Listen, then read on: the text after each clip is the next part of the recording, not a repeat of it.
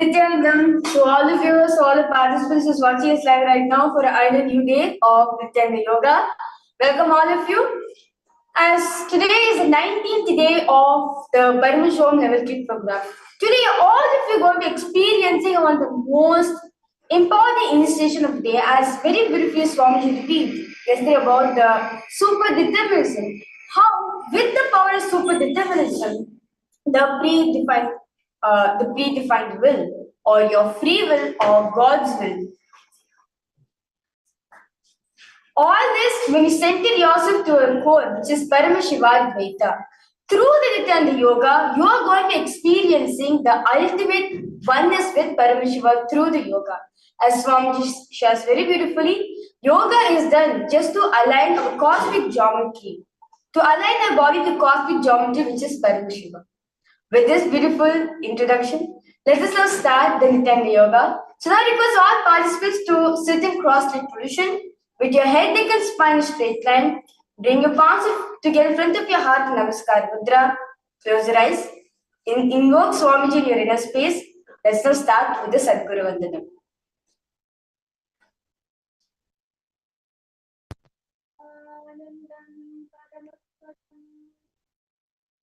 नित्यानन्दं परमसुखदं केवलं ज्ञानमूर्तिं द्वन्द्वातीतं गगनसदृशं तत्त्वमस्यादिलक्ष्यम् एकं नित्यं विमलमचलं सर्वधी साक्षिभूतं भावातीतं त्रिगुणरहितं सद्गुरुं तं Namami. Now, in that beautiful space of welcoming Swamiji, let us move into the chanting of the Shiva Mula mantra. The Mula mantra of every deity is that few sounds put together that is the very form of that deity, the very root of that deity itself, the heart of the deity. As the beautifully in the Samraj Lakshmi Pitika it reveals, like how humans have a heart and I have a soul, and the soul and the being, the body cannot be separated. The same way, the mantra and the deity, the form of the deity, are like the soul and the body. They can never be separated. So now, as we chant the Shivamula mantra, let us invoke the very presence of Bhagavan Paramashiva here to make our yoga today successful. So, put your hands, Latmanjali Mudra, in front of your heart. Remember Bhagavan Paramashiva in your inner space as Swamiji and chant the Shivamula mantra internally 11 times. Om Ham Hum Shivaya Namaha. Om Ham Hum Shivaya Namaha. Om Ham Hum Shivaya Namaha. Om Ham Hum Shivaya Namaha. Om Ham Hum Shivaya Namaha. Om Ham Hum Shivaya Namaha. Om Ham Hum Shivaya Namaha. Om Ham Hum Shivaya Namaha. Om Ham Hum Shivaya Namaha. Om Ham Hum Shivaya Namaha. Om Ham Hum Shivaya Namaha. From here, we'll be moving and entering into the Tattvachamanam. The Tattvachamanam is a ritualistic cleansing per the Vedas and Agamas. The reason we do the Tattvachamanam is because yoga is not an exercise, it is not a physical movement of the body. Yoga fundamentally is a manifestation of you aligning yourself to the cosmic geometry, of you manifesting the powers of Paramashiva. It is a ritual.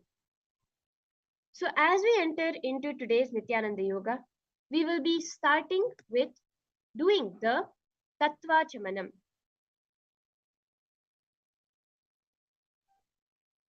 In the Tattva Chamanam today, place your hands in the Gokarna Mudra with your right hand in the Gokarna Mudra and with like shape like a cow's ear. Now, you will be at the end of every mantra sipping one uddharini of water, one spoon of water from the base of your palm. So take the spoon of water, pour it onto your palm, and at the end of the mantra, each mantra, 3 mantras will be chanted. At the end of each one, you can sip it. Om Atmatattvam Shodhayami Swadha. Om Vidya Tattvam Shodhayami Swadha. Om Shiva Tattvam Shodhayami Swadha. Now, wash your right hand with the water from the Panchapatram. Now, with the base of your thumb, wipe the upper lip and lower lip 2 times from left to right, from right to left, during the chanting of the following mantra. Om Ham Hridayaya Namaha. Now, wash your hands with the water from the Panchapatram. Now, with your index, middle, and ring fingers joined together, touch above the upper lip and below the lower lip. Wash your hands with the water from the Panchapatram. Now, with your right hand, thumb, and index finger joined together, touch your left nostril, touch your right nostril and your left nostril. With the ring and thumb finger of your right hand joined together, touch your right eye, right ear, and left ear. Now, wash your hands with the water from the Panchapatram. With the base of your little finger and thumb joined together, touch your heart center, your left chest, your right chest, touch your navel center, your right chest, your left chest, and with the tips of all the fingers joined together, touch above the top of your head, your right shoulder, your left shoulder, and your heart center. This concludes the Tattva Chamanam and brings us to the most powerful part of Nithyananda Yoga, the conscious declaration, the Sankalpa. As Swamiji reveals, when you make a Sankalpa, a conscious intention, that is more powerful than your will, that is more powerful than your mind, and that is even more powerful than your body. Your conscious intention today will definitely manifest through the process of Nithyananda Yoga. So now, placing your hands in the Sankalpa Mudra with your left hand placed upon your right thigh and the right hand covering it on top. Let us start the Sankalpa Mantra. Each of you who are sitting here with us today, I request you to choose any one intention that you wish to manifest to make as your reality through the Nithyananda Yoga. Take a moment and decide, hold it in your inner space.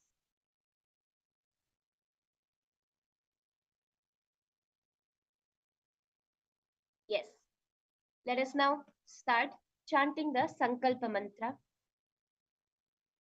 Om Mamopata Samasta Durita Kshayadvara Bhagavat Shri Nithyananda Paramashiva Prityartham Shri Nithyanandeshwari Paramashiva Shakti Sameta Shri Nithyanandeshwara Paramashiva Prityartham Cha Shubhe Shobhane Muhurte Adya Brahmanaha Dvitiya Paradhe Shri Shvetavaraha Kalpe Vaivasvatamanvantare Ashtavimshati Tame Nitya Yuge Prathame Pade जम्बूद्वीपे भारतवर्षे भरतखण्डे मेरो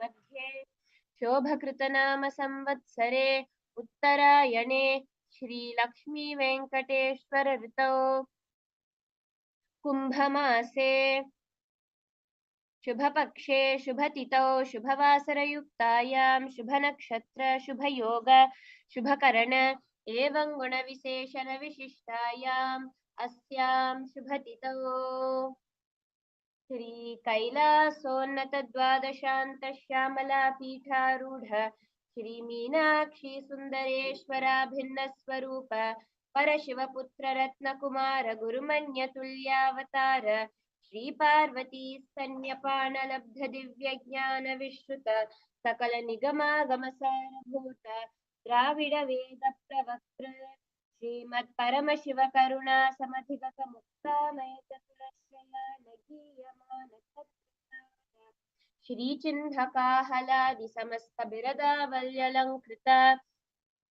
ज्ञान विज्ञान चक्रवर्ती सर्वजन संग सद्यो निर्वाण दीक्षा व्ययापवर्ग वर्ष विश्राण हिमूत परमत कलभ केसरी शैव सिद्धांत स्थापनाचार्य श्री राजाधिराज पांड्य महाराज गुरु क्षपण शाक्याधिमहांधकार निवारण ज्ञान भानु वीक्षणानर्हार्ह ध्वजोच्छेदन पूर्वक श्रीमत् वृषभध्वज स्थापक शैव समय कर्तृ सर्वज्ञ पीठारूढ़ श्री जगद्गुरु श्री ज्ञान संबंध देशिक स्वामी वागीश सुंदर माणिक्य वाचक स्वामिनां अवतार भूत श्री ज्ञान संबंध स्वामी पुनरुद्धृत श्यामला पीठ सर्वज्ञ पीठ तृणवत्युत्तर द्विशततम गुरु महासन्निधान अरुणगिरि योगीश्वर परंपरागत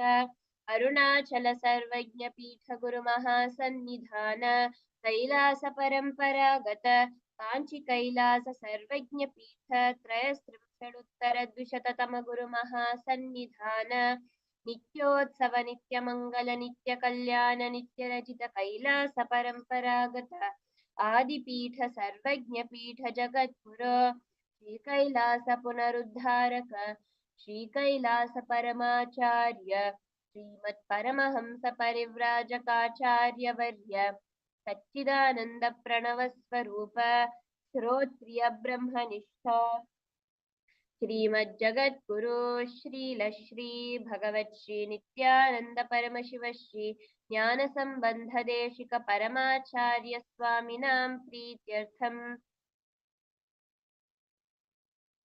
तेषां पादारविन्दयोः भक्तिसिद्ध्यर्थं गुरुकृपाकटाक्षसिद्ध्यर्थं क्षेमस्थैर्यवीर्यविजयायुरारोग्य ऐश्वर्याणामभिवृद्ध्यर्थं धर्मार्थकाममोक्षचतुर्विधफलपुरुषार्थसिद्ध्यर्थं मम समस्तदुरितोपशान्त्यर्थं समस्तमङ्गलावाप्त्यर्थं भगवत् श्री नित्यानन्द परमशिवप्रसादेन सकुटुम्बस्य ज्ञानवैराग्य जीवन्मुक्तिप्राप्त्यर्थं श्री सर्वदेव देवी स्वरूप भगवत् श्री नित्यानंद परमशिव कृपा कटाक्षेण पूर्ण आरोग्ययुक्त दृढ़गात्र यौगिक शरीर सिद्ध्यर्थं परमशिव शक्ति आविष्करणार्थं च नित्यानंद योगाभ्यासं करिष्ये।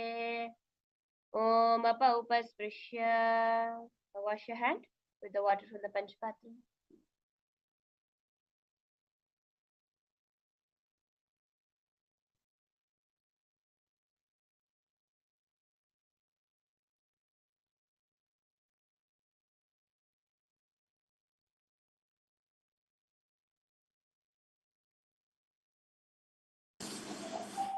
Yes, so with that beautiful conscious reflection being made, let us now start with the Nithyananda Yoga.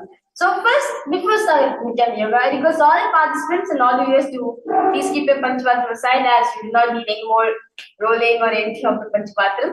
So let us just start with Nithyananda Yoga by starting with the Sukhasana. So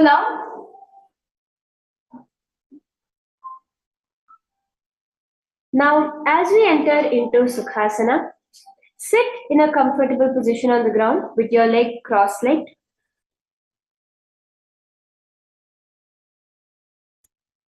Onto the floor and with your head, neck and spine in a straight line. Bring your index and thumbs together in the Bindu Mudra. Place it on top of your respective knees. Here you can engage all the three bandhas. So we have one beautiful component of Nithyananda Yoga, which is the bandha. The bandhas are the various locks you create in your body. So we have four main bandhas. The first is the Mula Bandha, which you'll be clenching your perineum, which you will actually be holding throughout the whole sequence, unless specifically mentioned to release the Mula Bandha. The second is the Udyana Bandha, sucking in of your stomach. And the third is the Jalandhara Bandha, which is where you tuck your chin into your chest. All three engaged at the same time is known as Mahamudra Bandha. So engage all the three bandhas in Mahamudra Bandha. Do the Samana Kumbhaka, where you're visualizing flames licking up your spine. Here we have Japa of Soham, which you will be repeating subtly in your throat center. Visualize Bhagavan Paramashiva in your space in Sukhasana. तत्सुखासनमित्युक्तमशक्तस्तत्समाचरेतासनं विजितं येन जितं तेन जगत्त्रयम्. Now moving into Parvatasana. Now bring your legs into a Padmasana position where your feet are on the opposite thighs. Bring your palms together, raise them above the head in Anjali Mudra. Keep your elbows straight. Again, continuing to engage all the three bandhas. Visualize yourself as Mount Kailash, the abode of Paramashiva. Again, the japa, the pranayama continues to remain Samana Kumbhaka and Soham as the japa. And as and when it changes, we will be informing all of you and guiding you through it. Till then, you will be continuing the same pranayama and the same japa. Parvatasana. अथवा क्षेमः देव पर्वतासन मंगलम यत्कृत्वा स्थिररूपी स्यात् चक्रादि विलोपनम. Now, moving into Hali Pavasana. Bring the soles of your feet together in the front of your body. Then stretch it a little bit farther away. Hold your left hand by your right hand in the Parasha Mudra behind your back. And place your forehead on the ground behind the heels. Engage all the three bandhas. Here we have a gaze, which is gazing at your nose. Wherever we have no specified visualization, we will be continuing to visualize the ultimate form of Paramashiva and the form of the supreme contour of Hinduism. Hali Pavasana. Purvam Vidyahu me jano bhepagtali samputithano pishvachedo karalyavo dachinakaraso vamagahavo. Now from here enter into Nagi Pavasana. Continuing to keep your feet in the same position. Raise your hands above your head and lean forward, cupping your palms onto the ground in the Shambhavi Mudra. Continuing to remain, keeping all the three bandhas engaged. Gaze towards your nose. Here you will be visualizing yourself as a snake. Nagi Pavasana. Purav Vidhi Pariyagane Nicha Ho Ikahuni Panasya Ulagai. Now, raise your body off the ground. Now, clasp the big toes of each foot with your index and middle finger in the Prana Mudra. Stretch your legs out straight in front of your body and cross it into Padmasana, all the while not letting go of your toes. Continue to engage all the three bandhas. Place your elbows on the ground, visualizing yourself as a bird in Kokilasana. Athanyadasanam Bakshena Siddho Bhavenaraha Kasmad Vayu Sancharam Kokilakhyasana Cha. Let's move on to Nithyananda. Now raise up and place one ankle on the top of the other, knee, the opposite knee. Keeping your knees and your ankles aligned, bring your hands clasping the opposite elbows. Here, gaze towards your nose in Nithyananda, continuing to engage all the three bandhas. Nithyananda. Dava Goda Dava Padiki Akmahili Soya, the Charnuka Varalo, Tapari Gulpa Samoya, Pampaduka Mahilo, Hura Gulpajana, Tapari Goda, the Chikianka, Kabahara Livana. Yes, from there we can all move into Gajasana. Press your hands onto the ground, lifting your hips up high. Lower your head and chest, scooping the body forward, down again and again. Here, visualize yourself like an elephant, and your body mimicking the movement of the trunk. Here, you will only be engaging the Udyana Bandha along with the Mula Bandha, tucking in your stomach. Gajasana. Nyubjam padagre bhumo kritva lambhibhuyat mastakagre hastatalo nidhaya. Now stop the scooping motion, relax from there, and start to alternate, pressing the heel of one foot to the ground, raising the other foot onto the toes. Bending your knees, alternate again and again. Here again, continuing to engage the Udyana Bandha, visualize yourself as a bear, Vrikshasana. Ekaikam padama kuncha gajasanam kuryat Vrikshasanam bhavati. Slowly raise up now into Vaishyasana. Here you're going to stand tall on the tips of your big toes with all the other toes raised off the ground. Keep your head, neck and spine in a straight line. Bring your middle, index and ring finger to your heart center in the Hridaya Mudra. Engage the Udyana Bandha and visualize the supreme pontiff of Hinduism, Vaishyasana. केशेन पादयुगलं बद्ध्वा तिष्ठेदधो मुखः अथ वैश्यावक्षे यत्कृत्वा सत्यवान् भवेत्. From here, we are going to be entering into the first karana of the sequence, the Urdhva Janu Karana. In here, what you're going to be doing is standing tall with your toes faced, heels touching, knees bent, with your legs in a 45-degree angle. Keep both your hands now on your chest parallel to the ground. And from here now, in that seated position, raise one knee up towards your chest across your body and bring it to the other side, simultaneously moving your hand in the same motion. Repeat this on the other side. I see Ma Kyami, Ma Sharmin, you sitting here and doing the yoga with us very sincerely. I request you, if you have any doubts, any help you would require, during the whole yoga sequence, do reach out to us, post it in the chat, and we are here to guide you. Now from here, moving into Balalingasana.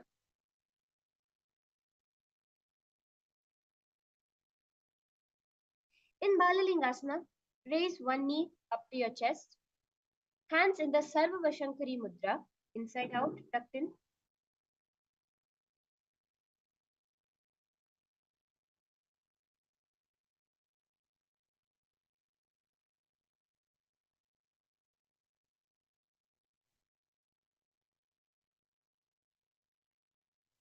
And pull your knee towards your chest here. Now, visualize yourself caressing a baby. Engage all the three bandhas in Balalingasana. Ekam jan urasya lingya sthatavyam balalinganam bhavati. Now in the same position, bring your foot behind your body, pulling it towards your body in the Padapidanasana. Sthitvaikasmin padatale karabhyam veshthayettanum. Now stretch your body forward into Natarajasana, holding one leg back. Lift your other hand forward in the Bindu Mudra with your index and middle finger touching towards each other. And lean forward, balancing there. Just hold your balance. It's just a little while. And visualize yourself as the Lord of Dance, Nataraja. Uttanapadam krauncham cha marichim veerabhadrakam natarajam trikonam cha suptangashta prasarane. Yes, that's beautiful balance there. Actually, when you're balancing here, you will see how every muscle at the bottom of your foot gets awakened. And as per Hinduism, there are so many of the nerve endings in your feet which, when stimulated, can give you such higher experiences, as we always see in the life of various enlightened masters, how it is the various points that are activated on their feet recognized by the previous enlightened master, which recognizes them as the next carrier on of the lineage. So in that space, let's repeat this on the other side also. Raise one knee up to your chest in Balalingasana with the Sarva Shankari Mudra, visualizing yourself caressing a baby. Ekam janorasya lingya sthatavyam balalinganam bhavati. Pull your leg back into Padapidanasana. Sthitvaikasmin padatale karabhyam veshthayettanum. And lean forward, visualizing yourself as Lord Nataraja in Natarajasana. Uttanapadam krauncham cha marichim veerabhadrakam natarajam trikonam cha suptangashta prasarane. Now from here, let us enter into the next karana, which is the Ardha Rechita Karana. So this is a very beautiful Karana. Again, the Karanas are beautiful revelations of Paramashiva. As Swamiji has said, the Karanas, the 108 Karanas, are actually the condensed form of the 1008 asanas. So one of the 12 components as part of Nithyananda Yoga is the Karanas. In this, bringing yourself back into the Aramandi position with your heels together, toes pointing outwards with your knees bent. Bring your right foot behind the left heel, left ankle, keeping your left hand at your chest. Extend your opposite arm out and wide like a pendulum, bringing it back towards the chest. As the arm swings, move your fingers one by one, inwards and outwards. And after this, uncrossing the ankles, place the right hand over the nose and the other hand by the side in Ardha Rechita Karana. Repeat this on the other side.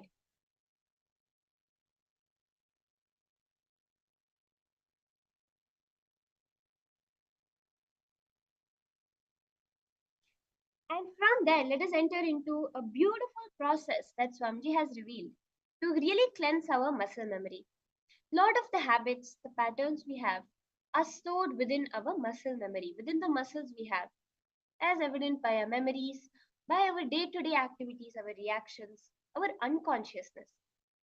Through the skeleton dance, Swamiji is giving us a beautiful technique directly from the ancient scriptures of Hinduism on how to cleanse these patterns in a very physical manner. So, how you're going to be doing this is first, you're going to visualize yourself purely as a skeleton, just made out of bones, and move your body intensely. Move every muscle, every bone in your body, but cognizing, visualizing yourself as purely consisting of bones. Shake here intensely, as forcefully as you can.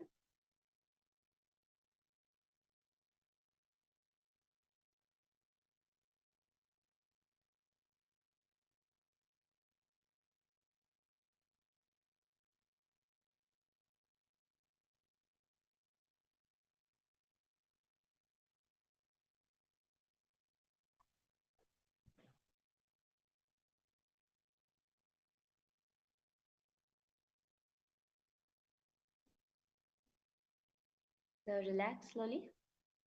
Take a few steps on your mat. Catch your breath there. We are just still at the beginning of Nityananda Yoga. Okay. Now here we'll be moving into the Kati China Karana, which literally means twisting at the hip. It's the next Karana in the sequence. So here again, bringing yourself into Aramandi, your heels together, toes pointing outwards and knees bent. Bring your hands above your head with the arms crossed, palms facing backwards. Lean out wide, moving the hips to one side, simultaneously uncrossing the arms wide above your head. Come back to your beginning position. Repeat this on the other side. This is the Kati China Karana. Do this a couple of times here.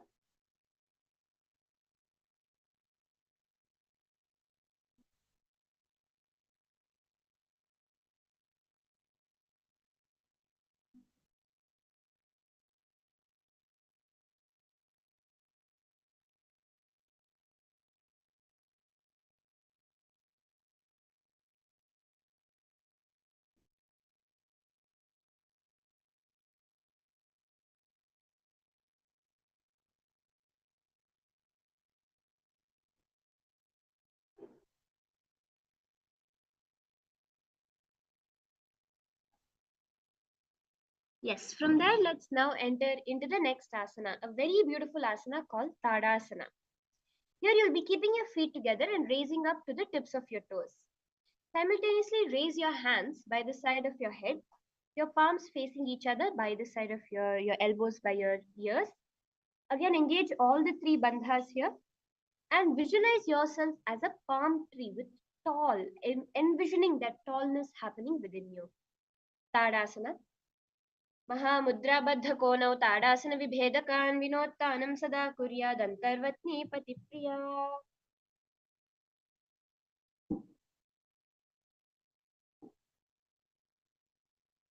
Now from there, lean forward into Uttanasana. Place your palms by your feet on the mat. And here try to bring your forehead towards your knees.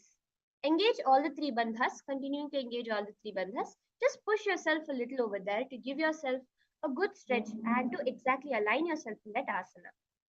Mahamudra kono tadasana vibhedakan vinottanam sada kuryadantarvatnipati priya. Now from here moving into Tarakshvasana. Bring yourself into a plank position. Now tucking in your chin in the Jalandhara Bandha. Move your neck, chin from the left side to the right side. Visualize the supreme point of Hinduism in Tarakshvasana. Gajasana sthitva mastakam varam varam dakshina kukshim savya kukshim naye Tarakshvasanam bhavati. Yes, now rest onto your belly in Bhujangasana. Place your palms by the side of your chest. Using the strength of your lower back, raise your chest off the ground like the hood of a cobra. Visualizing yourself as a cobra here. Engage the Bhujangani Mudra, where you're inhaling through the hollow of your throat and exhaling through your nose. Bhujangasana. Angushtana viparyantam adhobhumam vinyasetkarabhyam chadharam dhritva udhashishah panivahi. From here, moving into Shashasana. Now, raising up onto your feet. Start to alternate bringing the knee of one and the other foot. Visualize the supreme point of Hinduism in Shashasana. Here you'll be doing the Sahaja Kumbhaka. And the japa will be Shivoham. Sahaja Kumbhaka entails just simple breathing in and out. And the japa Shivoham, Shivoham, Shivoham in your throat center. Gajasana samstho janudvaima kunchavaram varam kartavyam shashasanam bhavati. Directly from here now, moving into Rathasana. Bring one foot between the two hands and alternate jumping with each feet switching from in between your hands. Visualize yourself as a chariot here in Rathasana. Gajasana samstho ekaikam padam puramargena bhramitva kartavyam Rathasanam bhavati. Now keeping one foot there between your hands, raise yourself up into Virabhadrasana, keeping both your feet flat onto the ground. Raise your hands up parallel towards your ears, palms facing each other. Here, engage the Uddiyana Bandha, tuck in your stomach tightly in Virabhadrasana. Gaze towards your third eye and visualize yourself as Lord Virabhadra, the destroyer of ego. Vasishtmatakaundinyam urdhakuputameva chashta vakramatothana mayuram setu bandhanam. Repeat Virabhadrasana on the other side, continuing to keep your gaze towards your third eye. Vasishtmatakaundinyam urdhakuputameva chashta vakramatothana mayuram setu bandhanam. From here, let's move into Vrikshasana. Now we have another beautiful balancing postures for those feet of yours. Stand straight and bring one foot towards your inner thigh. Bring your palms together in front of your heart center, raising them above your head tall. One really good technique to keep your balance is to choose any one point that you're going to focus your entire gaze upon. Suck in your stomach, visualizing yourself as a tree. Vrikshasana. Vamo Rumula Deshe Chayamyam Padam Nidhaya Totishtet Vrikshat Bhuma Vrikshasamidam Viduhu. Now from there, raise one foot upon your thigh, up to the root of the opposite thigh. Visualize yourself as Lord Garuda over here, just engaging the Mula Bandha. Hands in Namaskara Mudra in front of your heart center. Garudasana. Garudasana Mavakshe Nithyananda Sambhavi Sarvadoshadvanar Mukta Bhavati Mahabali. Yes, from here, repeat Vrikshasana on the other side, visualizing yourself as a tree. Raise those hands up towards the sky, bringing one foot to your inner thigh. Here, engaging the Uddiyana Bandha. Vamo Rumula Deshe Chayamyam Padam Nidhaya Totishtet Vrikshavad Bhuma Vrikshasamidam Viduhu. Release the Uddiyana Bandha in Garudasana. Bring the other foot to the opposite thigh. Garudasana. Garudasana Mavakshe Nidhyanam Sambhavi Sarvadoshadvanar Mukta Bhavati Mahabali. Yes, now here, stretch your legs up wide apart from each other. Bring your hands parallel to the ground, stretch upon sideways on your body and lean forward, placing your left hand towards your left foot. And visualizing yourself as a triangle here, Konasana. Uttanapadam Crown Chantamaricham Virabhadrakam Nakarajam Siddhanga Sarane. Just raise up from there, stick the position of your feet and repeat Konasana on the opposite side. Uttanapadam Krauncham cha Marichim Veerabhadrakam Natarajam Trikonam cha Suttangashta Prasarane. Yep. Now let's come into Nikuttaka Karana. Now here again bringing yourself to the Aramandi position. Keep your hands parallel towards each other in front of your chest. Now raise your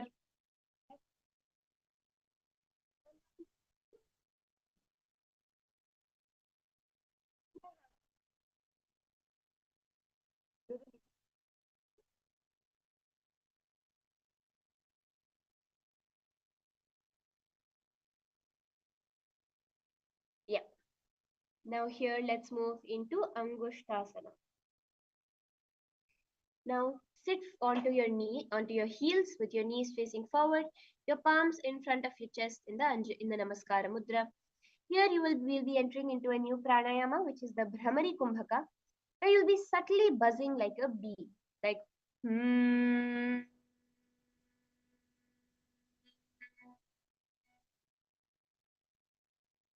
Here moving on to the japa of Sadashivoham in your throat center. Let us do the Angushtasana. Kabandhasanamittyahuhu Gorakshasanameva cha Angushtamushtikam Nyayam Brahmaprasaditam Tatha. And the Saurasana. From the tip of your toes, extend one leg straight out, heel down, toes up. Keep your fingers on the ground, sideways, palms facing forward in Varamudra. Visualize the supreme point of Hinduism in Saurasana. Prasarya ekam padatalam samsthapya tveka padakam. And from here, move into the next Vidhunanasana. Take your hands in Pranamudra and forward down, clasping the right toe with your index and middle finger in Vidhunanasana. Gulbhastita upadamekam prasaratat padagam samsrishetat.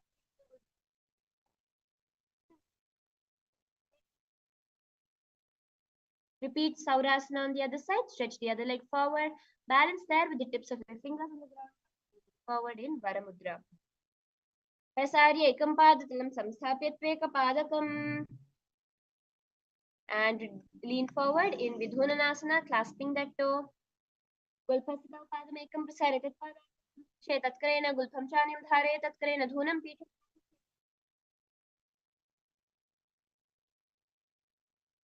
From there, let's enter into Brahmajurankushasana. Now, bring both your feet back again, continuing to sit on your perineum. Now, place your palms on the top of your knees, the palms facing upwards in Brahmajurankushasana. Now, tilt your head down into the Jalandhara Bandha. Gaze through the gap between your palms in Brahmajurankushasana. Do prana pani hoye vese, edi do guda nivese, korapag thalyanti mahili, aismahira shemili. Yes. It's such a beautiful sequence we are doing here, awakening every possible biomemory within us, every possible power within us. Let's move into Kapilasana from here. Place your knees on the ground with your toes stuck behind you. Sitting down on top of your heels, rest your knees on the ground, hands on top of the thighs, pull your stomach in and up in the Uddiyana Bandha, gaze towards your nose. Here, visualize yourself as Maha Kapila Muni, the founder of the reviver of the Akhadas in Hinduism, and the first man that ever started thinking. Kapilasana. Ubhay pagatali samata harave, tinuko mahili ko melave, panapani kuda hoy vese, edido guda nivese. Now from here, continuing to remain in the same position, just switch your gaze towards your third eye. Bhadra Gorakshasana. Don't forget to continue buzzing like a bee in the Bhramari Kumbhaka. दो पग थैली संपुट करे कोरवारली भू परिधरे कोरवारली राखे ऐसे तापरी मूलद्वार टिके से. Raise your knees off the ground, keeping your palms, your index and thumb joined together. Raise your hands above your head in Suryasana. Continue to engage the Uddiyana Bahya, Lord Surya in your inner space, the sun god, drawn by a chariot drawn by 7 horses. Suryasana. एदी दो गुला तरियाने फना पानी बैठ खप निठाने गोड़ा जंग हजर करे रहे आड़े वा इसी विद गहे. Now rest your feet there onto the ground now. Yes, on top of your heels with your knees on the ground. Bring your hands to the knees. Lift your tongue up against the roof of your mouth in the Manduki Mudra. Now visualize yourself as a frog and your tongue as a frog tongue, sucking in the nectar dripping from the Sahasrara. Here, do the Sahaja Kumbhaka, just simple breathing in and out in Mandukasana. पादतलौ पृष्ठदेशे अंगुष्ठे द्वे च संस्पृशे जानुयुग्मं प्रस्फुट्य साधुं मण्डूकासनम्.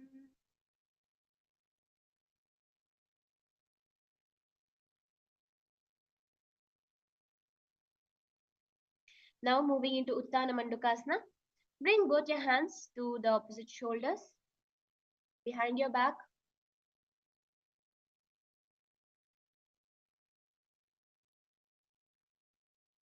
And gaze towards your third eye in the again continuing the Manduki Mudra. Here, do the Uddiyana Bandha in Uttana Mandukasana. Mandukasana Madhyastam Kurparabhyam Dhritam Shirah Etadhekavaduttanam Etaduttana Mandukam. From here, continuing into Simhasana, cross your ankles behind your back here and sit upon the crossed ankles. Place your palms onto your knees, resting your palms on your knees. Now, stick your tongue out and exhale forcefully, gazing at the tip of your nose, visualizing yourself here as a powerful lion. Dakshinam savigulphena dakshinena tateteram hastu janvu samsthapi swangulishcha prasari cha. From there, moving into Bhadrasana. Uncross the ankles, just crossing the toes behind your back. Here, cross your hands behind, clasping the opposite toes in the Prana Mudra with your index and middle finger. Gaze towards your nose, engage the Jalandhara Bandha, continuing with the Bhramari Kumbhaka, buzzing like a bee. Visualize Swamiji, the supreme point of Hinduism, in your inner space.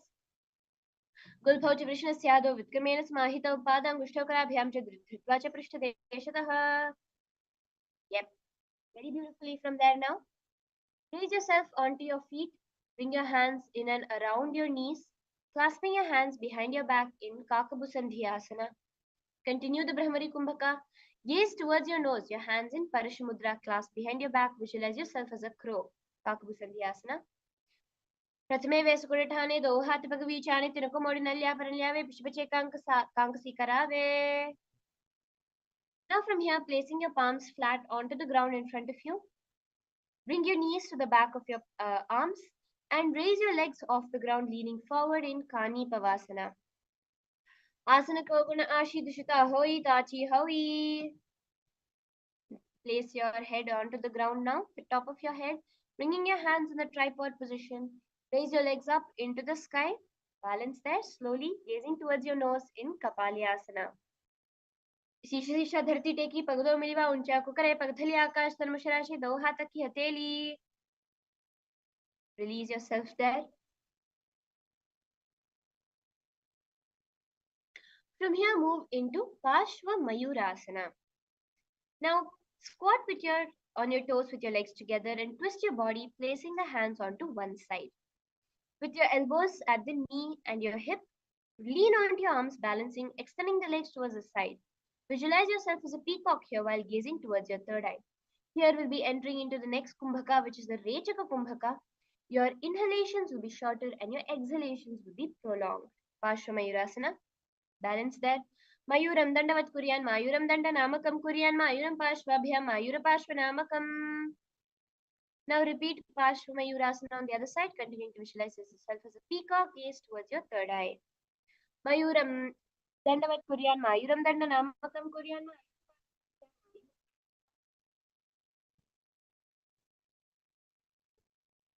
And now bring yourself to the plank position, bringing your left foot in between your hands.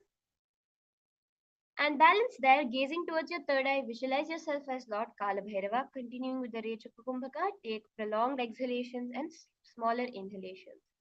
Asana Kauguna Piti Jayi. Repeat Bhairaganathasana on the other side. Visualize yourself as Lord Kalabhairava. Asana Kauguna Piti Jayi. Very beautifully from there, rest your forearms onto the ground, lifting your hips up as high as you can. Gaze towards your third eye, the Unmukha Pithasana. Bhunyastau Janni Hastau Chatushpadma Vangmukha Mutta Pitangra Gala Katistalma Bhiruka.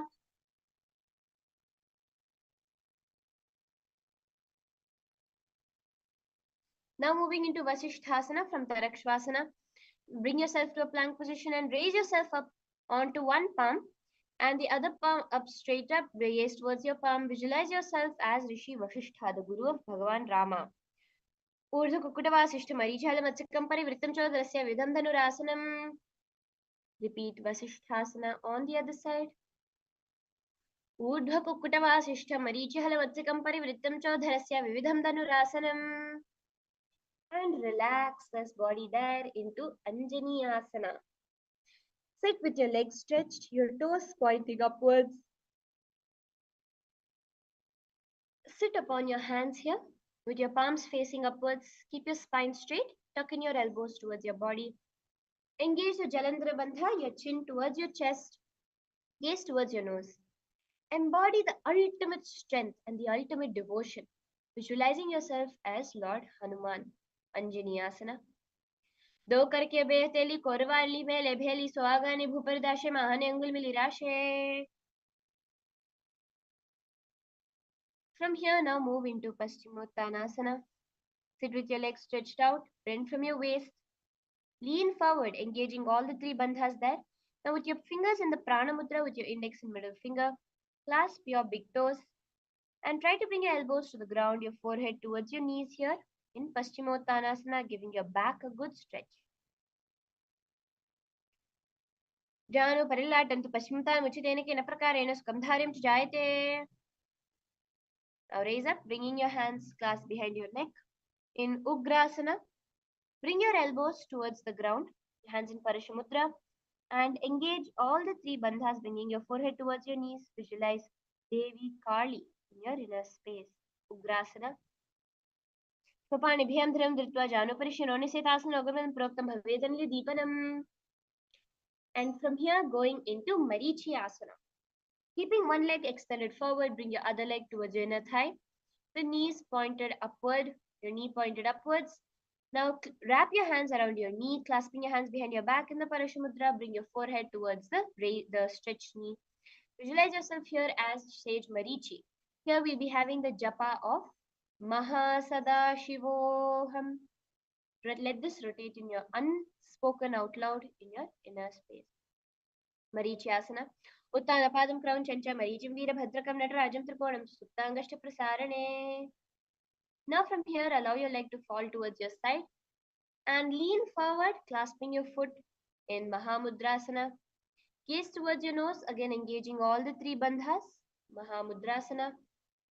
Davang Modi Edi Mahila Gulpamula Dwari Niche De Bese Jimani Pagathali Darti Teki Koda Uncha Bhorashe. And repeat Marichi Asana on the other side now. Uttanapadam Krauncham Cha Marichim Veera Bhadrakam Natarajam Trikonam Prasarane.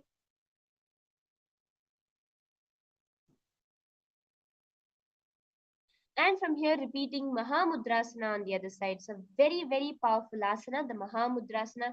The meaning of Mahamudra is literally the ultimate posture, the greatest posture. So do it, push yourself here into Mahamudrasana.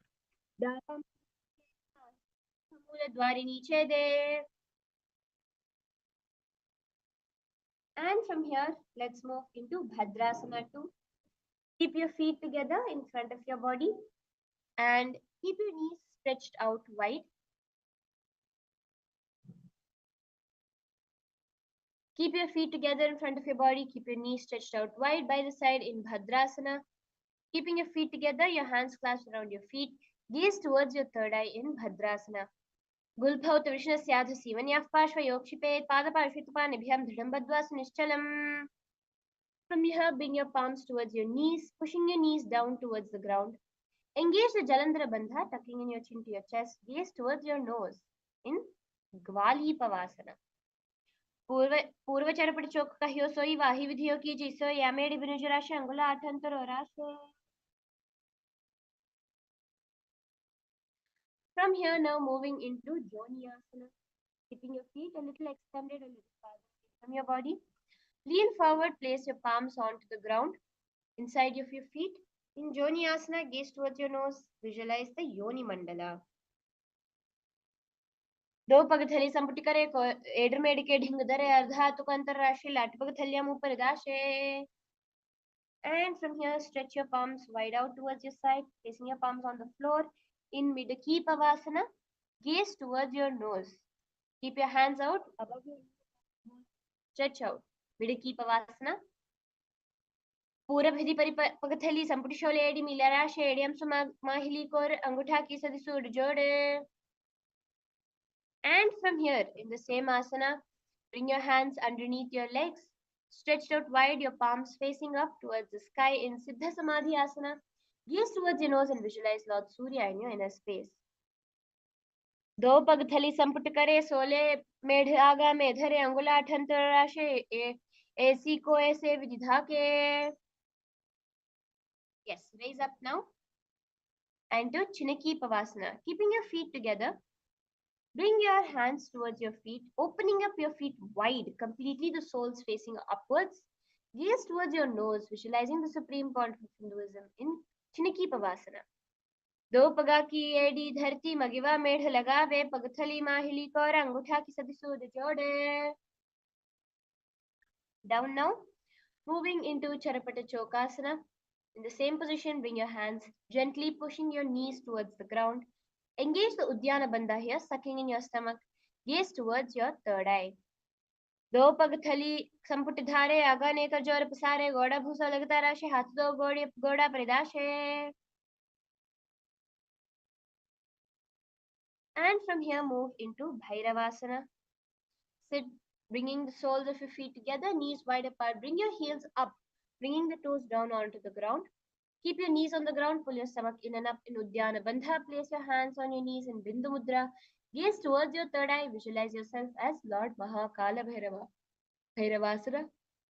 Ulbhav Sampija Chan Yonam Vitkamena Tamshane Janvav Pashvatav Hastav Dandavad Bhairavasanam. And into Samanasana. Bringing one foot, pulling the sole of your foot towards your chest, gaze towards your third eye, holding your breath in the Mooladhara Chakra, the Chaturdala. Gaze towards your third eye in Samanasana. Samanasana Vakshe Siddhamantara Sadhana Anu Ratva Guhyonalinga Vaktake. Bringing your foot over the shoulder now, which is on top, and keep your other leg straight upwards in front of your body. Gaze towards your third eye in Apanasana. केवलं पादमे कञ्चस्कन्धे चारोऽपि यत्नतः एकपादेन गगने तिष्ठेद दण्डवत् प्रभो. And repeat Samanasana on the other side. Gaze towards your third eye. In these asanas, we are balancing the different types of vayu, the different types of pranas within the body. Samanasana Vakshe Siddhamantradi Sadhana Tekapadam Rodatva Guhyonalinga Vaktrake. And repeat Apanasana on the other side, continuing to gaze towards your third eye. केवलं पादमे कञ्चस्कन्धेर्चारोऽपि यत्नतः एकपादेन गगने तिष्ठेद दण्डवत् प्रभो. From here, let us enter into Gomukhasana. Here you will start with a new pranayama, the Sheetkari pranayama. This pranayama is actually a very cooling pranayama where you will be inhaling, making a hissing sound through the teeth with your tongue pressed behind the back of your teeth and exhaling through your nose. Also moving on to another japa, which is Om Nithyanandoham. Here sit, cross one leg over the other, aligning your knees towards the center of your body. With your feet by the opposite hips, place both your hands on the top of your topmost knee. Gaze towards your nose. Visualize the face of a cow in Gomukhasana. Save Dakshina Gulbhanto Prishtapashve Niyoje Dakshine Pitha Savyam Gomukham Yatha. And now from Gomukhasana, entering into Anusuyasana.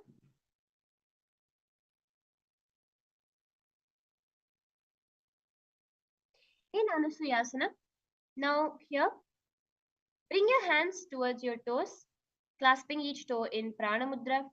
Visualize yourself as Devi Anasuya. Devi Anasuya with golden glowing skin. This asana is the one asana that is told, that is said can give you glowing skin, golden glowing skin. In Anusuyasana.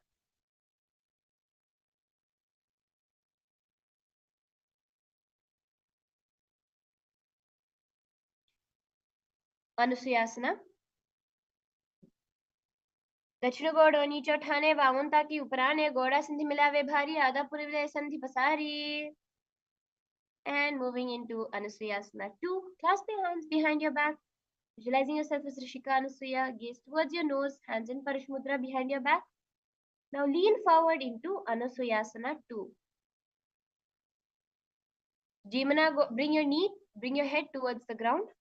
Jimana goda ki sandhi upareda va goda ki sandhi mila rashe goda sole pagthalyalo adva isudha rashe. Now raise yourself up off the ground. Sit with one heel pressed against the perineum. Keep the opposite foot on the ground in front of the other. Keep your spine tall, your chest out, hands on the respective knees. Gaze towards your nose in Garudasana. Visualize yourself as Bhagavan Garuda, the eagle who is a vehicle of Bhagavan Mahavishnu. दावा पगमोडी AD माहिलो Guth मूल द्वारी नीचे दे बेसे जिमनी पगथली धरती टेकी गोड़ो ऊंचो भोराशे.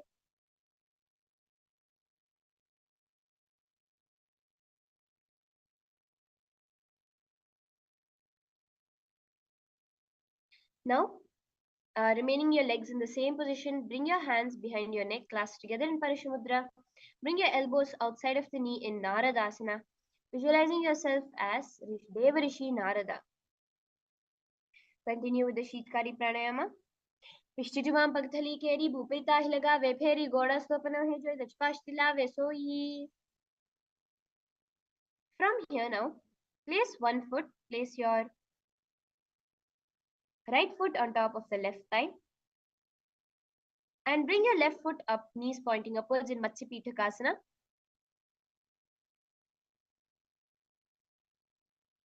Raise your knee up towards the ceiling. Bring your left hand clasping the left toes in the Prana Mudra and the right hand wrapped around the thigh, clasping the shin. Gaze towards your nose. Visualize Matsya Avatara, the fish avatar of Bhagavan Mahavishnu. Vamena Vamangushtantu Grihita Matsya Pitakam Yoni Vamena Sampidya Medha. And let's repeat Gomukhasana on the other side here. Gaze towards your nose. Visualizing the face of a cow. Gomukhasana. Savve Dakshina Gulbhanto Prishvashvini Oje Dakshina Evita Savim Gomukham Yatha.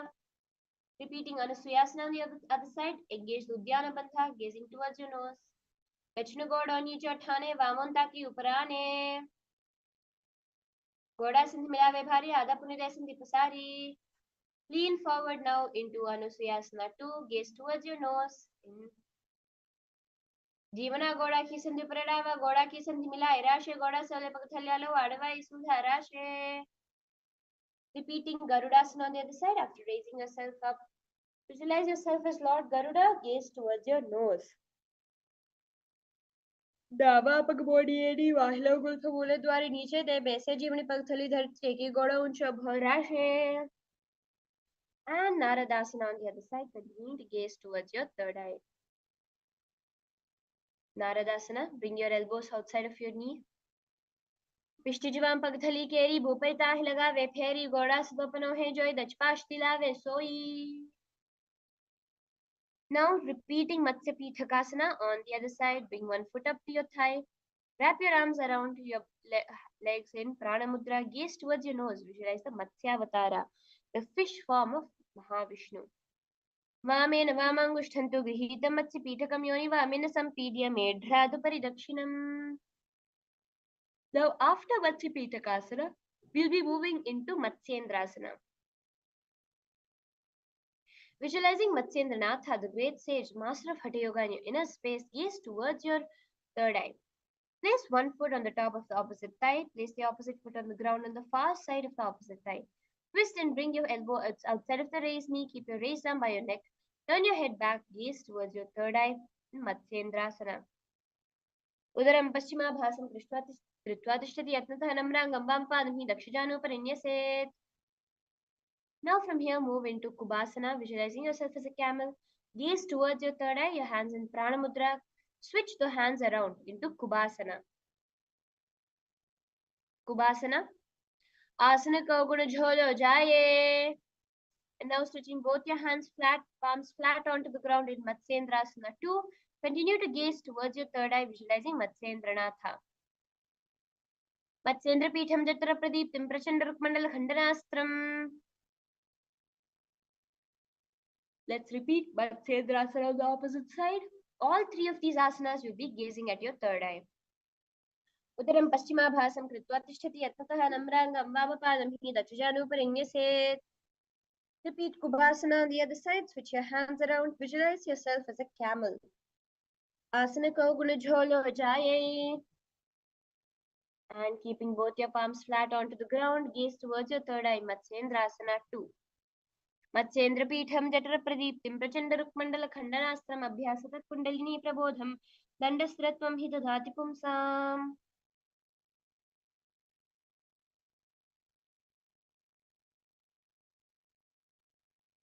Now from here moving into Padmasana. Very powerful position, mentioned so many times in so many of the yogic scriptures. Actually, one fun fact that Swamiji has revealed about the Padmasana. If you are able to hold Padmasana for 42 minutes without your legs becoming numb, it is a symbol of your heart health. Not only is it a diagnostic method to diagnose your heart's health, it is also a way to improve your heart. Actually, one of the largest killers in the developed countries today, the largest killer actually of people is heart disease, is cardiovascular issues. So practice Padmasana. Do the Padmasana for 42 minutes without your leg becoming numb. You will see how your heart health becomes perfect. As revealed by Swamiji, here we have the Shitali Kumbhaka, where you will be continuing to inhale through your teeth, hissing without a hissing sound, your tongue resting on the bottom of your mouth. In Padmasana, gaze towards your nose. Engage all the three bandhas, visualizing yourself as Lord Paramashiva.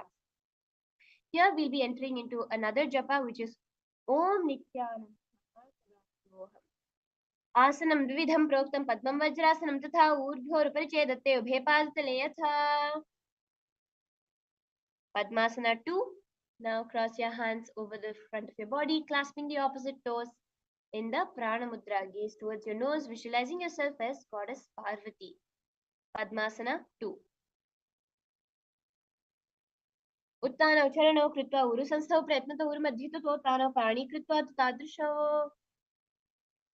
From there, moving into Kukkutasana. Now sit and place your feet on top of your opposite thighs. Place your palms on the ground between the two thighs. Lift your body up, visualizing yourself as a rooster. Here doing the Sahaja Kumbhaka, just simple breathing in and out. Padmasanam samsthapina anurvarante ekarunivesh bhumava tishthet vyamastha Kukkutasana. Now we'll be entering into a very beautiful arm balancing asana. This is the Baddha Keki asana. Now keep your palms on the ground with your elbows facing backward. Now place your navel onto your elbows and raise your knees off the ground, balancing there on your hands in Baddha Keki asana. Dharamavashtabhyakaradvena tatkurupasthapitan abhipashu uchasnodandaviduttata khemayarameta pravadanti peetham. In the same position now, balancing there, raise your legs backwards, straight up, visualizing yourself as a peacock in Mayurasana. Find your balance. Athakshi Mahadeva Mayurasana Uttamam Bhumo Nipathyastodo Kutvaropari Dehakam. Very beautiful. Now relax flat onto the ground. You really, all of you are getting a breakthrough in your very DNA by doing this Nithyananda Yoga. In Makarasana, bring your feet facing outwards and your hands clasped in the Parashumudra behind your neck. Relax for a moment there, visualizing yourself as a crocodile in Makarasana. अध्याशेते हृदयं निधाय भूमौ च पादौ च प्रसार्यमानौ शिरस्तु धृत्वा कदन्तयुग्मे देहाग्निकारं मकरासनं तत्. From there, moving into Shalabhasana. Visualize yourself as a locust. Lay on your stomach, placing your hands on the ground beside your chest. Raise your legs up, bringing the thighs off the ground in Shalabhasana.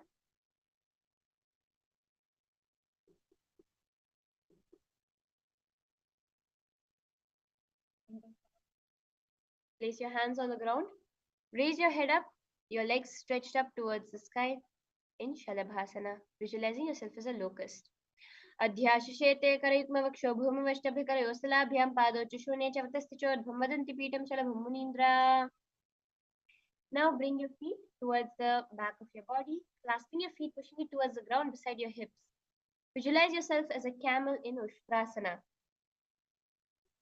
अध्याशेते हृपदयुग्मवस्थं पृष्ठे विधाय विद्रहं कराभ्याम् आकुञ्चेत् सम्यग्रास्य गाढमुष्टं च पीतं From there now, continuing to clasp your ankles, kick your legs back, stretching your back into Dhanurasana, visualizing yourself as Lord Shiva's bow. Gaze towards your third eye, balancing on your navel in Dhanurasana. प्रसारे पादौ विदण्डरूप करोचि पृष्ठे धृतपादयुग्मं कृत्वा धनुस्थलसङ्गं निगद्य योगी धनुरासनं तत्. Relax now. Raise yourself onto your knees in Bhagasana.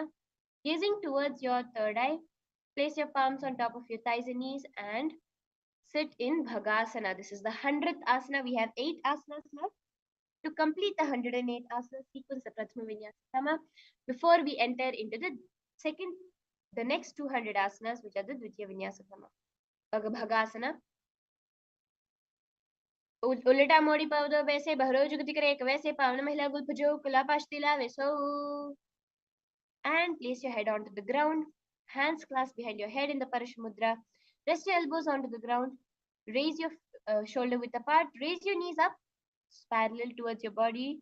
Tucking in your knees towards your chest, your feet facing upwards.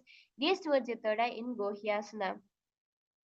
दो हाथा की कहूनी जोई पुनः कलाई जाने दोई पिष्टंगुरिया की पुनि जानो ये सबले भू परिठानो. And stretch your legs up straight into Shirasasana, continuing gaze towards your nose. विपरीतं मण्डलं च धैर्यं हिना दण्डासनं प्रोक्तं विपरीतोपवेशने. Relax now. Now sitting down, bring your feet in front of your body and raise your feet up straight, clasping your ankles with your hands. Bring your forehead towards your knees. Here we'll be doing the Bhastrika Kumbhaka, where you'll be forcefully exhaling in Podhyasana. दो हाथ पग बाहराने गोड़ा तरे कांक सीठाने अंगुष्ठ पिंडली लगता धरे चरण भय आकाश दिशि करे. Now bring your hands behind your back into Parighasana, crossing over the opposite shoulders. Gaze towards your third eye. Visualizing yourself as a mace in Parighasana. उत्तानं शयनं कृत्वा पादौ मिलित्वा प्रसारितं भूमौ स्पृशस्ताभ्यं कन्दराभ्यन्तो कुम्भकं कृत्वा तिष्ठेत् परिघासनं भवति. And now in the same position, keep your elbows and palms down onto the ground beside your body. Gaze towards your third eye, visualizing yourself as a boat. Continue doing the Bhastrika Kumbhaka. उत्तान शयनं कूर्पराभ्यां भूमिष्ठभ्यस्तोनितमं निधाय शिरोरुजङ्घापादं दण्डवद्धारयेत् नौकासनं भवति. Now from here, bring your feet towards your chest with your hands underneath the ankles, clasping your feet together. Gaze towards your nose, visualizing yourself as Lord Rudra. Continue the Bhastrika Kumbhaka in Rudrasana. पगथली संपुट करी हाथ से पग ऊंचाई पगा का अंगूठा देवले पल्ली काने ताल वे पचे दो हाथ पगामा है. Moving into Unmukha Pithasana, place your feet onto the ground. Your hands by your heels. Raise your hips up into the sky, gazing towards your nose. Do the Jalandhara Bandha here, tucking in your chin to your chest, visualizing the supreme point of Hinduism in Unmukha Pithasana. Urdhve jajani kritva shaidom kamta uta peso tishchetu Unmukha namake. Now, relax into Shivasana. Lay down on your back, your palms facing upwards, completely unclutch from even the micro movements of your body and your inner space. Be completely unclutched. Remain as if dead. Visualize the supreme point of Hinduism liberating you.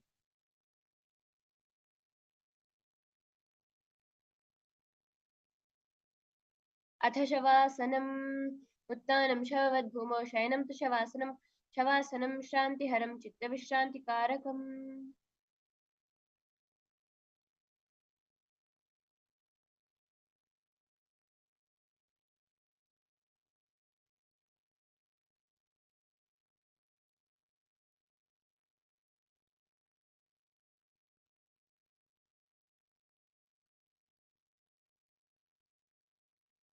Just chant the japa.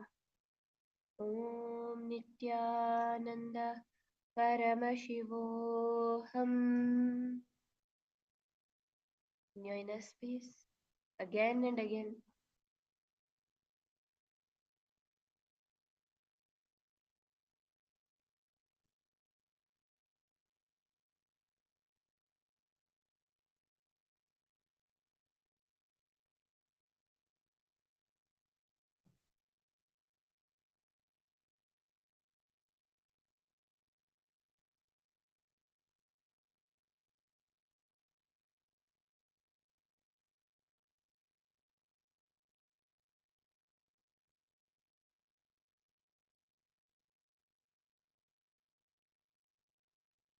Now slowly start to wiggle your toes.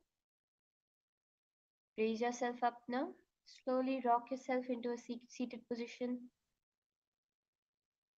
Coming back as a newborn being.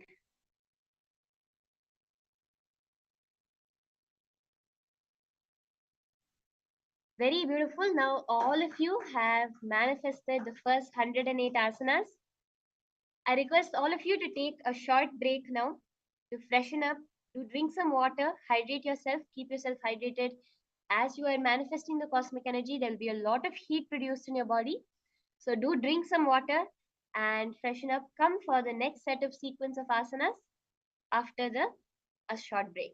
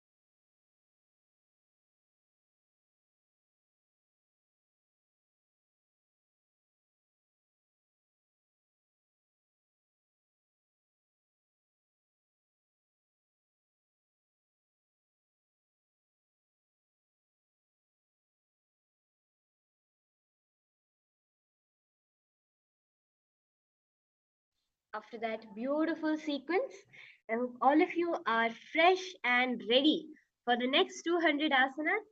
It will just fly by when you are enjoying it and when you are manifesting that cosmos.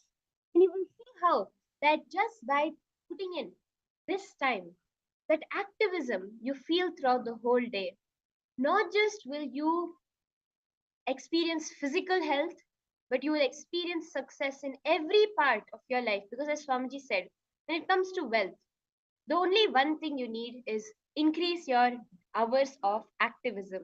And you will exactly see that happening through Nithyananda Yoga, through doing this Dvitiya Vinyasa Krama sequence. So from there, let's move on with the Yathasana Ishthasana. Here, you're going to be sitting in any position. You could cross your legs, you could fold your legs, or in any way that you are comfortable, you can sit down. But importantly, place your hands in the Bindu Mudra with your index and the with the index and thumb joined together. Let yourself completely relax. Do the Samana Kumbhaka, visualizing flames licking up your spine. The whole sequence of Dvitiya Vinyasa Krama, you will be continuing only with the Om Nithyananda Paramashivoham Japa. Visualize the supreme point of Hinduism in Yathasana Ishthasana. Paryankam Tatsamakyatam Yathassamstha Yathasthitihi. Yes. Now sit cross-legged onto the ground. This time actually sitting cross-legged. Continue to keep your hands in the Bindu Mudra in Samasana. Idanim Garbhininam Yogabhyaso Yata Laghugu. Now place your left foot against the generative region. Place your right foot on top of the left. Hands facing downwards on the top of your knees. Gaze towards your nose, visualizing yourself as a sage liberated by the supreme pontiff of Hinduism. Muktasana. Nipidi Sivanayam Sukshmam Dakshinetara Gulpataha Vamam Yamina Gulpena Muktasanam Idam Bhave.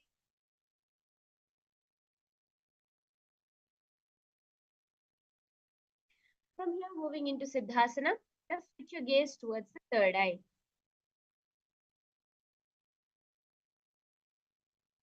Sthanurmamitu Indriyo Chaladrisha Peshindhruvarantaram Chaitan Mokshuk Padavejagam Siddhasanam Prochite.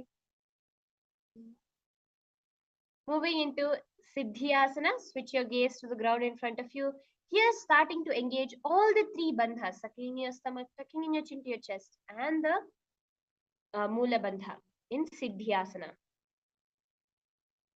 वामपाद की केड़ी जोई जानो सीवन मधितास को उठानो दचपाद की एड़ी जोई मेढ मधि लगा दे सोई.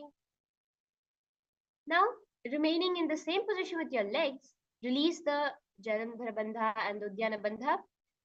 Rotate your hands to the top of your knees into the Bindu Mudra. Place your hands in the Bindu Mudra. Switch your gaze to the third eye. Visualize yourself as Lord Rudra, the fierce dimension of Paramashiva. Rudrasana 2. वामचरण परे दक्षिण राखे एक जुगति ऐसा विधिधा के वाम पंथली माहिली core दक्षिण के जुबाहर ले वोर. Here entering into the 115th asana, maintaining the same position, switch your gaze towards your nose, embody tranquility and an unshakable nature, gaze towards your nose in the 115th asana, Santadhunasana. Asana ki kauguna manakai chanchalata meet. This asana is actually very powerful, as the pramana says, to stop, to eliminate the vagaries, the running around of the mind.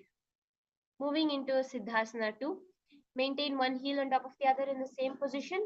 Bring your hands to your navel, cupping one palm over the other in the Samputa Mudra, resembling a lotus flower.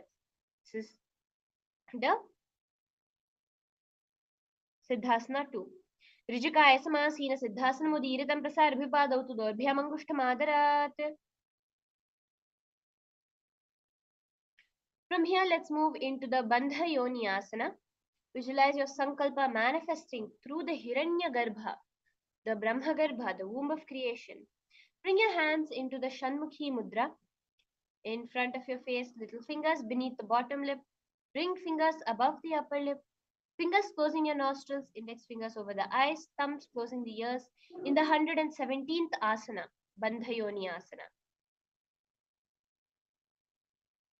यत्र मध्ये महादेव बन्धयोन्यासने शृणौ यत्कृत्वा अखेचरो भूत्वा विचरेदीश्वरो यथा.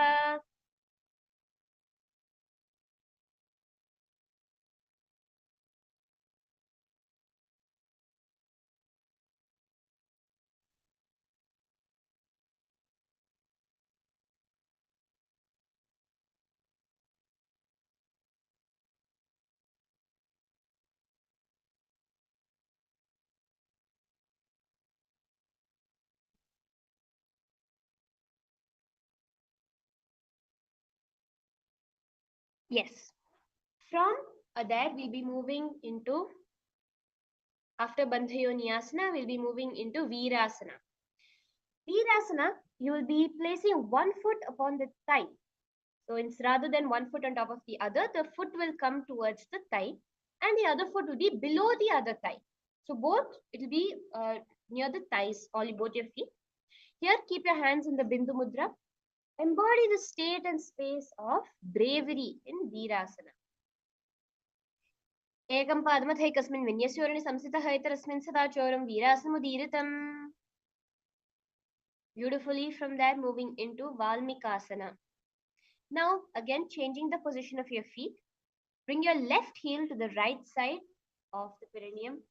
Your toes underneath your thighs.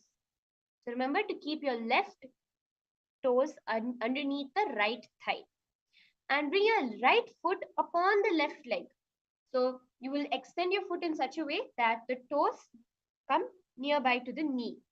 So your right toes would come near your left knee. Keep your hands onto your knees with Bindu Mudra and gaze towards your third eye while visualizing Rishi Valmiki. He's considered the Adi Kavi, the first poet. He's a very great Rishi, Maharishi, and the author, the script writer of Ramayanam, or Rama to come down and enact. Visualize yourself manifesting that power in the form of Valmikasana. डावा पग की पगथली पुनिएड़ी है जो ये फना दिश में दशना आने लगा वे सोय. From here, moving into Joni Mudrasana, remain in the same position of your feet, just switch your gaze towards your nose. Here you will visualize the Yoni Mandala, which is representing Devi and Shakti, symbol of the creative energy of the universe, Joni Mudrasana. बाम पाद की पगथली जही माहिली कोरी जोनी तहा धरी वैसे ये उलट पाव जो मोरी. Now moving into the 121st asana, Yoni Asana. Keeping your feet, your hand in the same position, just switch your gaze towards your third eye, continuing to visualize the Yoni Mandala. Yoni Asana. Yoni Asanam Parvatenam Yogam Yoga Phalenilam Tatkala Phalayan Tatvat Khechro Yavadevahi. From here, moving into Bhadrasana 3. Here, bring your feet together in front of your body, your knees pointed outwards. Hold your feet with both your hands and gaze towards your nose. Engage the Uddiyana Bandha sucking in your stomach and visualize Lord Veerabhadra in your inner space. At the Bhadrasanam Gulpa Uchirshana Syavasi, when you have Pashu Yakshipet Sarva Gulpanta Savi Dakshapanta Dakshine.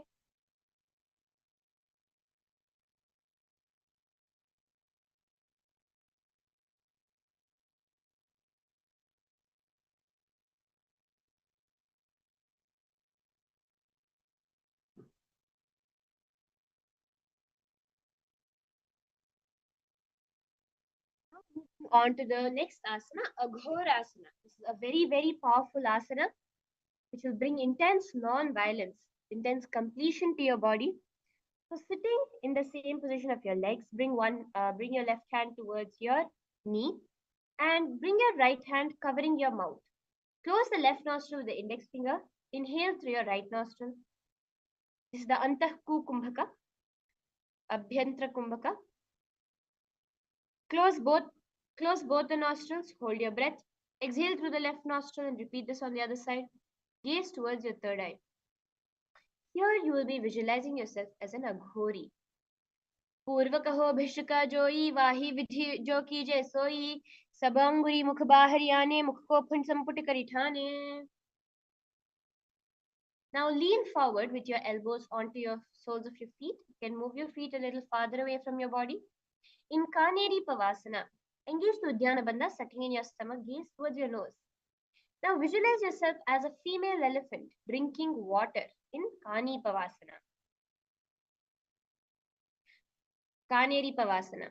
ग्वाली पवासन कहियो है जैसे Yahoo जाने विधिटे से दो Gulf माहिल जनुआरु एड़िया विच कहूनी थानो. Now raise yourself up. With your back straight into Parasana. Raise your knees up and bring your arms between the thighs and the calves from inside out.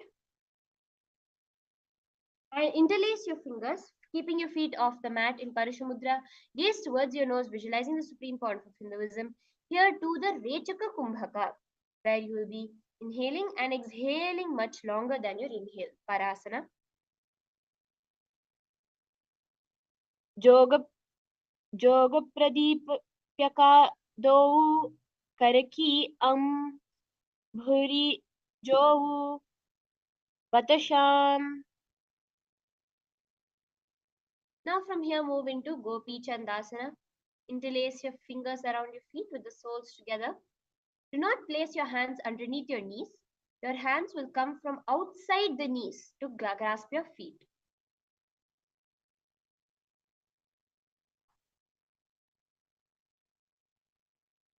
Pull your feet towards your chest here and keep your chin on your hands gazing towards your nose. Embody the state and space of a king. Gopi Chandasana. पूरब पिति पगा का अंगूठा की का ठाकुर ऊपर राशे येड़ी हृदय लगावे कांकसी एडिया idea अंगुली परी. Now you will bring your hands from underneath your knees and clasp your feet into Udarasana. So you can bring your feet up to the same position, sitting with the bringing your chin resting onto the top of your hands, gaze towards your nose, visualize your body pure, completely free from any sort of defects in Udarasana. दो पग थली संपुट ठाने उभय हस्त करे ऊर्ध्व ही ठाने अंगुश दो समट हरावे चिपक नीचे ताहि लगावे.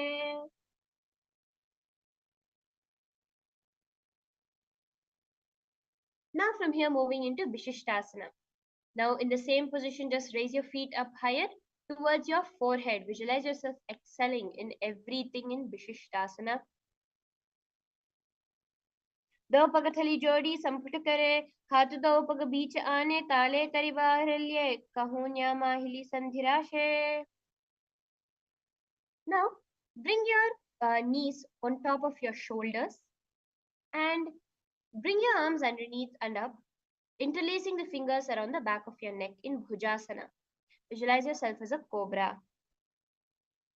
Shirasanam tu vijnayam kakshasanam tafparam grivasanam cha paramam bhujasanam hochate. Now, in the same position, wrap your hands behind your back, clasping your hands in Kalyanasana. Behind your back, engage the Rechaka Kumbhaka. Visualize yourself as a beautiful, auspicious goddess. Gaze towards your nose. Kalyanasana. दो हाथ पगाम विच आने तिनको गोड़ानी चठाने बहुरी फाकता बाहर ल्यावे पुनः युगति ऐसे लहरावे. Relax there now. Into Sankatasana. In Sankatasana, you'll be visualizing yourself as a beautiful swan. Keep your left knee on the mat. Place your left foot flat. Place the perineum on the raised heel. Bring the right heel up to the left hip and place the hands on the opposite knees in Vaishnavi Mudra, Sankatasana. वामपादं चितेर्मूलं सन्यस्य धरणीतले पाददण्डेन याम्येन वेष्टेद् वामपादकम्. And moving into Dhenukasana, just slide your heel out from underneath your body, placing it beside the hip. Engage the Dhyana Bandha, sucking in your stomach. Visualize a cow in your inner space. Dhenukasana. Anusha Aginagar Panchadam Vishinda Galyam Ni Dayadya Gaivamaka Pagalinda Yukudu. Moving into Machandrasana. Now place your right foot upon the left thigh. Place your right foot on top of your left thigh. Place your left foot on the right knee. Bring your left hand behind your back, holding the right thigh, and place your right hand upon your left thigh. Twist your body, gazing towards your third eye. Visualize the supreme point of Hinduism in Machandrasana. Here, do the Ujjayi Kumbhaka, Ujjayi Pranayama, where you'll be inhaling and exhaling, making the sound of an ocean.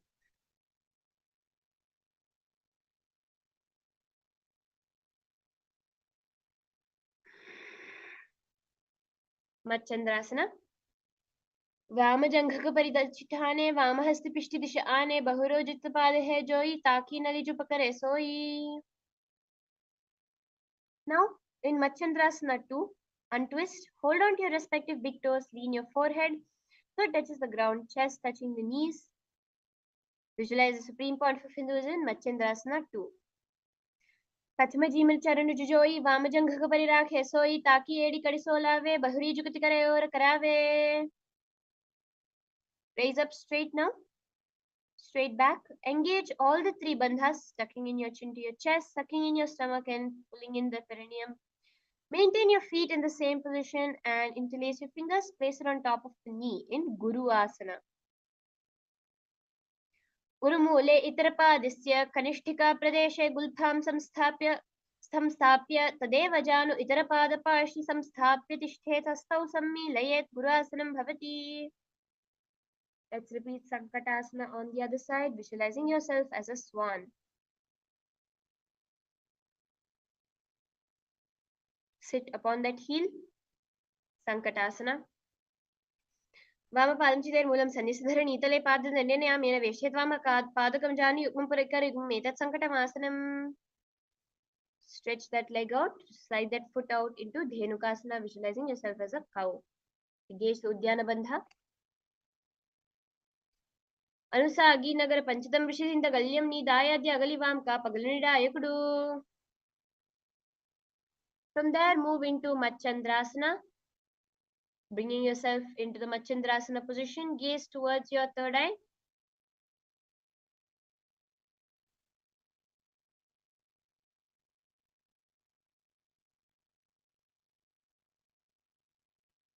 Twist your body, holding the thigh and the hip respectively. वामजंघ परिदचिठाने वामहस्त पिष्टजिठाने बहुरोदचपाद है जोई ताकि नली जो पकड़ सोई. And lean forward into Machandrasana 2 on the other side. प्रथम जीमन चरण जोई वामजंघ पर राखे सोई. Guru Asana on the other side. All the three bandhas there. ऊरुमूले इतरपादस्य कनिष्ठिका प्रदेशे गुल्फं संस्थाप्य तदेव जानुत्पादपार्श्वे संस्थाप्य अधिष्ठेत् हस्तौ सम्मीलयेत् गुरुआसनं भवति.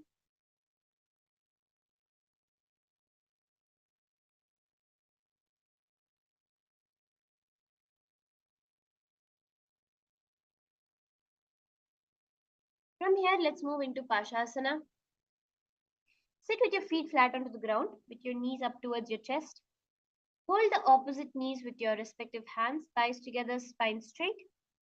Bring your tongue, press it against the roof of your mouth in the Khechari Mudra. Gaze towards your third eye in Pashasana. पादतले भूमौ निबधाय जानुनि उरसि निधाय विपरीतहस्ताभ्याम् ऊरुसहित जङ्घे निबध्य तिष्ठेत् पाशासनं भवति.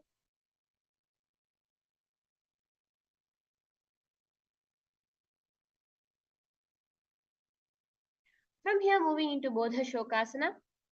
Now wrap your arms around the legs, holding the opposite roof. Place your knee onto your chin onto your knees, gaze towards your nose, continuing the Khechari Mudra.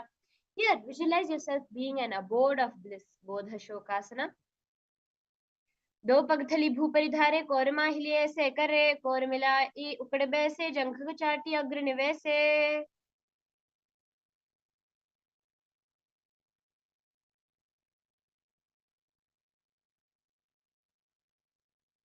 Moving into Kurakatasana.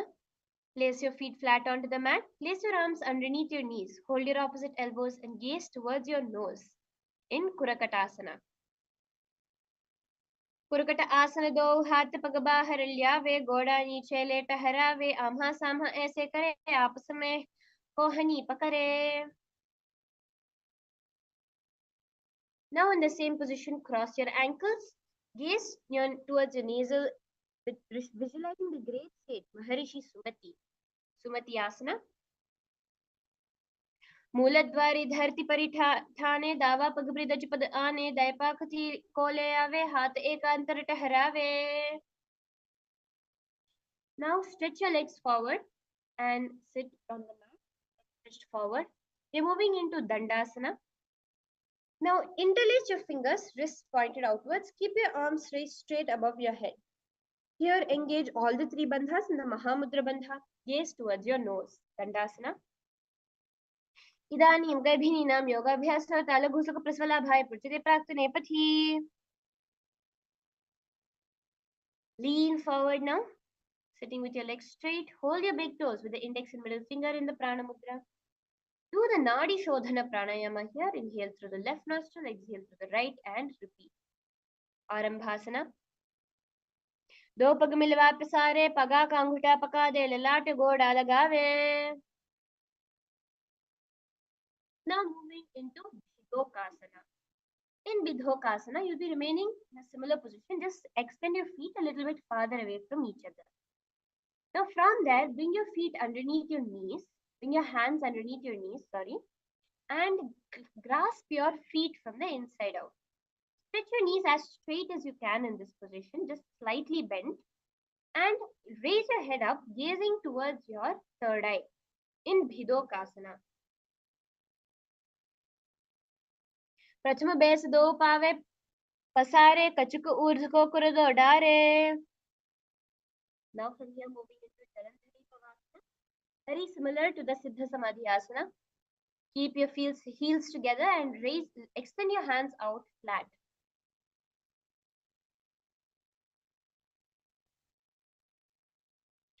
Bring your heels closer towards your body, gaze towards your nose. Jalandhari Pavasana. Edi milakadi do edi melaki dejay hat pasari punichibuk mukhana sikata digabhu paridhare.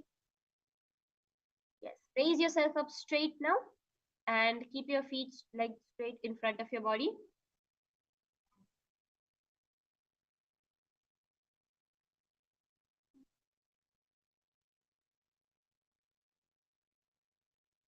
Keep your back straight and your legs facing forward in Urdhva Paschimottanasana. Keep one foot behind your neck. Lean forward and down into Paschimottanasana. Try your best there to bring your leg behind your neck as much as you can.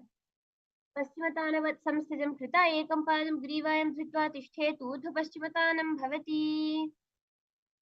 Now continuing to keep your leg behind your neck in that flexible position. Lean back onto your back and straighten your body. Left hand holding the foot from the opposite hand, holding the foot from the top. Gaze towards your nose, visualizing yourself as infinite, endless, the eternal one in Anantasana. Uttana Shaini Ekaikam Payam Grivayam Vinyasatrahastena Pavagram Grihitva. And now roll towards the side, resting on the elbow, holding your foot. Gaze towards your nose, feeling in complete control in Ankushasana.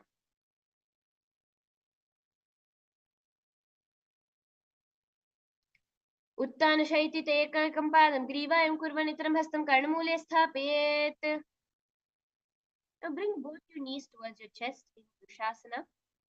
Lie down on your back. Encircle your thighs and the calves with the arms rolling towards the left and the right in Drishasana.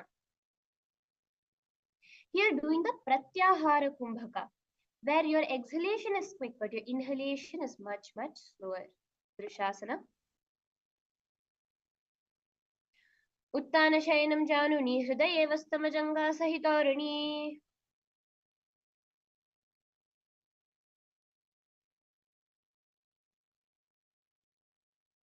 Now raise yourself up straight, repeating Urdhva Paschimottanasana on the other side. Keep your legs stretched, bring one leg towards the back of your head and lean forward, clasping onto your leg, continuing the Pratyahara Kumbhaka. Paschimottanavad samsitam krita ekam padam grivayam dhritva tishthet.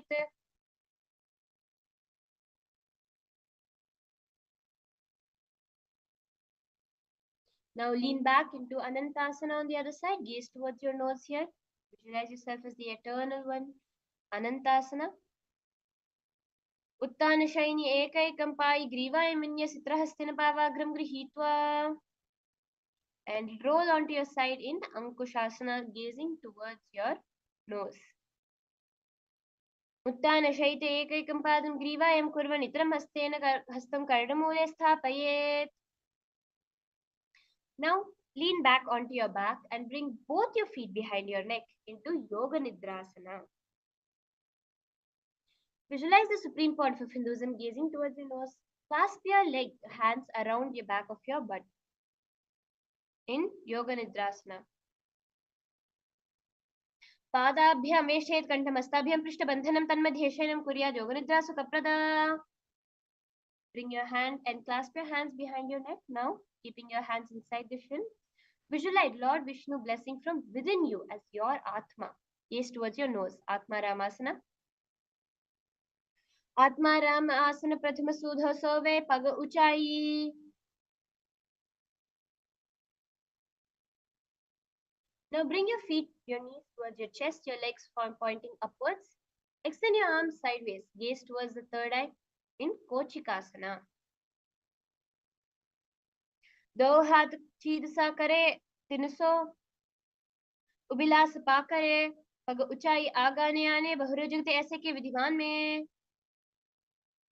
Now moving into Jatara Pravritti 1, 2 and 3.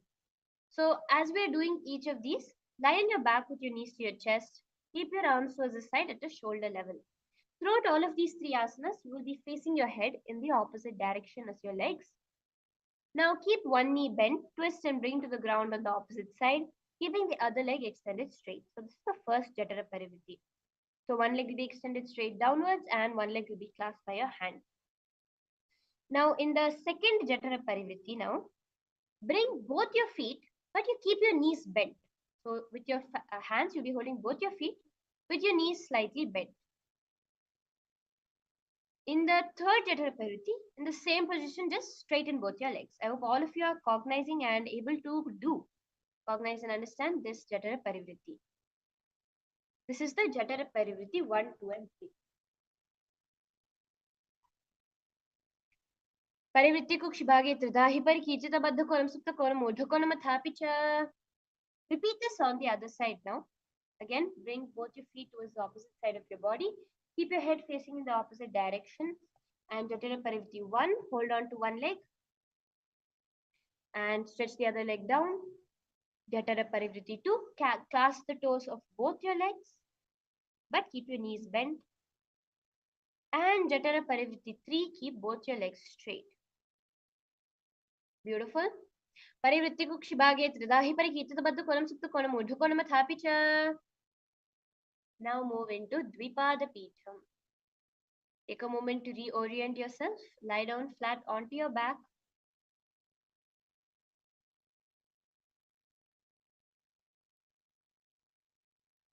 Keep your knees pointed upwards. Keep your hands clasping your ankles. Hold your ankles with your hands. Lift your hips up. Visualize yourself as sturdy as a bridge. Gaze towards your nose. Here, automatically, as you do the position, the Jalandhara Bandha will get engaged. Here, you will be doing the Murcha Kumbhaka, where you will be inhaling normally, but exhaling, creating a sound forcefully. Dvipada Pitham. Pratikriyaayutam Dvandva Pitha Sarvabalaprasam Garbhininam Durbalanam Itigargi Jagadano. Beautiful. Relax there now. Moving into Paryankasana.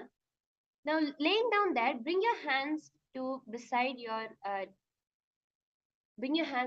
ears, facing the upwards, your elbows facing the sky and the tips of your fingers facing towards your body. Now raise yourself up, bringing the hip region high, visualizing yourself as sturdy as stone furniture. Engage the Sahaja Kumbhaka, normal breathing. Paryankasana. Uttanashayanam hastatalabhyam bhumim vashtabhya padatalabhyam.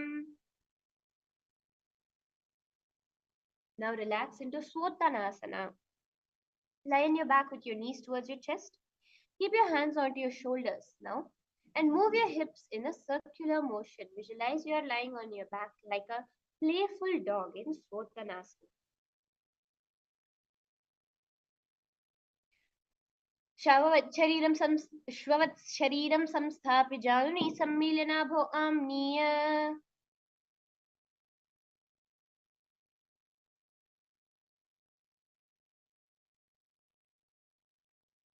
Now moving into the Viparita Karani. Lie supine. Lie down flat onto the ground first. And raise your hips and legs up towards the sky.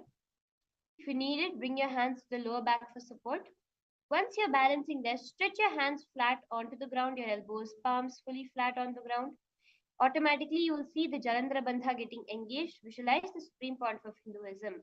This is the 168th asana. अथ विपरीतकरणी मुद्रा भूतलेषु शिरोदत्वा खेर्नियच्चरणद्वयं विपरीतकृतैश्च सर्वतन्त्रेषु गोपिता.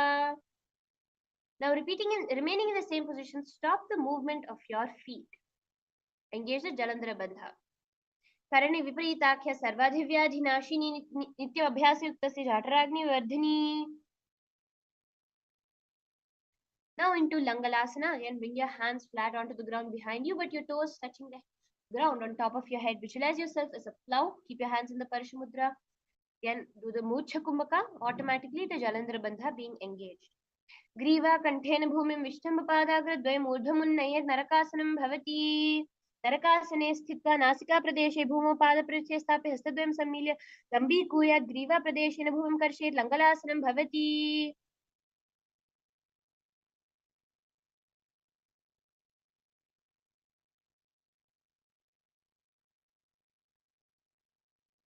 Take a moment to recover before moving into Shaita Paschimottanasana.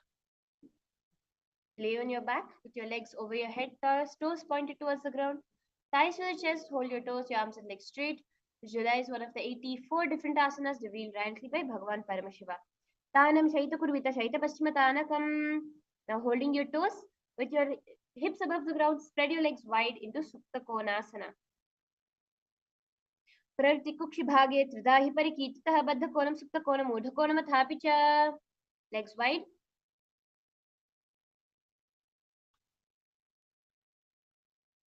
Now let's move into Chakrasana. Clasp the ankles of your feet in this asana, visualizing yourself as a wheel, keeping your hips up into the air. Shavasana-sthadau padau kuryanmastakadah paravitkamen tath shighram etat sarvasya sadhanam. Now resting your back onto the ground. Keep your legs raised up and your palms clasping the toes. Keep your legs wide apart in Supta Prasarita Padangushthasana. Uttanapadam Krauncham cha Marijam Veerabhadrakam Natarajam Trikonam cha Suptangashta Prasarane.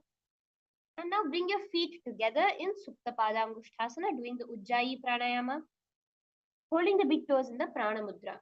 Supta Padangushthasana. Uttanapadam Krauncham cha Marijam Veerabhadrakam Natarajam Trikonam cha Suptangashta Prasarane. Now from there, relax into Matsyasana. Relax your body there. Bring your legs into Padmasana. Lay on your back. Hold your opposite elbows above your head. Gaze towards your nose. Visualize Matsya, the fish avatar of Lord Vishnu in Matsyasana. Relax a bit. Mamaha, I see you very sincerely participating in the Nithyananda Yoga.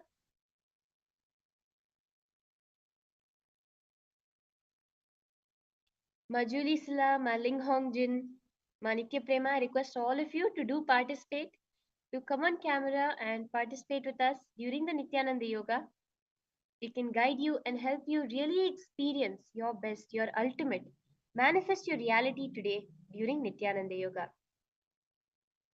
So from there, continuing into Parashuramasana.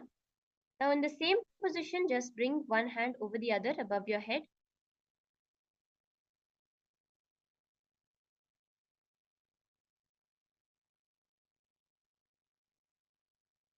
Visualize Lord Rama in your inner space. Gaze towards your nose. Prathama kare padmasana asya sudha sove bhupari pache.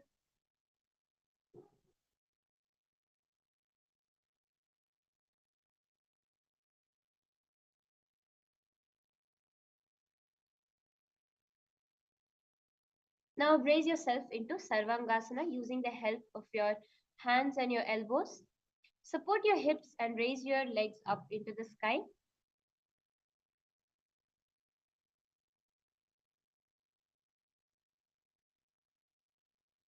Gaze towards your nose in Sarvangasana. अथवा क्षेत्र संक्षेपात् सर्वांगासनम् उत्तमं यत् कृत्वा अयोगडे पुनः विद्याभिः पंडितो यथा. Release down onto your back now. From here we'll be moving into Vrishchikasana. So laying on your back, keep one foot towards the opposite side. Lift your other knee towards your head, like bring it towards your body. Extend both your arms straight, hooking your fingers forward. Raising up, visualizing yourself as a scorpion. Gaze towards your third eye in Vrishchikasana. प्रथमे शयन सूधो शीश केशकी संधि सुधा के कचुशीश ऊर्ध्व कर राखे. Repeat this on the other side. Vrishchikasana. Vrishchikasana. Visualizing yourself as a scorpion, gazing towards your third eye. प्रथम शयन सूधो शीश केशकी संधि सुधा के. Now from there, let us enter into Vrishapada Kshepasana. So lie on your back, interlace your fingers around your neck. Lift both the feet off the ground, extending one leg straight and the other leg towards your chest. Other knee towards the chest. This will be like bicycle crunches, sort of. Engage, alternate extending and raising the knee again and again. Hands in Parashamudra behind your head. Engage the Sahaja Kumbhaka. Vrishapada Kshepasana. उत्तानं शयनं कृत्वा अनुलोभी कन्धरान् बद्ध्वा कूर्परं मिलित्वा नितम्बेन भूमिं सृष्ट्वा एकं पादं प्रसार्य एकेन पादेन संविदक्षं भ्रामयित्वा वृषपादक्षेपः भवति. From here moving into Marottanasana. Lie on your back, lift your legs one by one, bringing your ears towards your knees. Switch the legs around in Marottanasana. कृत्वा जानद्वयं पर्यायेन कर्णयोः स्पृशेत् मारोत्तनं भवति.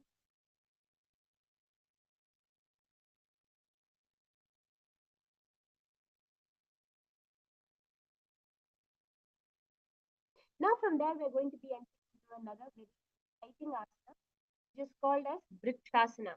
Vrikasana actually, Vrikasana, where you visualize yourself as a wolf and manifesting those characteristics of a wolf, like the bravery of a wolf. So now in Vrikasana, place your feet flat onto the ground, your knees pointed upwards, and slowly bring your body up into a standing position, laying back down and raising up again. अथ उत्थानं शयनं कृत्वा पादतलाभ्यां भूमिं धृत्वा उत्तिष्ठेत् वृकासनं भवति. Now from that same movement, use the momentum to bring your legs up above your head towards the other side in Luthasana. Quickly throw your legs over, finishing in a prone position.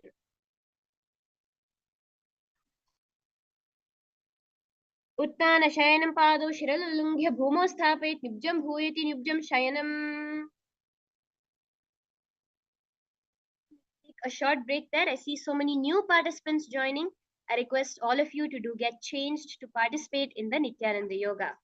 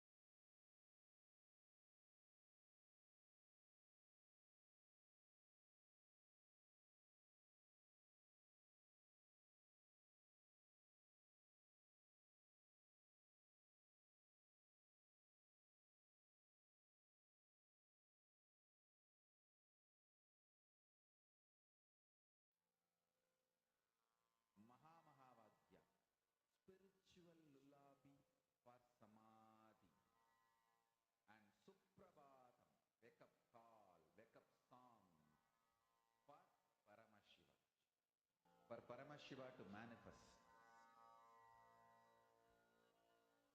With this one spiritual powerful cognition, chant this Mahavagya. Om Nithyananda Paramashivoham. Om Nithyananda Paramashivoham. Om Nithyananda Paramashivoham. Om Nithyananda Paramashivoham. Om Nithyananda Paramashivoham. Om Nithyananda Paramashivoham. Om Nithyananda Paramashivoham. Om Nithyananda Paramashivoham. Om Nithyananda Paramashivoham. Om Nithyananda Paramashivoham. Om Nithyananda Paramashivoham. Om Nithyananda Paramashivoham.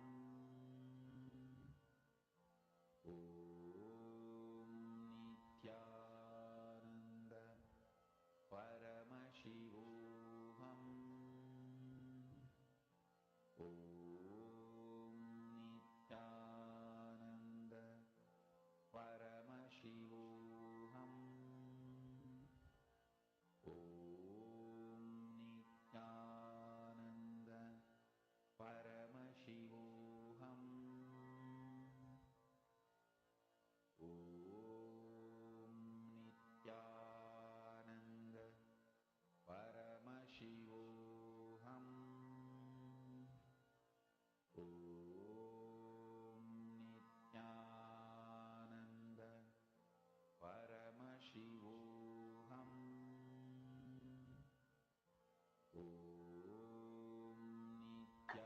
From there, now, see all those who are sitting with us participating in this Nithyananda Yoga. It's 3 hours. We are doing so many different things. We are not just actually working on the physical body. It is again and again very important to understand that it is not just the physical body. It is not just what you look as your muscles that you're building or your flexibility that you're building. It works on every aspect of your internal organs. These asanas are there that can empower you in so many different ways. And it works on your intra organs, on the third eye awakening, on your Vak Shakti.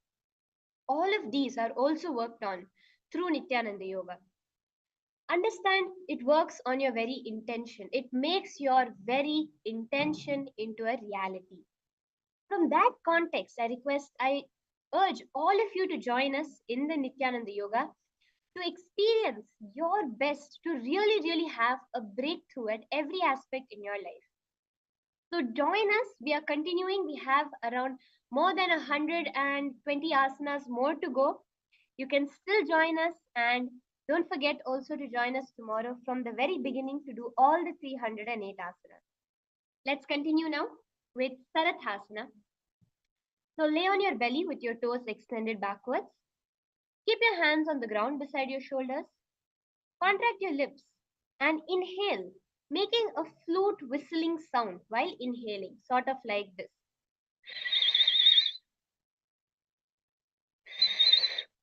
So make a sound like this while inhaling. It's very important. Carrying. Visualize yourself as a chariot carrying warriors into battle or dharma on your chariot back in Sarathasana. निब्जशयनं कृत्वा नाभिं भूमौ निधाय स्तम्भद्यस्थाभ्यां भूमिं वष्टम्ब ओष्टौ निमील्य वेणुवत् सूंकृत्य तिष्ठेत् सरथासनं भवति. Moving into Dehalyullanghanasana.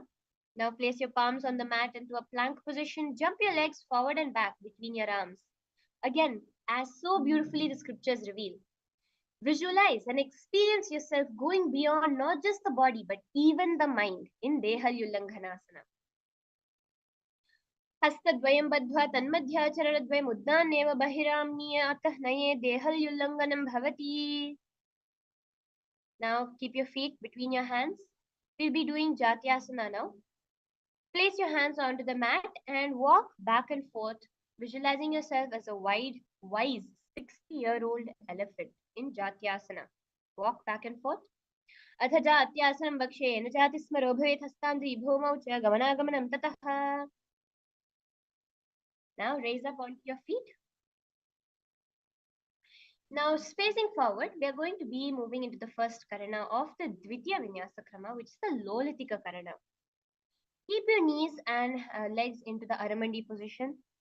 Bend your elbows, keeping your hands at chest level. Swiftly move your arms across the body, back to center. Tilt the head back, opening the chest up towards the sky, moving the head in, just rotating your head around. Experience this and move into Sarpasana. This is a very, very powerful asana to awaken your Kundalini, that innate potential energy you have within you, to make it manifest as the various aspects in your life. Because it is the Kundalini that is your activism, as we very beautifully learned yesterday, and manifest the powers of Paramashiva. So stand straight, exactly like a rod, with your arms by your side, hands touching the thighs. Visualize, experience your Kundalini Devi raising up, curling upwards around the body in Sarpasana. सर्पासनं वक्षे वायुपानाय केवलं शरीरं दण्डवत् तिष्ठे रज्जुबन्धस्थपादयोः. Lean forward now into Ushtrasadanasana. In standing, place all the feet on the mat. Stand on your feet, feet on your fists. Begin to move and walk around like a camel, visualizing yourself as a camel in Ushtrasadanasana. मुष्टिकनिष्ठिका प्रदेशे भूमौ निधाय उपरि पादतले संस्थाप्य उष्ट्रावत् उष्ट्रसादनं भवति.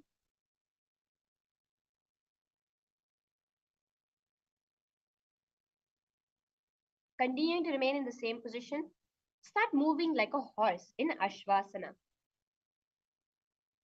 Visualize yourself as a horse. मुष्टिकनिष्ठिका प्रदेशेन भूमौ निधाय परिपादतले संस्थाप्य अश्ववत् शरीरं चलनीयम् अश्वासनं भवति.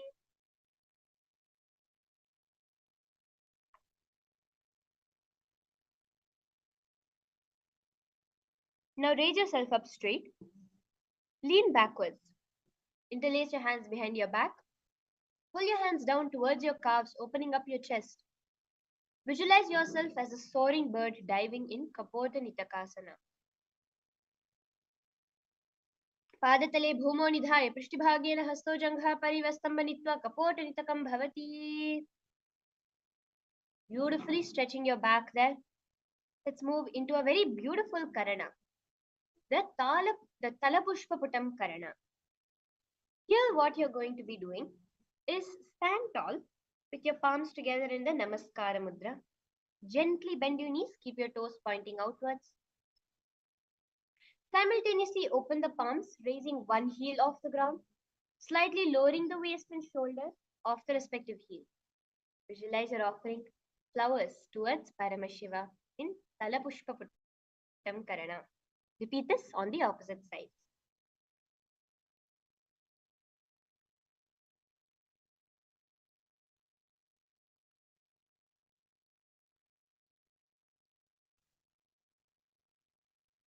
Now raise onto your feet, standing tall. Bend yourself slightly at your waist, leaning forward. keeping your hands together in Khadgasana. In the Namaskara Mudra, gaze towards your nose.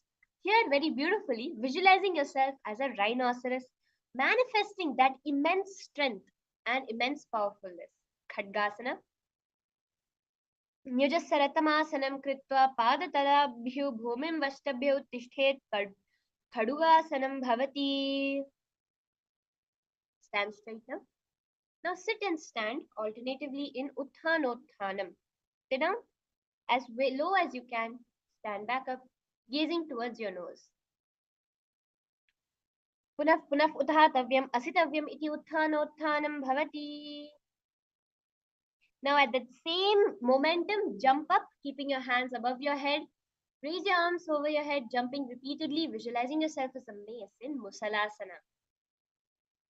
Saralam sthitva urdhvam bahu nayet varam varam uddanam kritva nayet Musalasanam bhavati. Giving yourself an entire body workout over there. From the standing position, pull the sole of one foot towards your belly, and with your other leg, sit down, stand up as much as you can, alternating between both the sides in Utshirshaka. Don't forget to gaze towards your nose. Hastadvayena dhritva tishthet Utshirshakam bhavati. Here we are going to be entering into another powerful, beautiful karana, the Parshvajanu karana, the sideways knee karana. So standing, keeping one leg slightly bent with the toes pointing to the side, bend and lift the other knee towards your chest, keeping the toes pointed downwards. Keep the arm holding your knee with the hand pointing outwards, closed into a fist, and let the opposite hand hang down on the top of the thigh, wrists twisted, fingers pointing towards the center of your body. This is the Parshvajanu karana.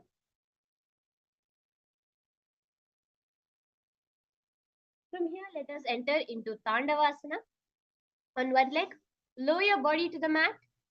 Stand straight, lifting the leg to the opposite thigh. Visualize yourself fiercely dancing as Paramashiva as you mimic a pistol squat, but with the context of the eternal dance, Tandava, in Tandavasana.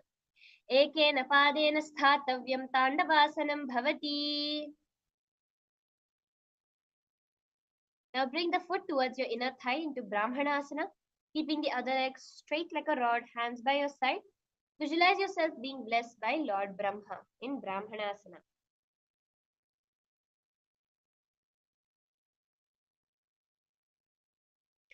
Brahmanasana कृत्वा ब्राह्मणो भवेत् एकपादं दत्त्वा तिष्ठेत् दण्डाकृतिर्भुवि. Now twist your legs into Garudasana.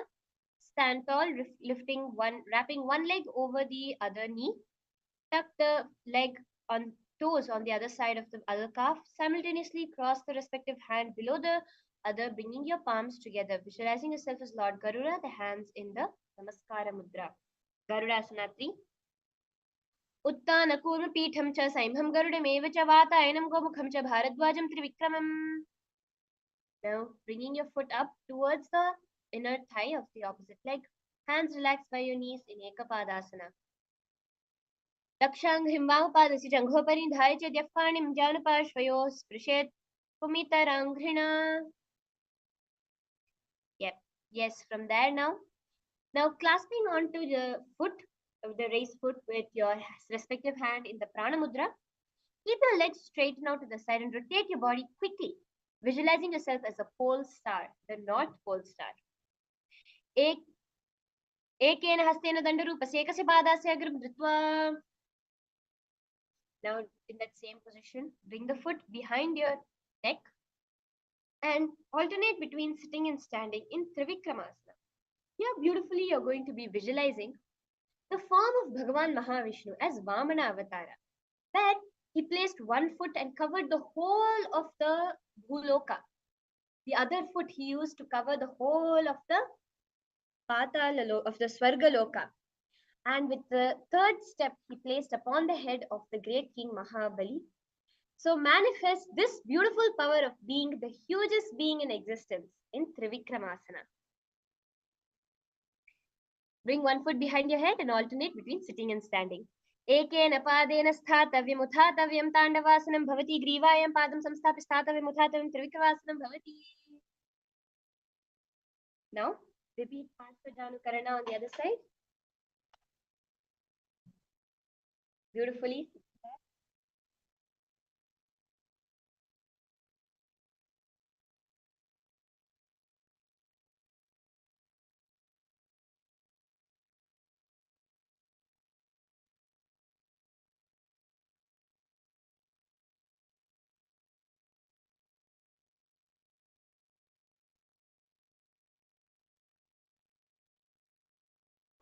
Yes. So from there, let's move on to Tandavasana on the other side. Ferociously dancing as Bhagavan Paramashiva. Ekena padena sthathavyam Tandawasanam bhavati. Raise up into Brahmanasana. Visualize yourself being blessed by Lord Brahma.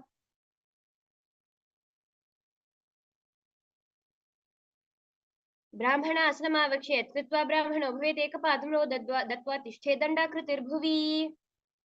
Wrap those legs into Garudasana 3, visualizing yourself as Lord Garuda. Keep your hands in the Namaskara Mudra. Uttanakurvapitham cha saimham Garudameva cha Vatayanam Gomukham cha Bharadwajam Trivikramam. And straighten your leg into Ekapadasana on the other side. Dakshangrim Vamapadasya Janghoparin Dhaya cha Dyafpanim Janupashvayo Sprishet Kumitaranghrina.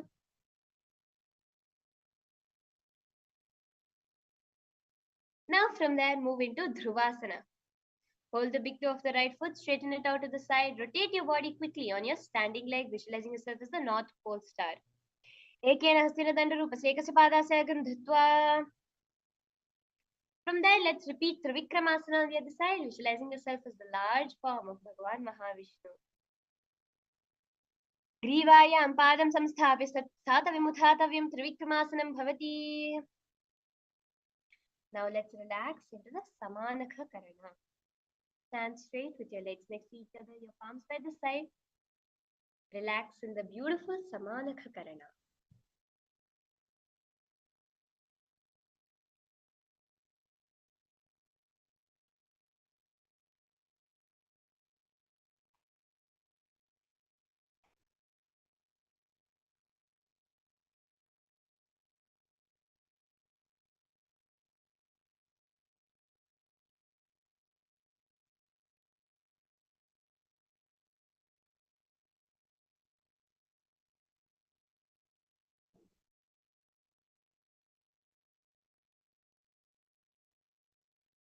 Yes. Now in the 208th asana, let us lean down into Ghora Kanjali asana. Bend forward, bringing both your hands underneath your knees, making a finger lock, touching your navel. Visualize Gorakhanatha, the founder of the Natha Yoga Hindu Sampradaya. Gorak Janjali asana. Prathami ube hoya bahuri niche upani hove. Now from here, move into Kanchyasana. Now squat, hold your hands behind. Keep your chest upright in the Parishamudra in Kanchyasana. ऊर्मध्यात्थस्थो निवेशनितमं धृत्वा पादतलाभ्यां भूमवष्टभ्यतिष्ठेत् Kanchyāsanam bhavati. Now moving into the 210th asana. Bring your feet together, sit in a squatting posture. Hold your hands behind your back. Sit upright, gazing at your navel. Visualize Bhagavan Kalabhairava, the Lord of Time, in your inner space. Bhairavasana. This asana is very special as it also helps you to get out of hiccups. Any of you who suffer from really bad fits of hiccups, this asana is actually the perfect asana for you, because when you do this asana, you'll be liberated from hiccups. दो पक्की तल्यां की माहिली कौर मिलाई फना पानी कुड़ मड़वे से धन्यो audio निष्ठान रासे. This actually shows the richness of Hindu tradition, where any problem can be just solved by a simple asana, and every asana is a cure from the deadliest diseases to the simplest of problems you face in your life. Moving on now into Varaha asana. Squat all the way down to the ground, keeping your feet together, toes apart. Bring your elbows up to your head, palms joined backwards, facing downwards in the Anjali Mudra.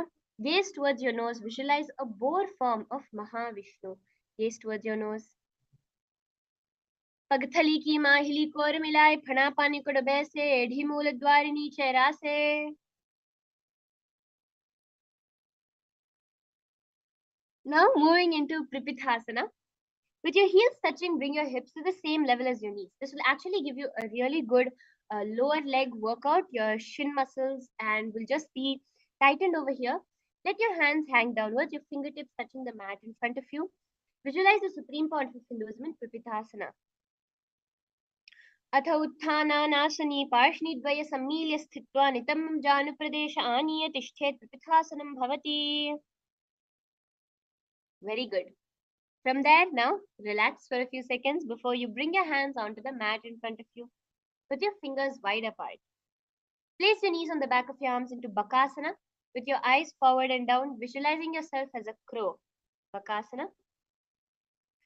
हस्ताभ्यामवनिवष्टभ्यः जानुद्वयं नाभौ सम्मील्य जङ्घारुणि संस्थाभ्य तिष्ठेत् बकासनं भवति.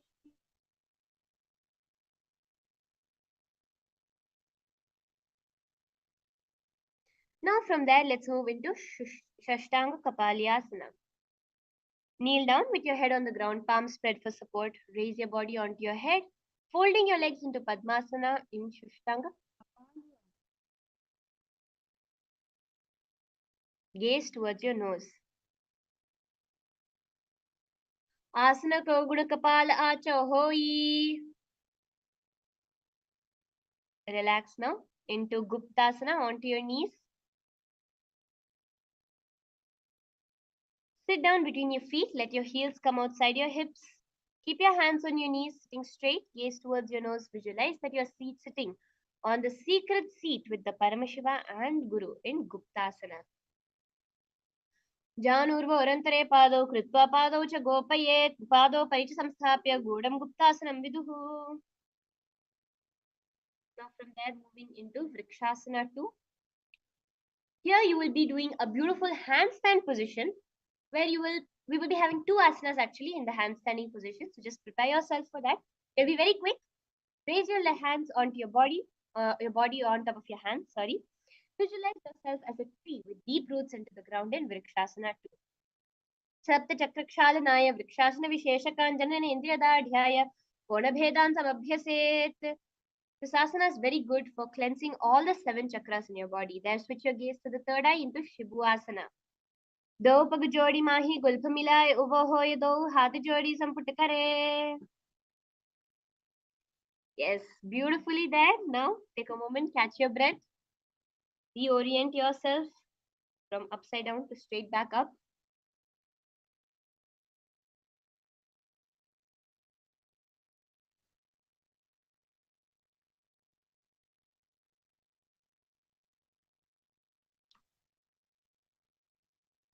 Now move into Matsyasana 2.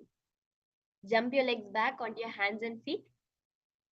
Keep your palms by your chest and your body pressed off the mat. Do a kind of a step here, pushing your body down and up. Visualize yourself as a fish going up and down, up and down. Matsyasana 2.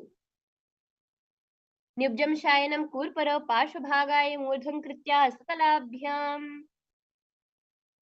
Now relax flat onto your belly.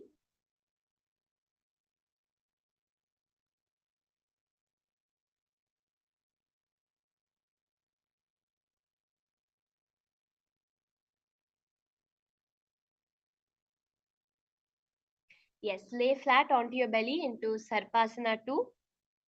Keep your hands on your hips.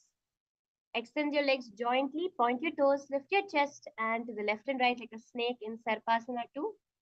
Visualize and move your body like left side.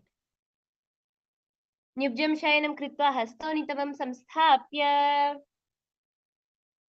Now raise yourself up onto your elbows into Niralambanasana. Keep your legs straight, your toes pointed together. Feel yourself completely independent, self-supported. Karabhyam pankajam kritva tishthet purparaya sudhihi mukhamunnamayan mucche niralambanamasana.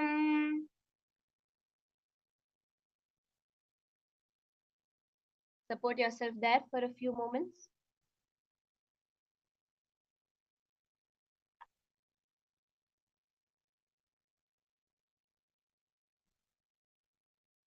Now, raise yourself onto your palms into Chakrasana. Straighten your arms, bend your knees, bringing your feet towards your head. Lift your head and chest backwards. Visualize yourself as an umbrella, protecting your guru from the sun's rays. Chakrasana. अर्ध्यासनवस्थित्वा हस्ततलाभ्यां भूमिं वष्टभ्यमुन्नयेत् छत्रासनं भवति. Now raise yourself into Vajrasana onto your knees. Lean backwards. Visualize you're the weapon of Indra, symbolizing indestructibility of Vajra. Gaze towards your nose. Vajrasana. इदानीं गर्भिणीनां योगाभ्यासो यथा लघु सुख प्रसवलाभाय प्रोचते प्राक्तनेपदी दण्डपद्मभरद्वाज वीरवज्रासनानि तु आसनानि सदा कुर्यात् सुदीर्घैर्य च पूरकैः.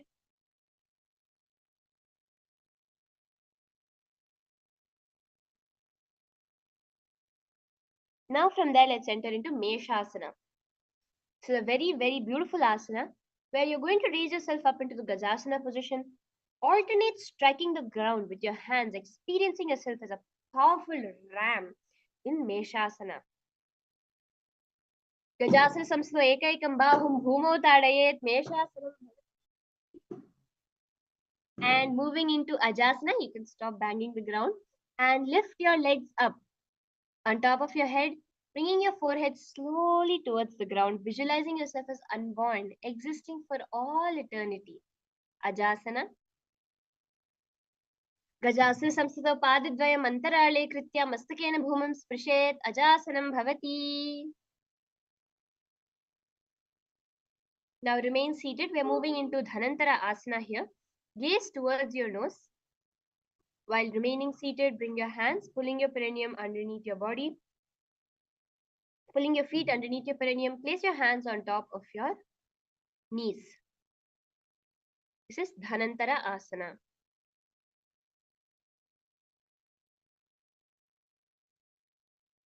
पूरा विधि परिहाता की काकसी से अवफना शरा मोड़ी पगा की अगुलिया अग्रिमेढ़ लगावे.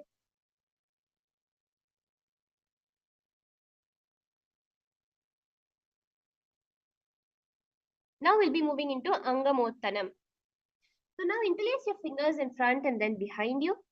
Stretch your arms forward to the sides, backwards, moving your hands in all the directions, giving a massage to the different joints and muscles in your body in Angamottanam. हस्तयोरङ्गुलीर्भद्वा हस्तयोर्मध्यात् सर्वमङ्गं निष्काशयित्वा तिष्ठेत् अङ्गमोत्तनं भवति. Now from here, relax into Garudasana 4. Sit on your heels with your feet turned out towards the side. Let your thighs and knees round. Spine straight with your hands on your knees. Visualize yourself as Lord Garuda with Mahavishnu and Devi Lakshmi flying on your back. Janghorubbhyam dharam pidya sthikayo dvijanuna.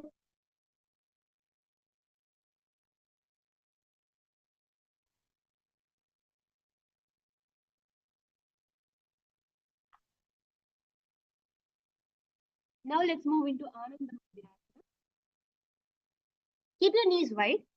Sit on the ground, gazing towards your third eye. Reside in the blissful space of a temple. Your hands underneath your heels behind your back.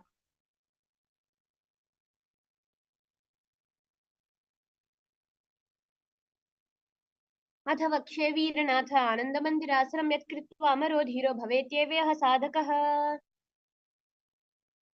Now moving to Mandukasana.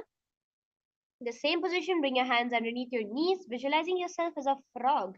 Bring your tongue into Manduki Mudra and engage the Udyana Bandha. I hope all those who are sitting with us, whether you're on social media platforms or doing the yoga within our participants, all the participants of the program, I hope you're all enjoying the sequence and able to do. And also do notice how from the day 1 of the program to now the day 19 of the program, my God, I can't even believe so many days are over. See how you have started to improve in your yoga, how you have started to experience the true results of Nithyananda Yoga. And I will also tell you one thing, if you're doing this Nithyananda Yoga sincerely, you will definitely see how power manifestation happens in your life and how your reality itself starts to manifest. So moving into Mandukasana 2, continue to engage the Uddiyana Bandha and visualize yourself as a frog. पृष्ठं सम्पीड्य गुल्फाभ्यां जान्वङ्गे सवले आकृति हस्तौ पादतले क्षिप्तौ मण्डुकं प्रापाददोषहृत्. Now moving into in Narasimhasana, you'll be visualizing yourself as Narasimha with the head of a lion and the body of a man. You will be sitting as a ferocious form of Narasimha. So sit onto your toes with the mat, heels up together. Place your perineum on your heels. Place your palms on the ground. Spread your fingers wide, touching base of the hand, touching the toes. Gaze towards your nose. Now stick out your tongue and exhale forcefully in Narasimhasana. अथ नरसिंहग्नासन दो फणा पानी होय वैसे AD मेलिर गुड़ानी वैसे सुमसा शरीर नीका ठहरावे NASA अग्र दृष्टि को ल्यावे. Now moving into Bhistakasana, keeping your legs in the same position. Make a hollow of your palms. Place it on your mouth. Keep your thumbs underneath the teeth. Close your lips. Gaze towards your nose. Inhale through the left nostril. Exhale through your mouth. Gaze at your nose. Here, visualize yourself as Devi, presiding over any and all minuscule fears you have as you feel yourself being liberated from all your fears. Vishrakasana. दो पगांकी AD जोई गोढ़ा फना वामु पुनि होई गोढ़ा जंघादर करी राखे आड़े वा हिसी विदिधा के. Now move into Makhadasana very beautifully. Keep the soles of your feet together and keep the top of your feet on the ground. Now bend your elbows, bringing your fingers to your armpits. Imitate as of a monkey scratching. Gaze towards your third eye, visualizing yourself as a playful monkey. Makhadasana. दो पगथली संपुट आने तिनकी पृष्ठि भूमि पर इठाने मूलद्वारी एड्यम विधि ल्यावे मोड़ हाथ ऊचट हरा. Okay, next let's move into the Vajra Sangharasana. Here, now raise your knees off the ground. Hold your elbows behind your back. Here, embody a diamond-like strength for yourself, your Sangha, the spiritual community. Becoming that diamond, that pillar of strength for every being and yourself in your life. Gaze towards your nose. Vajra Sangharasana. प्रथम फना पानी होय बैसे दो AD गुदा निवेसे गोड़ा उभा राखे their आड़ेवा ये पसारे धीर. Now relax into Khanjanasana. Keep your toes down, your ankles crossed. Sit on your heels. Place your palms on the mat towards your side. Here, do engage to Dhyana Bandha. Suck in your stomach. Visualize perfect health beyond any and all physical mental ailments. Again, remember, this will not just be a visualization, this will be a reality. Gaze towards your nose in Khanjanasana. Khanjanasana ma vakshe yat kritva susthiro bhavet. Next, moving into Kurmasana.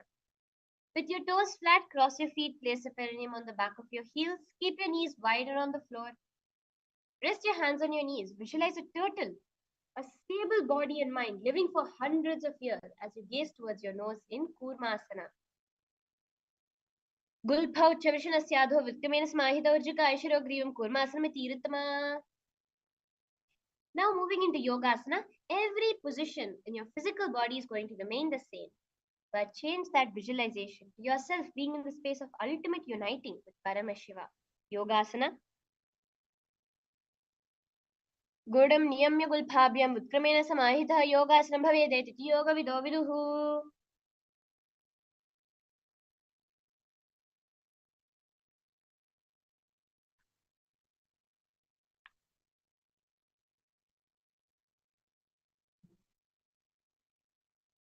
From here, let's continue into Vijogasana. Stand on your knees, cross your ankles behind your feet near the opposite knee. Hold your calves with your fingers inside, thumbs outside. Gaze towards your third eye, visualize a space of eternal oneness. Advaita with your Guru. You are becoming Swamiji himself. What more joy and bliss can you experience? Just visualize that, gazing towards your third eye in Bhujogasana. गोडाम वामो उभे होई गोड़ा आड़ राखे दोई दक्षिण पाद के फणि रहावे फणो वाम गोड़ा ढिल्यावे. Now sitting onto your knees, keep your knees together, your feet together also behind you. Lean backwards, holding on to the tip of your ankles in Ushtrasana 2. Visualize yourself as a camel in Ushtrasana 2. मेरुदंड ग्रंथिदाढ्य संपीड्य शैपुमान कपोट अष्ट्रासनाभ्यासं कुर्यान्वित हिताशनः. Now lay back to the ground, holding your feet in Jatyasana.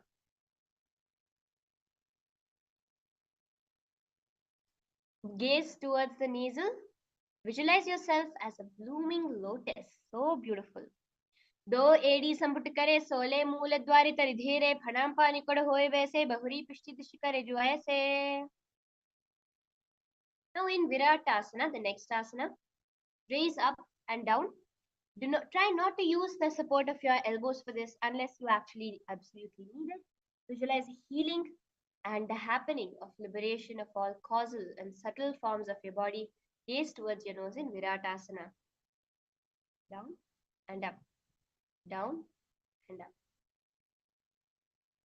जंघ पृथ्वी भूमौ निधाय जंघोधारे उरुणि संस्थाप्य पृष्ठिवं वारं वारं स्पृशेत् विराटासनं भवति. Now let's move into Kapotasana. Here you are going to visualize yourself as a beautiful dove flying in the sky. From Viratasana, raise your hips higher. Bring your forearms onto the mat. Hold the back of your heels, bringing your head in between your feet. In Kapotasana, be careful not to strain your neck. Do it very carefully and slowly. Kapotasana. Merudantagrathidadya sampidya pada shivpuman kapoto ashtrasana abhyasa kuryanmasmita hitashanaha. Beautifully giving your back a good stretch. Raise up now onto your knees in Varasana. This is a very, very beautiful posture because in this pose, you are gaining a boon from Paramashiva. So do choose your boon wisely. As you visualize yourself, visualizing getting a boon from Paramashiva, sit on top of your knees. Keep your hands crossed, holding the opposite elbow and gaze towards your nose in Varasana. Januni bhumau samsthapya hastabhyam bahu parasparam dhritva saralam tishthet Varasanam bhavati.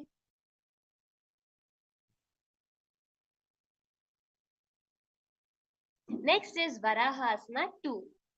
Now again, continuing to visualize yourself as a boar, one of the 10 incarnations of Mahavishnu. Keep your knees together, toes stuck, lean forward, bringing your elbows towards the mat. Your hand holding your head.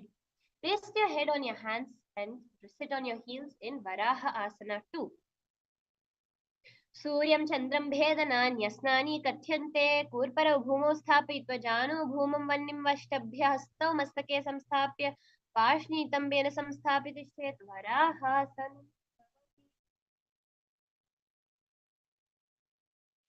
Next is Mundasana. We have all the manifestations of possible in Hinduism. So here, kneel down, place the crown of your head in the mat between the interlaced fingers. Lift your legs up high, raise your body upside down, gazing towards your nose, visualizing yourself as a lopped tree in Mundasana. Balance there. Adho Mundasanam Vakshe Sarvesham Prani Nam Sukham Urdhama Age Pade Dattva Dhayen Marutam Siddhihi. Relax now. Onto your knees. Now you will be bringing your head between your knees, your elbows adjacent, hands holding your head, exhaling through your mouth. Gaze towards your nose, visualizing the supreme point of Hinduism in Andhasana. One very much speciality of this asana is that this asana will take you beyond all forms of night blindness. So those of you that really, really want a cure, to be able to see perfectly even in the dark, do this Andhasana. Sit down with your heels flat onto the ground in Andhasana. प्रथम पगथली समट हरावे कौर माहिली उभे मिलावे फणा पानी कुड़ कर बैसे दो एड़ी गुदा निवेसे. Now stretch your body onto your arms, onto your belly, laying flat on the ground.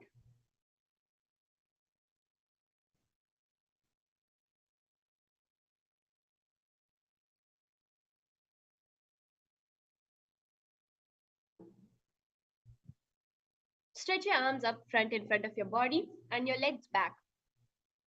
Lift your thighs, arms and chest off the ground, visualizing yourself as a locust in Viparita Shalabhasana. Shalabhasana Bhedasana Bherunda Namake Ganda Bherunda Sahite Shishadandasanam Tatha. Now, laying your whole body flat onto the ground, your arms by the side of your body. Lift only your legs off the mat, visualizing yourself as a skull, the mind with purified thoughts, and the strong will, the will persistence to achieve the ultimate. Kapalasana. Kapalam bhumo nidhaya urdhvam pado nayet kapalasanam bhavati. Now, same way, just use the momentum to raise your feet above your head and place it on the mat in front of your face. Keep your arms out there. Just kick, visualizing yourself free and open dove in Akashaka Potasana, a dove in the sky. Ushtrasane sthitva charano bhume thurorapya mastako pari nitva prishtapradeshena bhumo sthapayet Akashaka Potam bhavati. Now, raise yourself onto your knees in Chatakasana. Bring your chest down so your navel touches your knees. Keep your hands flat on the mat, forearms on the ground. Be steady, visualizing yourself as a sparrow in Chatakasana. Kurpara abhyamutau hastau dharamavashtabhya januni. Now raise your legs above your head and balancing on your forearms, visualizing yourself as a scorpion in Vrishchikasana. Vrishchiva puccha pratimanghripashni dhrutva swashishe chibukam vidharyako. Now relax into Drishasana. Vrishasana, visualizing yourself as a bow. Sit down with one foot outside of the hip, ankle to the side, place your hands on the mat in Vaishnavi Mudra. Yame gulbhe padamule vamabhage padetaram. Raise yourself onto your hands now. Your feet in between your body, raised up, and balance above the mat in Lolasanam. Lolasanam sada kuryat vayulola paghatanat. And rest onto the other side in Drishasana on the other side. Yame gulbhe padamule vamabhage padetaram. Now let's move into Balagunasa. This is a very, very beautiful asana. It cures all types of water retention problems inside your body. So anyone who would like to heal bloating or water retention, do this Balagunasana. And sit with your with one foot toes on the ground. Sit on the heel of that foot. Place the other foot on the ground with the knee pointed upwards. Palms on the respective knees. Maintain an upright position, visualizing Balagunai, one of the 84 siddhas in your inner space. Asana Koguna Jalabikara Jayi. From here, raising up onto both your feet in Grahasana. Visualize yourself as an entire planet. Bring your elbows under your thighs, wrap around your shins, holding onto your ankles from the outside. पादतले भूमौ संस्थाप्य जानुमध्ये कूर्परौ स्थापयद्भ्य हस्ताभ्यां गुल्पप्रदेशो धृत्वा तिष्ठेत् ग्रहासनं भवति. Repeat Balagunasana on the other side. Asana Kavguna Jalabikara Jayi. Now raise up onto both your feet, sitting on the heels of your hands on the perineum, of your legs on the perineum. Place your knees facing forward and your hands placed downwards upon your knees. Visualize the supreme point of Hinduism with your spine upright in Utkatasana. Vijasthiyata udhujanutrayasane padatalavvayo paris nibhyamanna guttarat. Now keep your knees wide apart. Your hands clasp the opposite elbows behind your back into Vajra Sangharasana 2. Prathama Pranapani Hoyave Jese Doedi Guda Nivese Goda Ubhara Kheti Edi Vaya Pasari Dhire. Now moving into Anilasana. Place both your feet onto the mat. Place your hands under the soles of the feet from inside, palms down. Keep your arms straight, gaze towards your nose. Visualize you're able to live, consume, and live off of air alone. Anilasana. Do hat bhuma parithane kahuni jarina bhilag ane. Moving into Padukasana. Place your hands on the mat with the fingers facing towards the body. Wrap your hands around the feet like a shoe. Walk around. Visualize you're wearing Padukas walking across the length and breadth of Bharat. Hasta Talavapad Tele Kritva Tishthe Gachet Padukasanam Bhavati. Move into Kukutodana. Now keeping your palms flat onto the ground. Raise your heels, both your feet up simultaneously, visualizing yourself as a rooster. Hastatare bhuma kritva padatare cha urdhamuddanam kritva bhuma pate titham puraf kuryat kukutodanam bhavati. Now raise your head up into a handstand position, dancing around on your two hands. In Viparita Nrityasana, visualize yourself free from all inhibitions. हस्ततलाभ्यां भूमविष्टभिः ऊर्ध्वपादेऽग्रे कुर्वन् हस्तलाभ्यां नर्तनं कर्तव्यम्. Move into Kunjarasana now. Place both your feet and palms onto the ground and bring one hand up to the ear in Kunjarasana. अथवा क्षेमहादेव कुञ्जारासनम् उत्तमम्. Repeat Kunjarasana on the other side. अथवा क्षेमहादेव कुञ्जारासनम् उत्तमम्. Now sit down into Kadambasana.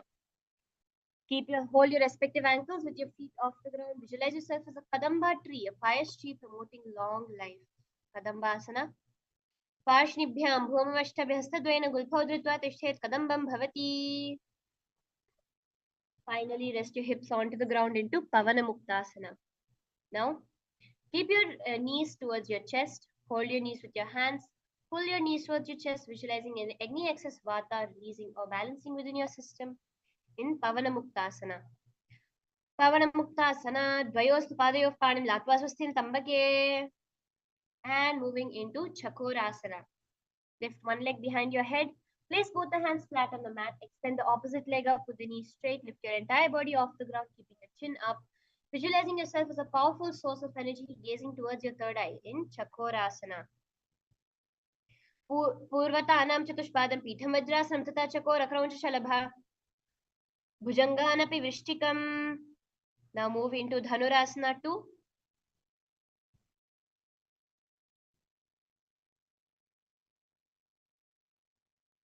Holding one leg, extend one leg out, one leg straight, and hold the big toe of the other hand with the hand. Visualizing yourself as a bow. Visualize yourself as a bow in Dhanurasana.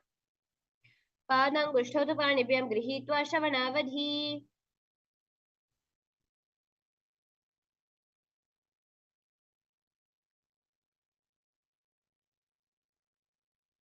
From here, now move into Kraunchasana.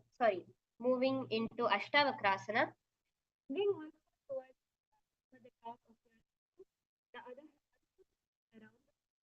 Raise it towards the side. Now, leaning forward onto your hands in a balancing position of Ashtavakrasana. Visualize yourself as a flying crane. Ashtavakrasana.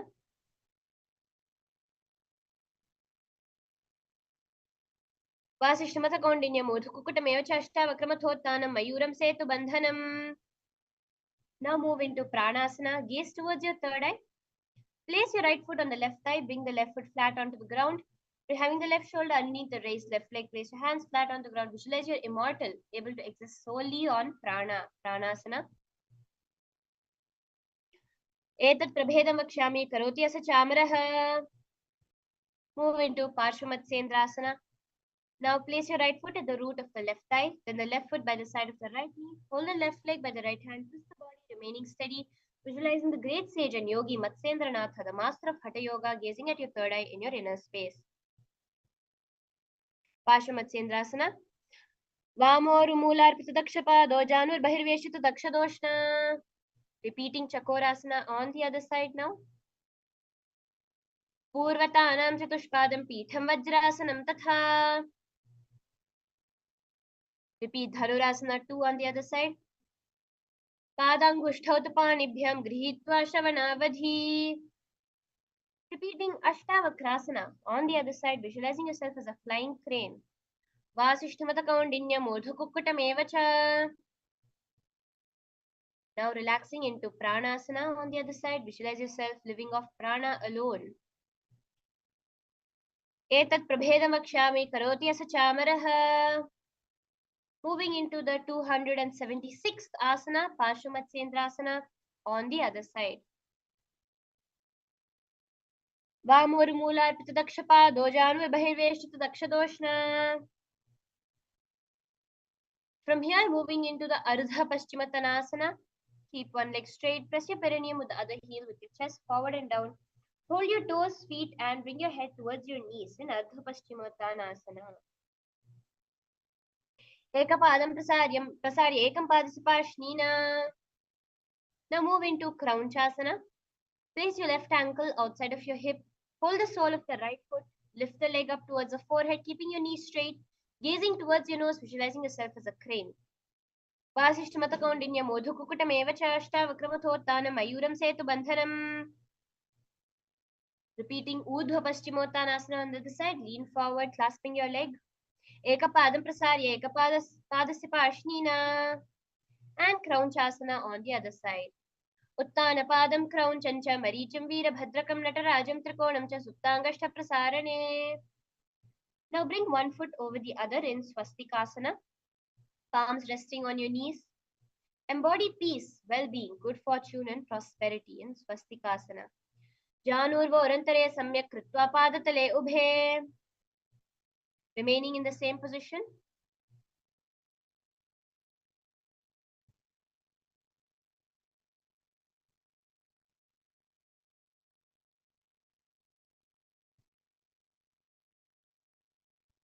Now remaining in the same position, cover your heels with your respective hands, tuck your chin to your chest, gaze towards the tip of your nose, engage the Jalandhara Bandha, visualizing the great sage Gorakhnatha, the founder of the Natha Yoga Hindu Sampradaya.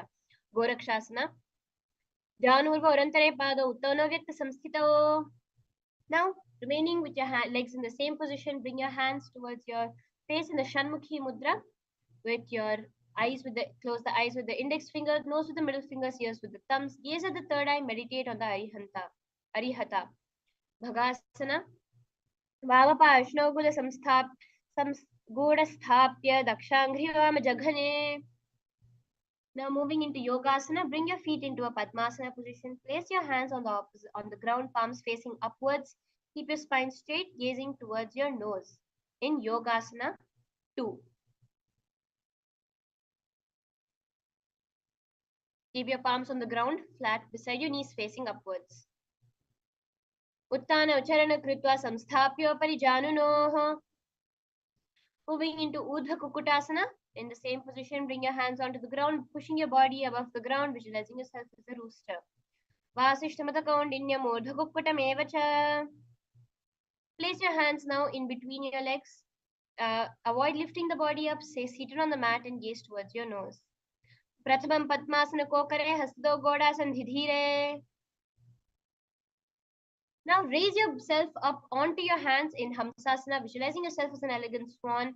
Gaze towards your nose, bringing your knees above your elbows. Kukutasana sthitva skandhaparyantam uranitva tishchet Hamsasanam bhavati. Now from here, continuing to keep your hands in between your knees. Bring your hands backwards. Reach your hands behind the body, interlace your fingers, bring your forehead to the ground and gaze to your nose. Visualizing yourself as Lord Paramashiva's bow in Karmukasana, hands in Parashumudra. Prathama Padma Asana Kokare Goda Sandhimahi Karidhire. Now, remain seated, bringing your hands in front of your body. Through the gap between your legs, raise up and hold your neck in Kurmasana 2, visualizing yourself as a turtle. Bami Janga Paridakshina Pave, Dahini Janga Paribhyamilave. In the same position, bring your chin towards pressing your chin down on your palms. Visualize yourself rejoicing, knowing you're in Shiva's secret knot posture. Gaze towards your nose in Granthi Bhedasana. Athava Kshenila Kantha Granthi Bhedasanam Shubham. Now from here, lean backwards in the same position.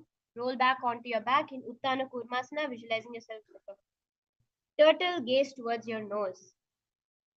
Kukutasana Bandhastam Karabhyam Dhrita Kandharam. Now raise up into holding one hand with the other in Pangu Kukutasana. Raise the body up, visualizing yourself as a rooster. Strengthen your hands here. Kukutasana Vastitva Ekena Hastena Anyasya. Repeating Pangu Kukutasana on the other side, balancing on the other palm. Kukutasana Vastitva Ekena Hastena Anyasya. Now relaxing into Purudrasana and remaining in the Padmasana position. Bring your hand clasped underneath place your elbows on your toes, interlace your fingers, rest your chin onto your knuckles. In Parashamudra, press your thumbs to your throat. Visualize you've gone beyond all greed and covetousness. Janurva Orantare Pada Uttano Vyakta Samsthito. Moving into the 295th asana of the sequence. Sit in Padmasana. Place one hand on top of the other, facing upwards. Gaze towards your nose. Padmasana. Engage all the three bandhas here. Uttana Ucharana Vidhaya Vidhivat Sakti Tishthavyo Girat. Bring your hands to your knees, releasing the bandhas. Visualize Paramashiva in your inner space. Gaze towards your nose in Padmasana 4. Etat Padmasanam Kuryat Pranavayu Prasiddhaye. Moving into Karmukasana. From Padmasana, hook the right hand, index, middle finger around the right toes in Prana Mudra. Lift your elbow as if pulling back a bow. Move the big toe around and repeat on the opposite side. Visualizing yourself as Paramashiva's bow. Karmukasana 2. Athanyasana Yogapuraka Rakshanat. Moving into Karmukasana 3. Now in Padmasana position, wrap your hands behind your back, holding the opposite toes in Prana Mudra. Gaze at your nose, visualizing yourself as Paramashiva's bow. Engage all the three bandhas here in Karmukasana 3. Karmukasana Kasya Udare Purayet Sukham. Release the bandhas except of the Mula bandha. Now raise your chest out and gaze at your third eye. Visualize you are the action of Paramashiva's third eye, destruction, rejuvenation. Gaze at your third eye, Dridhasana. Urubhyam Uparisthapi Padayukmam Prayatnatah. Now lean backwards onto the elbows, flat on the ground in Nagrasana. Gaze towards your nose, visualizing yourself as a snake in Nagrasana. Prathama Padma Asana Kothane Dauhat Pachane Amne. Now release the Nagrasana, the Padmasana. Bring your knees towards your chest, clasp your hands around your knees, bring your chin up towards your knees and squeeze yourself into a ball in Kandukasana. Vetrasane Sthwastapada Nishkushya Mudhvam Nayet Prishtham Shenabhumim Pothet Kandukasanam Bhavati. Moving into Urdhva Bhavanasana. Lay on your back with your hands underneath your head. Keep your knees pointed upwards. Gaze at your nose in Urdhva Bhavanasana. Prathama Sudho Sena Karave, Goda Ubha Rashi Milave. Now bring your hands towards your feet in the same position. Raise your hips up towards the sky in Marakata Pithasana, visualizing yourself as a powerful alpha ape. Automatically, you will see the Jalandhara Bandha getting engaged. Uttana Shainam Padatale Uttanastiyostha Payet. Now in the same position, balancing your hips onto your elbows, stretch your legs out into Uttanashki Pitakasana, gazing towards your nose. Janghor Balahi Naschet Uttanashki Pitakam. Now raise your feet up towards the sky into Narakasana, elbows and hands extended on the mat below. Visualize yourself blissfully traveling through hell unscathed. Griva Kanthena Bhumi Vishtamba Padagra Dvayam. Now lean your leg backward into Thiryanaukasana, visualizing yourself as a boat.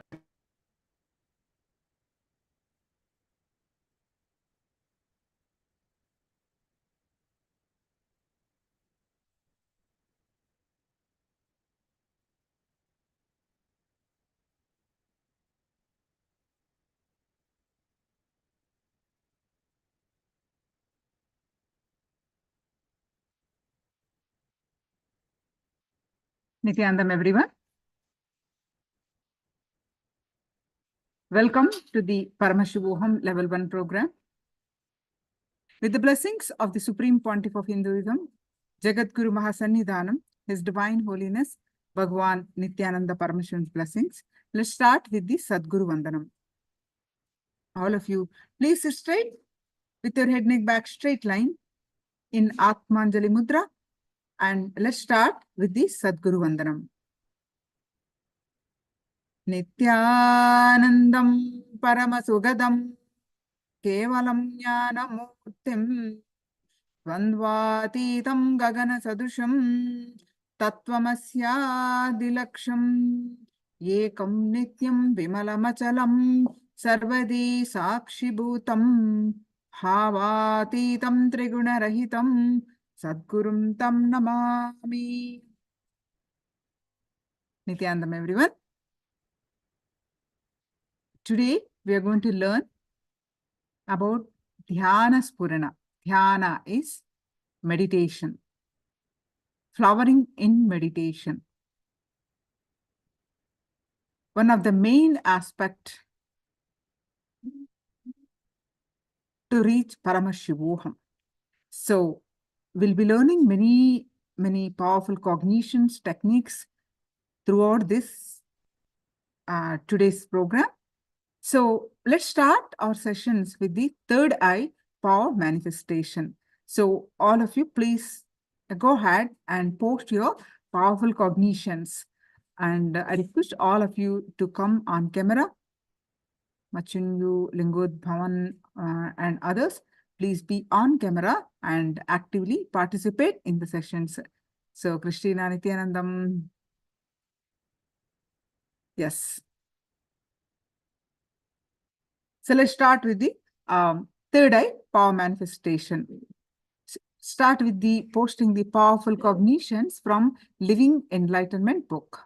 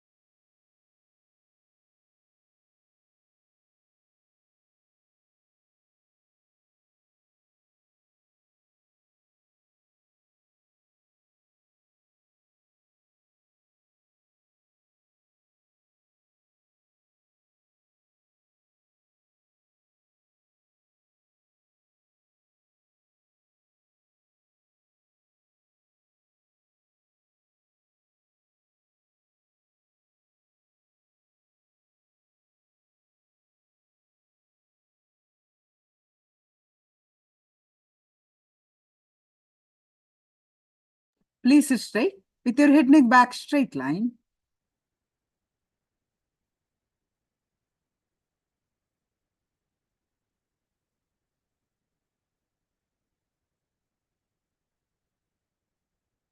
Bring your awareness to your third eye and fill your inner space with Swamiji's form. And any thoughts that are coming now, let it come, let it go. You be in the space of unclutching. With this space of unclutching, start chanting the Mahavakya. Om Nithyananda Paramashivoham. Start chanting the Mahavakya and experience the space of oneness. With the space of oneness, scan through your third eye and manifest the power of third eye. So I'm going to project the picture now.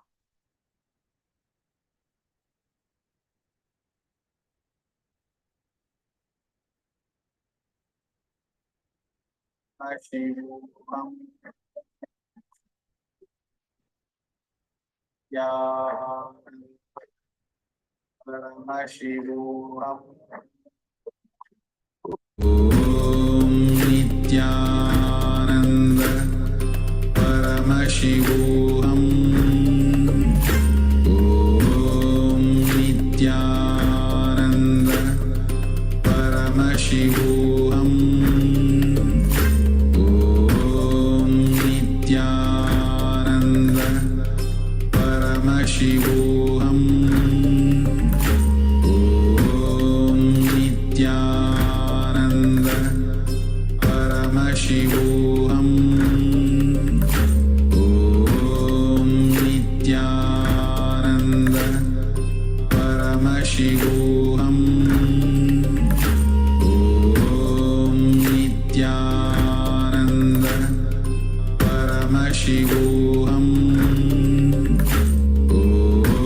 Nithyananda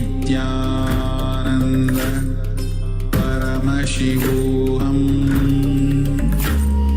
Om Nithyananda Paramashivoham. Om Nithyananda Paramashivoham. Om Nithyananda Paramashivoham. Om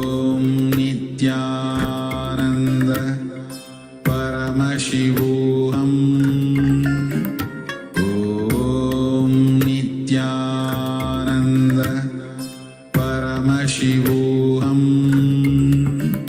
Om Nithyananda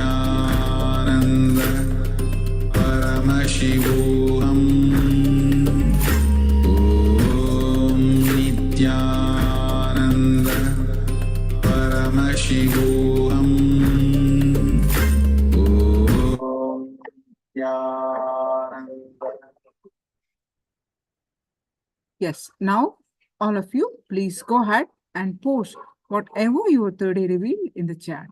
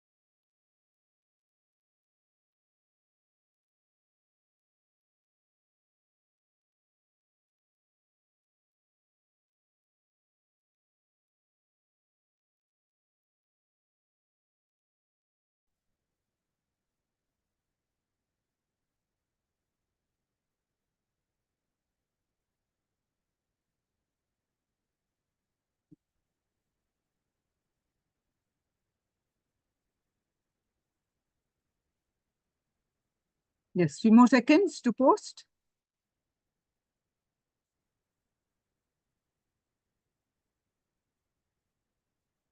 All right, so I'm projecting the picture now.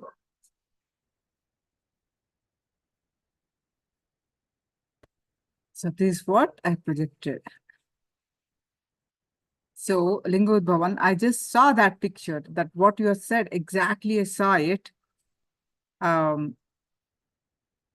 But I chose to project this water yellow animal as green body. So Christina, you're very close. Very, very close.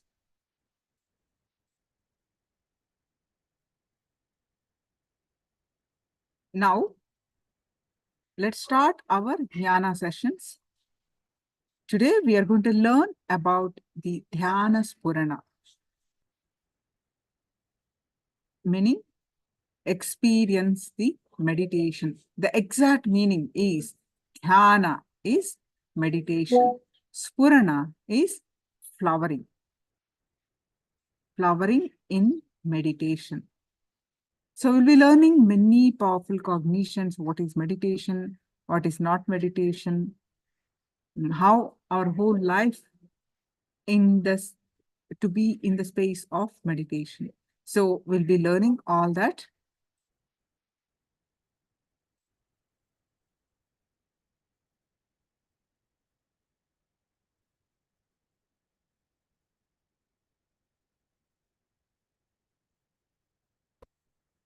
Dhyana Spurana, experience the meditation.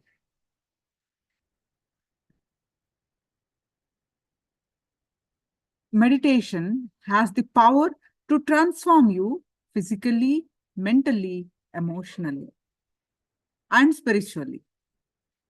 Let me explain what I mean by health in these three areas. Physical health means digesting whatever you eat and having that food become part of your body. Mental health means digesting all the ideas and problems that you encounter and forming a clear solution. It is living without conflict. And spiritual health means receiving all the great teachings and all the energy, digesting them and having a liberated life. Having all three is total health.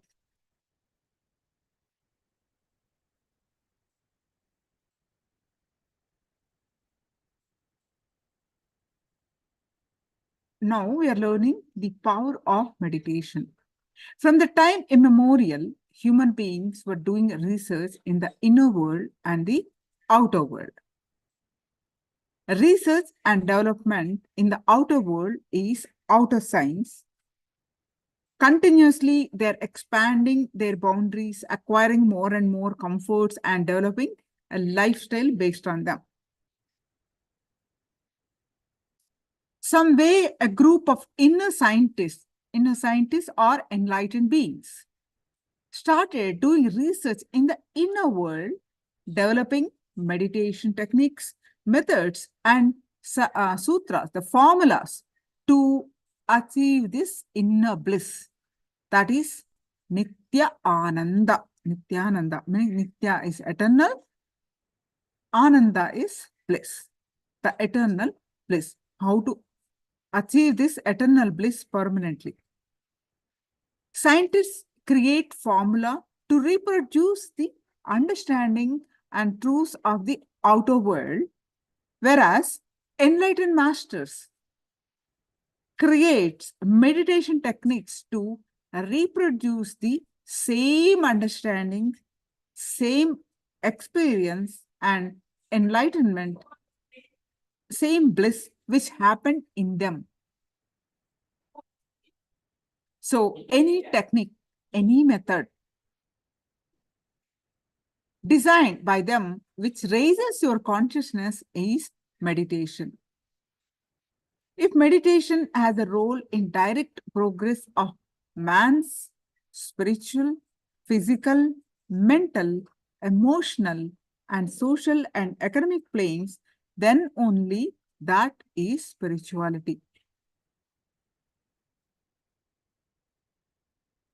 Science is just now getting glimpses of the tremendous power of meditation to completely change the entire body-mind structure itself.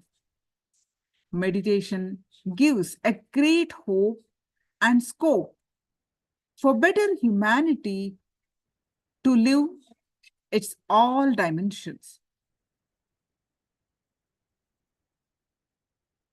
So let's get some questions answered about what is the ultimate aim in life.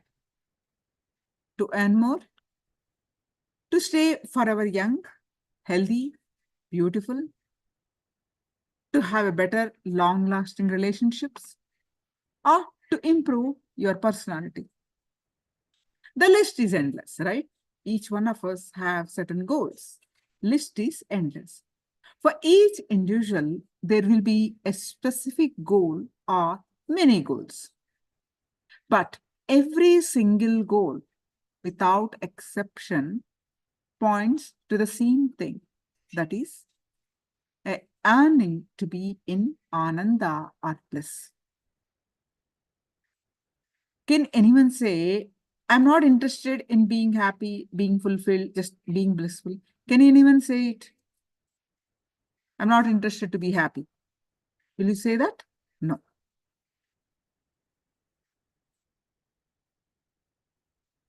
Each of us is searching for bliss, but we search in many different ways. However intellectual, however sophisticated, maybe the ways in which we express it, we are all seeking only the bliss. Only the ways in which we are searching are different. But 99% of us are not even aware that bliss is our true goal. Because we are unaware, we search outside of ourselves for this bliss. We search everywhere in the outside world for something which is there within us already, just waiting to be discovered.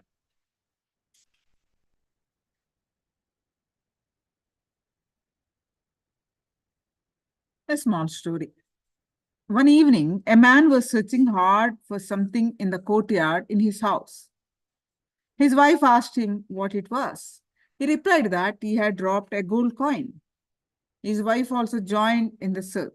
Soon, others gathered, and practically the whole neighborhood was searching for the lost coin. Suddenly, one neighbor asked the man, "Where exactly did you drop the coin? How come we still haven't found it?" The man replied, "Oh, I lost the coin inside the house." Everybody searching became angry and asked him, "Then why are we searching here outside?" The man replied, "The problem is I have no lights inside my house. So I started searching by the light of this street lamp here."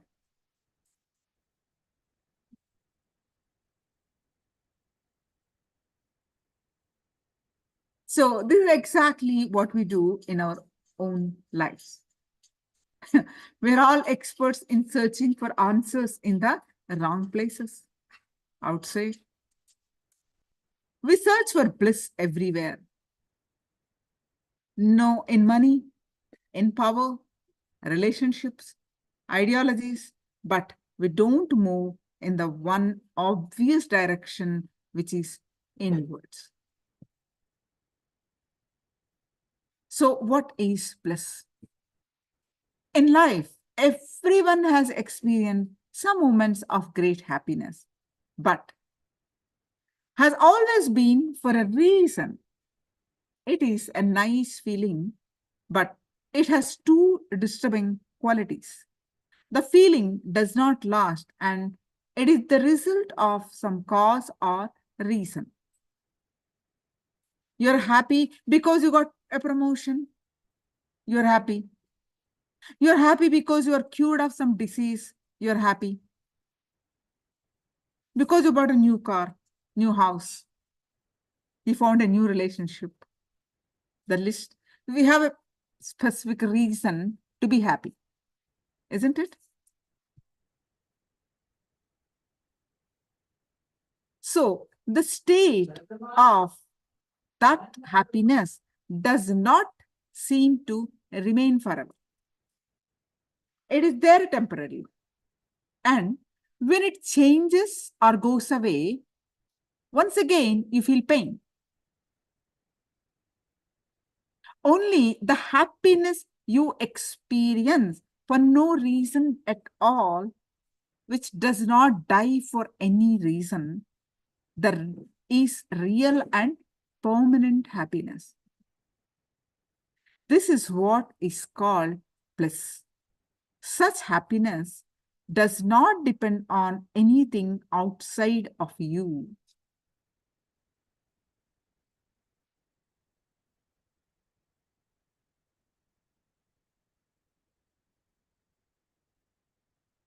The word ananda, meaning it itself means that which cannot be reduced, which cannot be lost, which bliss.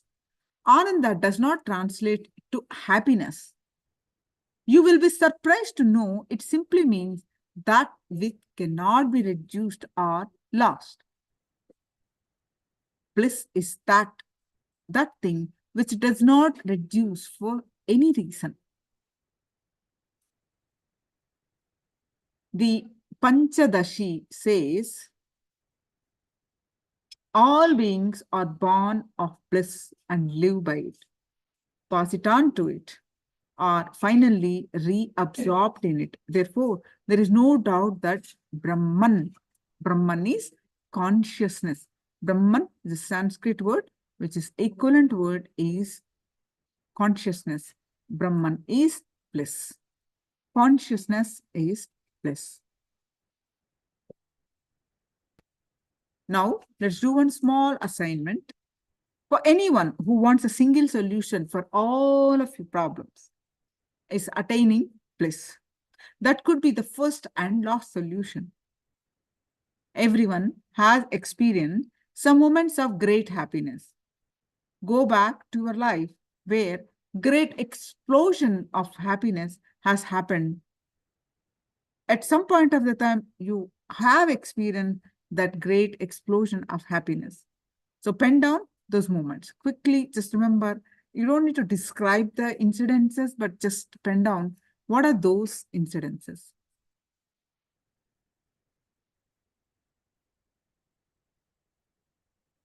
Where you felt explosion of happiness.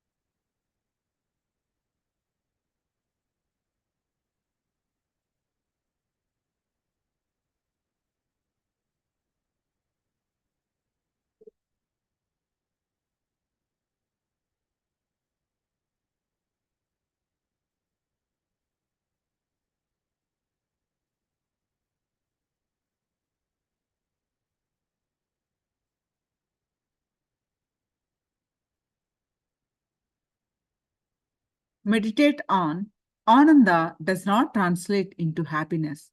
You will be surprised to know it simply means that which cannot be reduced or lost. Bliss is that thing which does not reduce for any reason. Meditate few minutes on your very understanding about the word Ananda. The conclusion is the first truth. Each of us is searching for bliss, but we search for many different ways. However intellectual, however sophisticated may be the ways in which we express it, we are all seeking only bliss. The second truth is 99% of us are not even aware that bliss is our true goal.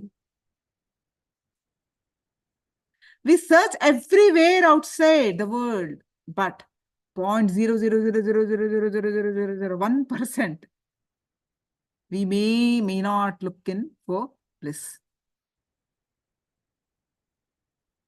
Truth. The third truth is hard truth is bliss which is there within us, just waiting to be discovered.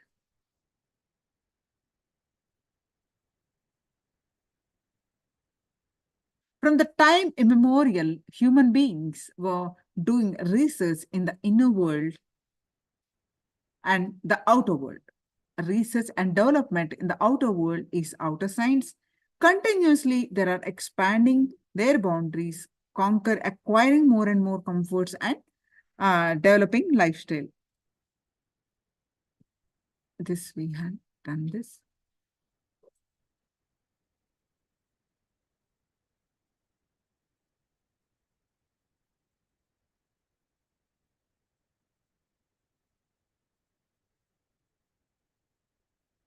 The initial revelation of the pure knowledge happened in the consciousness of rishis, the scientists and knowers of inner consciousness, through a means called shruti, or the spontaneous expression of language and divine formulae and techniques for the transmission of them in the minds of those sages.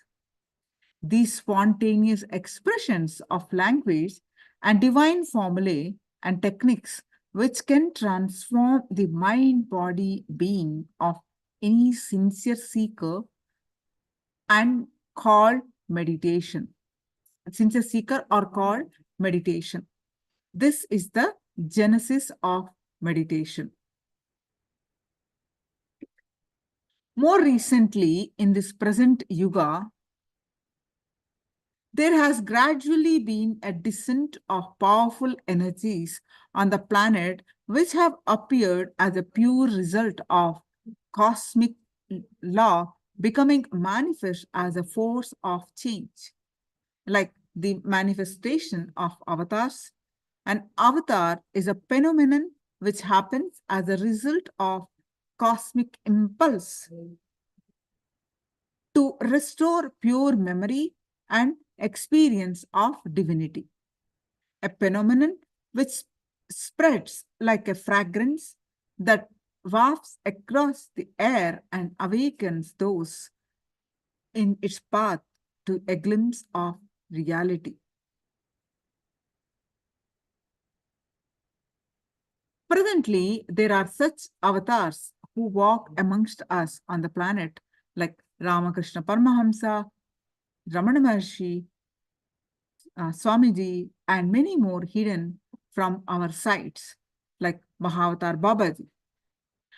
With avatars, and especially with the so-called Purna avatars who descend into human consciousness out of pure compassion for humanity, there arises the ability to produce at will through pure intent and superconsciousness transfer of energy, the same experience of truth and bliss in those who are receptive and ready to be transformed. Scientists create formula to reproduce understanding and truths of outer world. Paramahamsa create meditation techniques to reproduce the same understanding, experience, same enlightenment, same bliss which happened in them. A master is one who talks out of his experience of the ultimate truth. He talks with the ultimate authority because he has had the ultimate experience. We are all generally under the impression that only with age and experience, maturity happens and one can flower. Masters are living examples to show that you don't need time to mature and flower.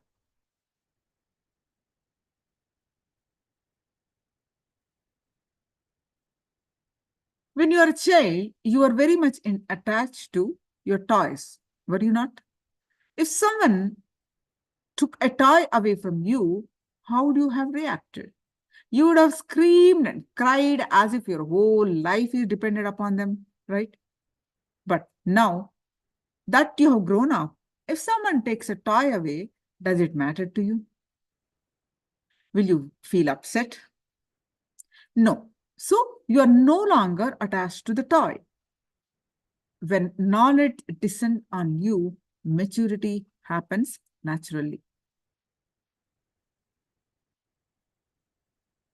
This kind of knowledge and maturity, although we feel that they come with age, actually has nothing to do with physical age. It is to do with man's mental age. Research has found ways of detecting a man's mental age. They have found that the average man's mental age is not more than 14. With a man's physical age, he needs to go through all possible experiences, make all possible mistakes, and become experienced and mature. It is something like this. When we touch a flame of candle, we get burnt. Learn that candle flame burns. Next, we touch the fire on the stove and learn that the stove fire also burns. Next, we touch the cigarette butt and learn that that also burns.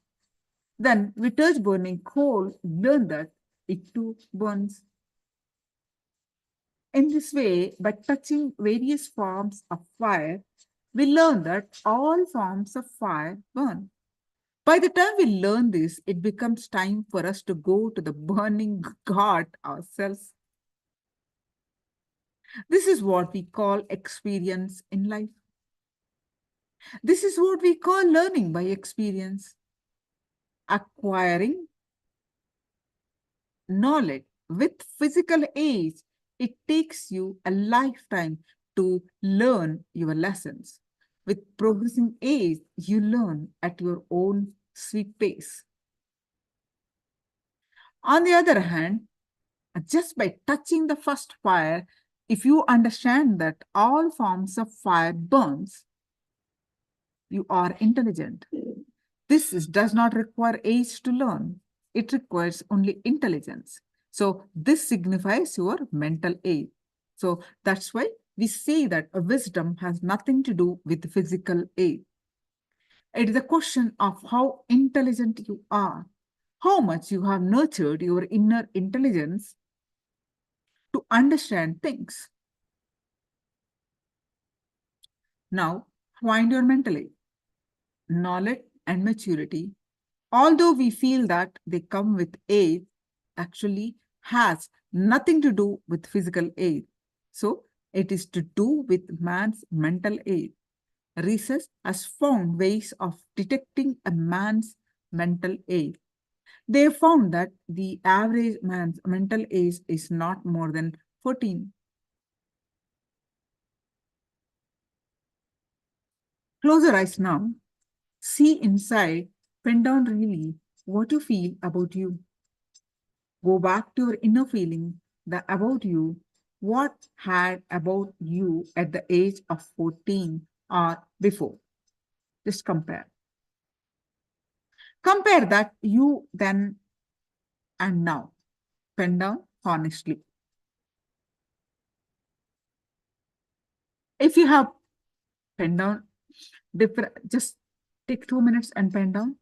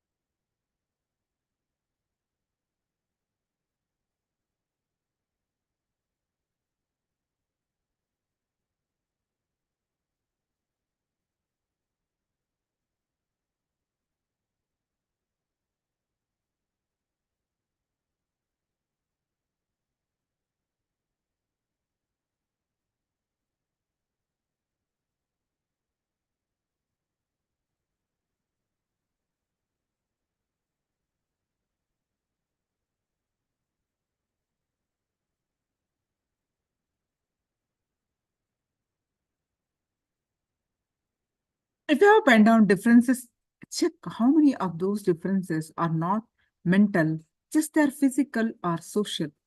Delete all which are not mental. You will have no point left.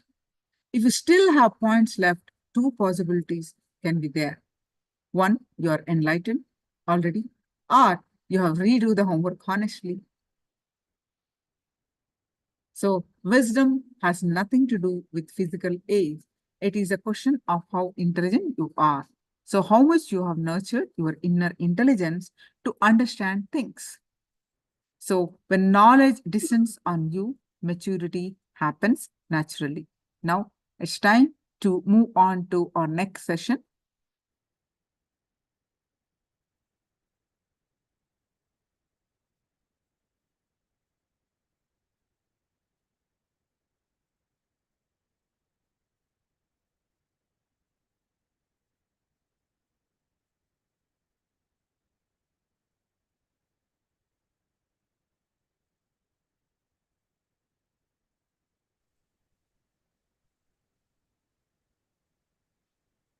Dhyana.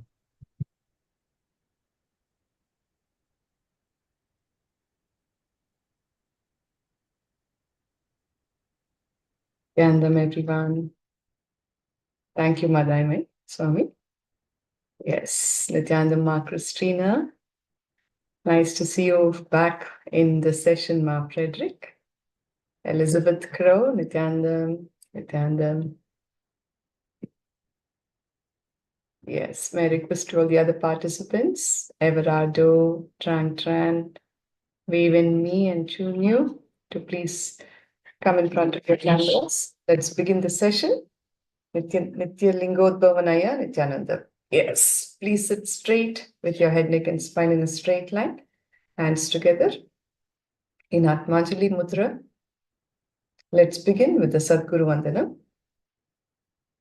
Om Nithyanandam Paramasukhadam Kevalam Gnanamurtim Dvandvatitam Kagana Sadrusham Tattvamasyadilakshyam Ekam Nityam Vimalamachalam Sarvadhi Sakshibhutam Bhavatitam Trigunarahitam Satgurum Tam Namami.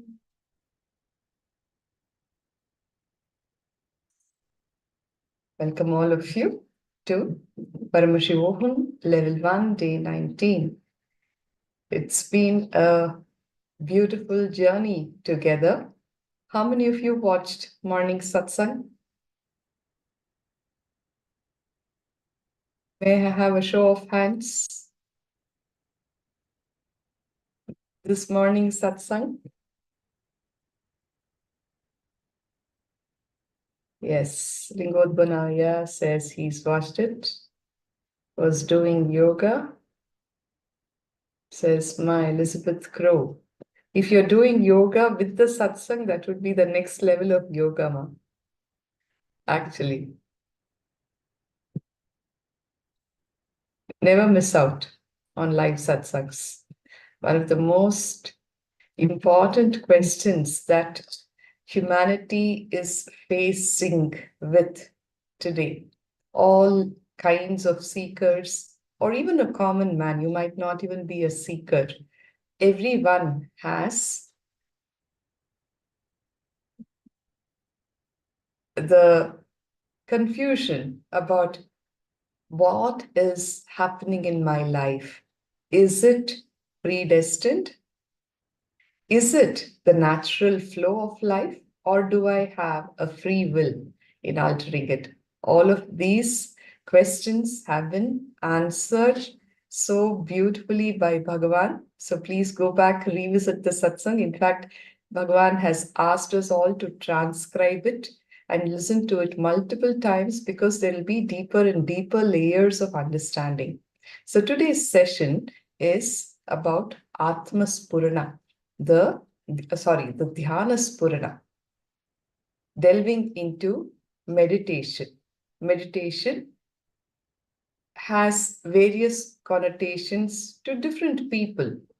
What exactly does Bhagavan have to tell about meditation, the various practices which will connect you to the true self that you are, is what today's session is all about. Yes, my Elizabeth Crow is asking, yoga is the next level of satsang? No, no, no. What I meant was, even while you are doing yoga, you could be listening to the satsang, then you would be having a better experience of the whole process of yoga, is what I meant, ma. Is that clear? All right. Okay. So let's enter into Dhyana Spurana teachings from KAILASA by the Supreme Pontiff of Hinduism, Jagadguru Mahasannidhanam, His Divine Holiness Bhagavan Nithyananda Paramashivoham. Let us all experience the meditation. Why meditate? Primary question, the right question to start with. Why meditation? Is there really a need for meditation in our lives? Why are you here? Of all the places that you could have been, you chose to be here now. Your action itself shows that there is a deep-seated need for meditation inside you and inside every one of us. What is it that we are seeking? What are you seeking? And where do you have to go to seek? Bhagavan says, there is nowhere to go but go inwards. Ask all these basic questions of life. What is your ultimate aim in life? Is it to earn more money? Is it to stay forever young, healthy, and beautiful? To have better, long-lasting relationships? To improve your personality? To find inner peace? The list could be endless. For each individual, there will be a specific goal or several goals. But every single goal, without exception, every single goal points to the same thing, which is a yearning for fulfillment. Understand, whatever it is that you are chasing in your life, whether it is about building your bank balance, whether it is to have a blissful married life, or you're working towards your health, you're working towards looking more beautiful, finding inner peace, whatever, everything has the common goal of fulfillment. Anything that you move your body for is towards the purpose of accomplishing fulfillment. Do we all agree? Whether it is the cup of coffee that you drink, a hot coffee, the action is driven for you to experience fulfillment. Can anybody here disagree with that? Can any one of us say, I'm not interested in being happy, being fulfilled, being blissful? No. Each one of us is searching for nothing but fulfillment. However intellectual, however sophisticated may be the ways in which we express it, we are all seeking only fulfillment. Only the ways in which we are seeking are different. Take a moment to internalize and contemplate on these facts.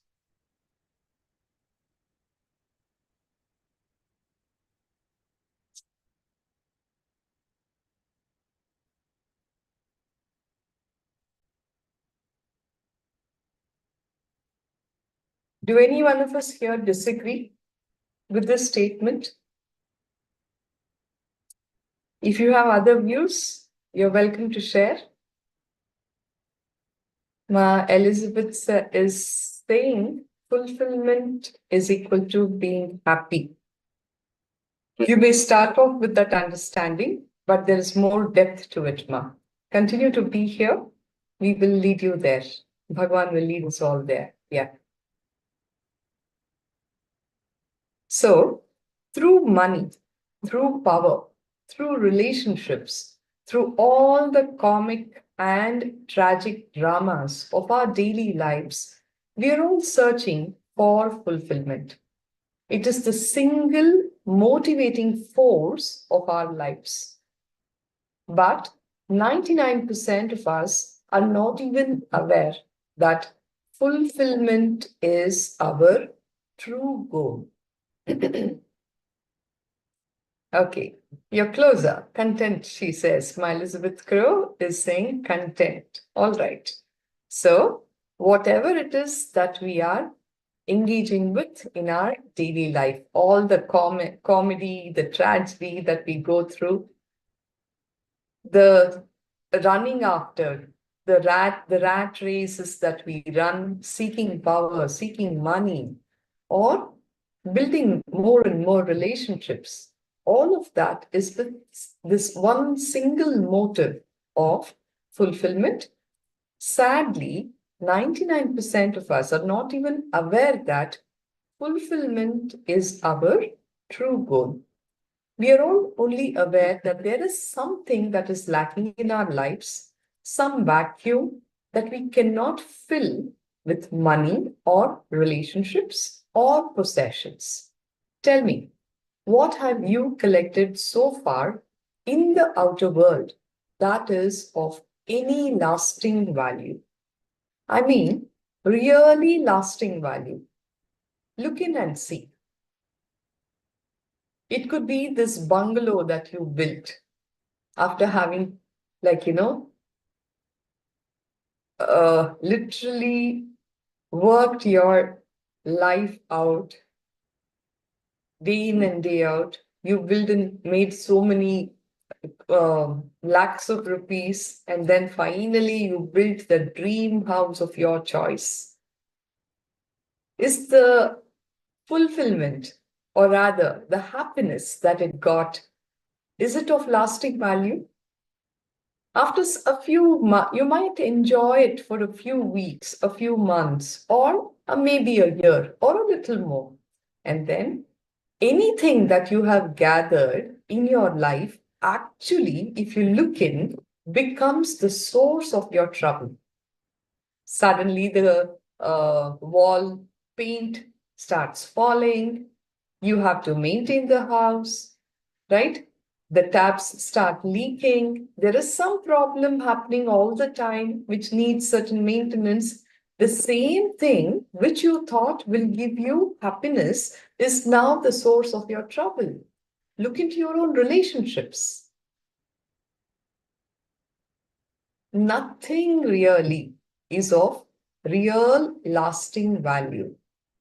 But still, we all continue to search.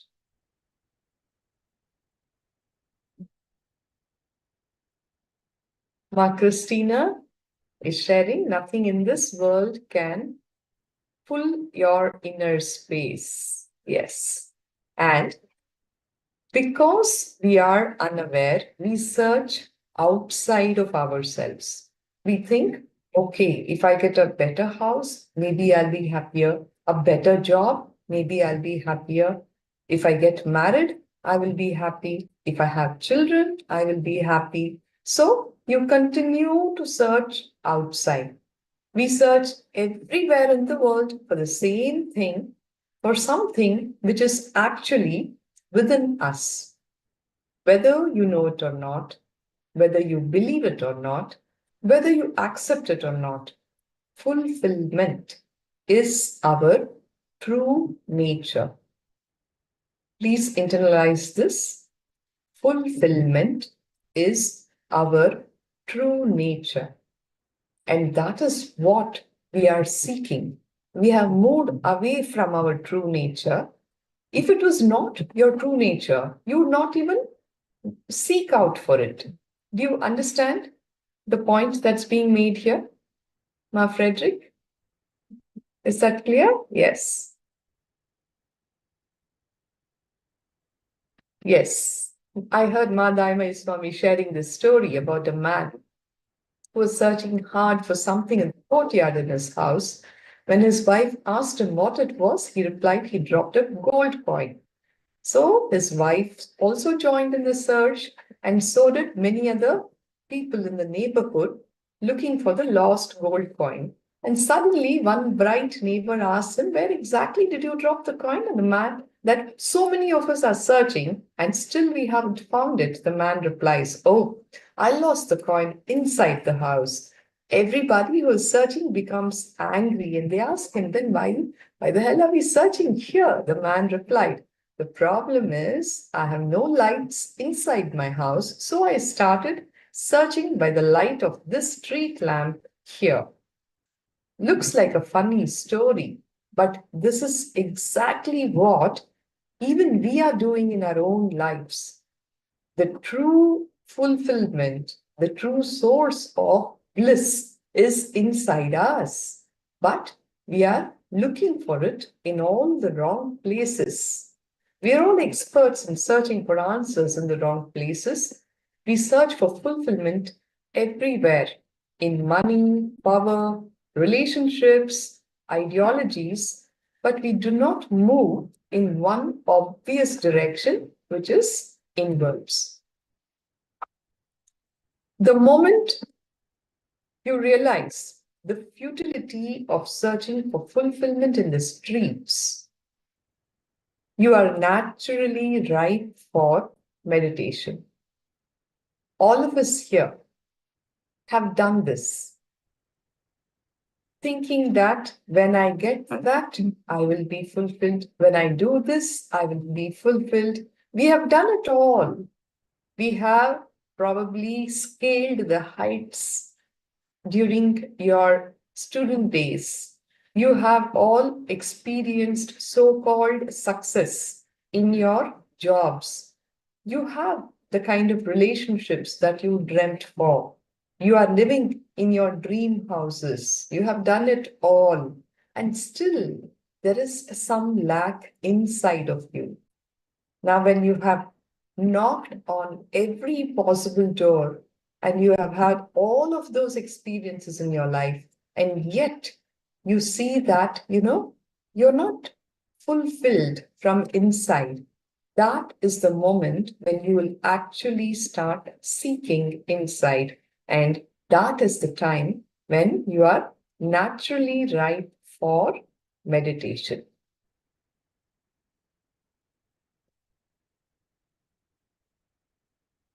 You are fulfillment, and therefore you seek fulfillment, is the truth. Deep inside, each one of us is aware that our true nature is a state of completeness, of total fulfillment. That is why we are unable to rest until we reach that state. If depression and restlessness were natural to us, why would we even try to get out of it? We would be so comfortable because it is our nature, isn't it? No, we would be totally comfortable with it. We will never try to get out of depression and restlessness if it was natural. What is natural to us, what is our true nature, is the state of completeness and total fulfillment. You agree, Manitya Prasadini, Guru Prasadini? Yes? Nithyananda.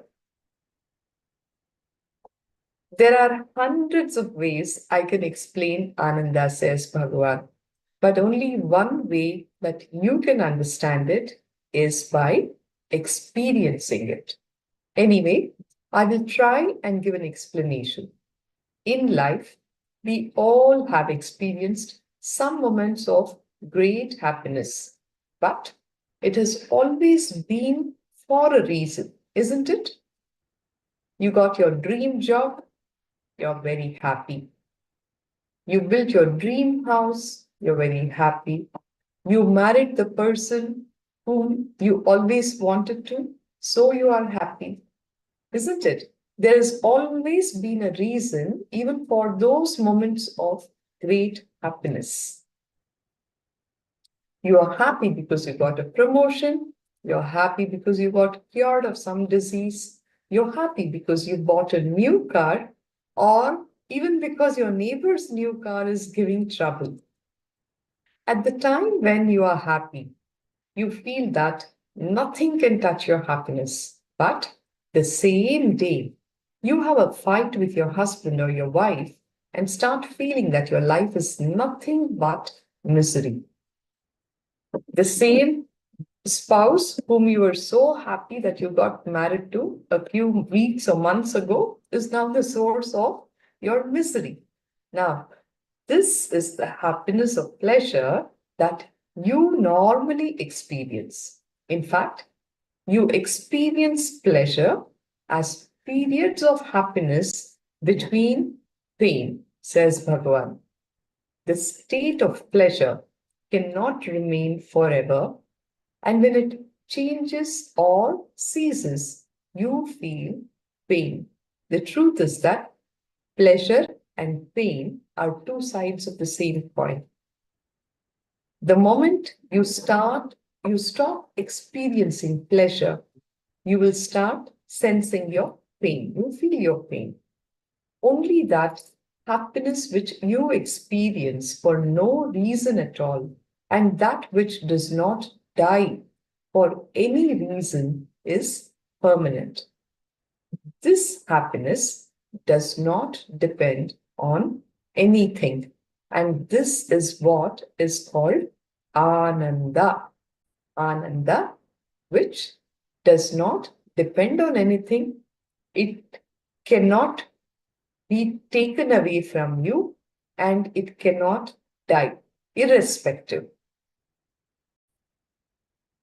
The word Ananda itself is that which cannot be reduced, which cannot be lost. It does not translate into happiness. You will be surprised to know that it simply means that which cannot be reduced or lost. That is Ananda. Ananda or bliss is not pleasure. Ananda is that tranquil, silent state which you experience when you have gone beyond both pain and pleasure. Are you here with me, Elizabeth Crow? Ma? Yes. Right? Deeper understandings. It is the state in which both pain and pleasure have ceased to affect you. You could say Ananda is the state of permanent and causeless tranquility. There is no reason why you are happy. You're just there, tranquil, peaceful, calm, no pain, no pleasure. Causeless tranquility, causeless auspiciousness inside of you. Yes, my Elizabeth. Thank you. It is not that you can experience Ananda only through meditation, but meditation is a sure path. Meditation takes you beyond the push and pull of daily living. When you meditate, you expand beyond the narrow limits of your body, of your ego. Definitely, the sure path to experience Ananda is meditation.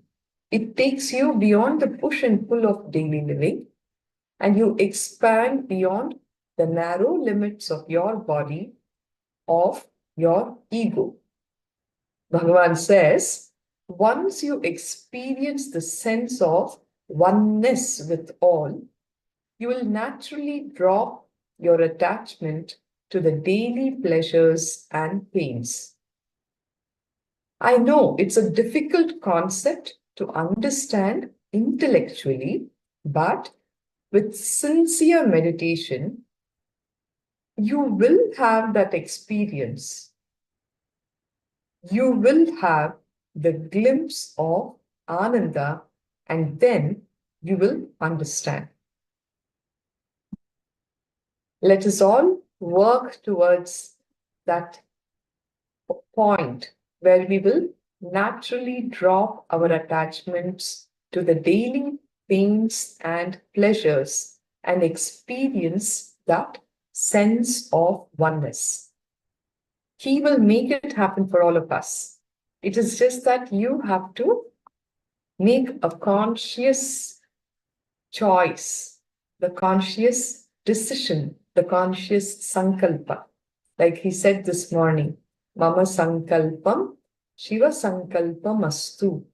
When you decide from your very core, knowing that your choice, your will is based on Paramashiva's will, the master who operates the natural flow of life, it will become your very experience. So let us all take that moment to make that conscious sankalpa from our very core.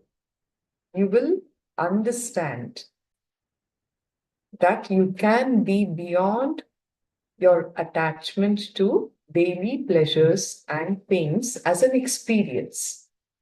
Somebody is asking Bhagavan, beloved Master, in our normal life, we have never experienced Ananda. We don't even know that causeless happiness is possible. Then, how come we all have this yearning for Ananda? Bhagavan is answering, you have the yearning because it is your true nature, your real nature. You may not have had a glimpse of it because it is your true nature, you are yearning for it. Let me explain. In the Taittiriya Upanishad, there is a beautiful verse that goes, Etas Atmanaha Akashasya Sambhutaha Akashat Vayuhu Vayor Agnihi Agner Apaha Prithvihi Prithivir Aushadaha. This verse talks about how the whole universe was created from the 5 major elements: earth, water, fire, air, and ether, space. Man was also created from these 5 elements. And that is why he always has a deep longing to tune himself to these 5 elements, to return to his source. In various ways, he tries to tune himself to these 5 major energies. Are you all with me? All of us are made of these 5 elements, what we understand as the Panchabhutas. Now, since we have all come from there, we also have a deep longing to tune ourselves to these 5 elements through various ways. Through idol worship, he tries to tune himself to the energy of earth. As you all know, idols are made up of the earth element, whether it is mud, brass, copper, silver. All of that is the earth element, and that is the basis of idol worship, where you're trying to connect back to the energy of the earth. Similarly, by taking dips in holy rivers, man tries to tune himself to the energy of water. By performing homas and yagas, which are the fire rituals, he communicates with the energy of fire, and by chanting mantras, he plays with the energy of air. In all these ways, through all these methods, he attunes himself to these elements. But all these are external methods for attunement. There is a 5th element that remains, which is the most subtle and a highly refined energy of Akasha, ether, that cannot be accessed by external means. It has to be experienced only internally. Okay? Is the understanding clear? Good. Dhyana or meditation is the method by which we attune ourselves to the 5th element, that is the Akasha energy, the ether energy. When we enter into meditation, we close the circuit. We discover the only missing link between ourselves and our source. We return to our source. We feel complete. We feel secure. And that is why meditation takes you into the dimension of Ananda or bliss. So understand, the longing for Ananda is nothing but the yearning to return to your natural state. And that is why, whether you are aware of it or not, each one of us carries this longing for meditation inside ourselves. Are you all very clear with this concept of how we have come from the Panchabhutas and we are longing to connect back to that very source, and using the various external methods of idol worship, taking dip in holy rivers, doing the fire rituals, the yoga, the homas and the yagnas, and also mantra chanting. These are the 4 methods with which you connect with the earth, the water, the fire, and the air energy, and the subtlest of all, which is the Akasha energy, that we can attune ourselves only with meditation or dhyana. Yes, thank you, my Elizabeth Crow. She says, thank you, Ma. We long to connect back to the source by many, many methods. Yes. So, there is a beautiful verse in the Upanishad. Om Purnamadah Purnamidam Purnat Purnamudachyate Purnasya Purnamadaya Purnameva Vashishyate. It means that is whole and this too is whole. From the whole came the whole. If you remove the whole from the whole, what remains is still the whole. Nithyananda, Karunakaraya. Yes. It means that is whole, this too is whole. From the whole came the whole. If you remove the whole from the whole, what remains is still the whole. Here, the word that means the universal consciousness.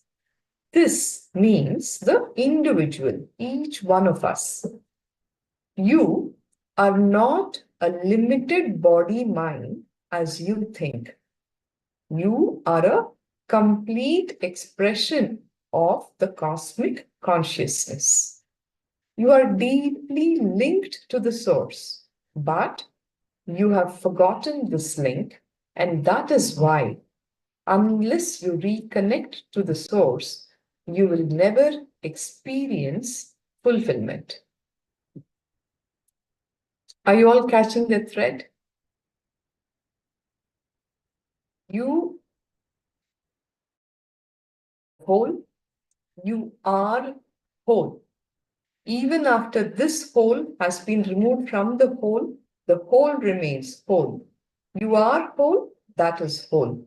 But sadly, many of us are disconnected with these understandings and continue to believe that I am an individual, separate body-mind complex. And that is where the wedge that we have created for ourselves to disconnect ourselves from the whole is the source of all the incompletions, powerlessness, suffering that each one of us go through in our lives. Until and unless we reconnect to the source, you will never experience fulfillment. The root of all your fear, all your sorrow, your deep dissatisfaction is the idea that you are a limited individual cut off from existence. All your running, your striving, your restlessness is just the expression of your desire to reconnect to your true nature. Meditation is nothing more than rediscovering this connection. Remember, there is nothing to be done, nothing to be achieved. All you need to do is to become aware and start expressing this truth in your life.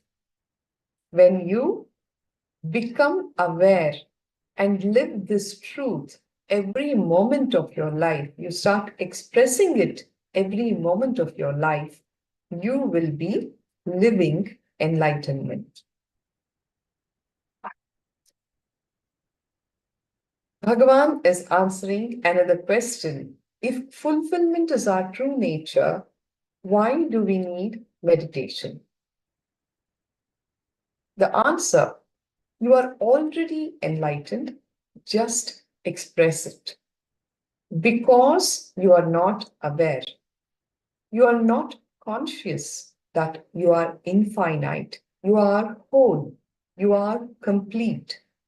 Because the mind cannot conceive of the infinite, you are not aware of who you are. I tell you, you are already enlightened. You are a conscious miracle of existence. You are more than this limited body and mind. You are pure energy. Nothing needs to be added to you, and nothing can be taken away from you. You are the infinite potential. Bhagavan is reiterating, you are already enlightened. Just express it, he says. But can you trust this truth and simply start expressing it, living it? Let us have answers to these questions. He's telling us you're already enlightened. Just start expressing it and living it. No, because you think you are bound, you need techniques for liberation. Because you are in deep unconsciousness, you need techniques to pull you out, and you need meditation. Meditation. What is meditation? Any technique, any method that raises the frequency of your consciousness is meditation. Yes, do you all agree with this definition? See, the beauty of Bhagavan's definitions is also that it is so practical, solution oriented. Any technique that will raise the frequency of your consciousness is meditation, he says. Of course, nowadays there is enough research to prove that meditation results in good physical health, mental health, greater productivity, and so on. But these are not the straight results of meditation, and they are not the actual purpose of meditation. Understand, they're just the side benefits. It is literally like you can own the ocean, but with the wrong context, when you are entering into even meditation, you will be just carrying a spoonful of the ocean water, which will be the so-called health, the mental peace, physical health, those kind of things that people generally practice meditation for. It is far beyond that. Good physical health, good mental health are all just the side benefits of meditation, and that is not the real purpose. Good physical, mental health are all wonderful to have, but they are only the side effects of meditation. If somebody asks me why meditate, my straight answer would be to raise your consciousness.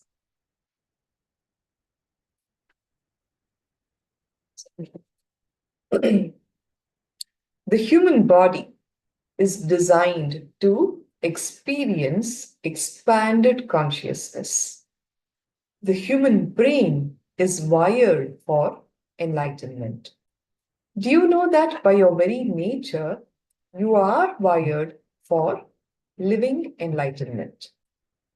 And that is why only when we bring all the possibilities of life into a living reality, only when we express our potential completely in our daily living, can we experience real fulfillment. It is only when you live your peak possibility in all aspects of your life, can you experience real fulfillment. So please understand, meditation is not an option. It is a very basic need of your life. Many people come and ask me, is meditation for me? Actually, all the young people are thinking, why should I bother to meditate now? I will have enough time in my old age. I can do meditation. I don't have anything else to do. And all the older people are thinking, I should have done this in my young age when I was fresh and receptive. So everybody is missing out. Bhagavan says, don't think you're all this time when you are running your rat race and you're talking only Pepsi, Cola, Coca-Cola. At the end, you're going to, at the time when you're leaving your body, you're not going to say Rama Krishna. You'll only say Pepsi Cola even then, because by then that has become you. Your very nature has transformed into that. Young people are doing this. Similarly, old people will say, I should have done this in my young age when I was fresh and receptive. I always say, bring meditation into your life. Bringing meditation into your life is just as necessary as reading the owner's manual before you start driving your car. Meditation is like an owner's manual for your body and for your life. Do not wait for an accident to start meditating. Do not wait for depression and suffering to happen in your life. Be intelligent. Start here and now, says Bhagavan. One of the seeker is asking a question. For a beginner like me, what is the right way to approach meditation? Actually, when you feel you are a beginner, you already have the most important qualification. You have the beginner's mind. I would say having a beginner's mind is one of the essential requirements for a seeker. If any one of us here is sitting with a thought, I know this, I've heard this, I've done this, I'm sorry, you're wasting your time. Having a beginner's mind is a prerequisite every moment of your path of seeking. A beginner's attitude is always sincere, humble, open, full of enthusiasm. When you know that you do not know, you have the highest chance of learning. Do you all agree? Anything new, when you just start off, how very excited you will be. You will just grasp everything, absorb everything like a sponge. Continue to have that beginner's attitude. You will have the highest chance of learning. Bhagavan is an ocean, a treasure house of knowledge, techniques, methodologies, processes. Not any one of us can claim to say, I know. No. If you think you know, that is the biggest mistake you're making. The truth is for each one of us to understand and start with the attitude, I don't know. When you say, I don't know, your whole being will open up to absorb everything that he's delivering like a sponge. You have the highest chance of learning. If you're a professional seeker, it's too big a job for you to learn anything new. Whatever new information you come across, your logic will start fighting with, oh, are you telling me this? I've read so many books, I've heard so many discourses, but nobody ever spoke about this. I don't think you know it right. You're too young, Swamiji. I don't think you know it all.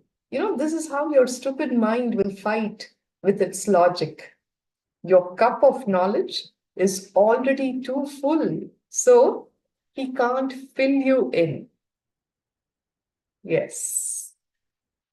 Karunakaraya agrees. Vishwanathanaya Nithyanandam. My Elizabeth Crow, I'm like a sponge, absorbing all, taking it all in. Yes, continue to do, Uma. Sometimes beginners on the path have doubts about whether they are really qualified for meditation. I tell you, there is no such thing as being qualified for meditation.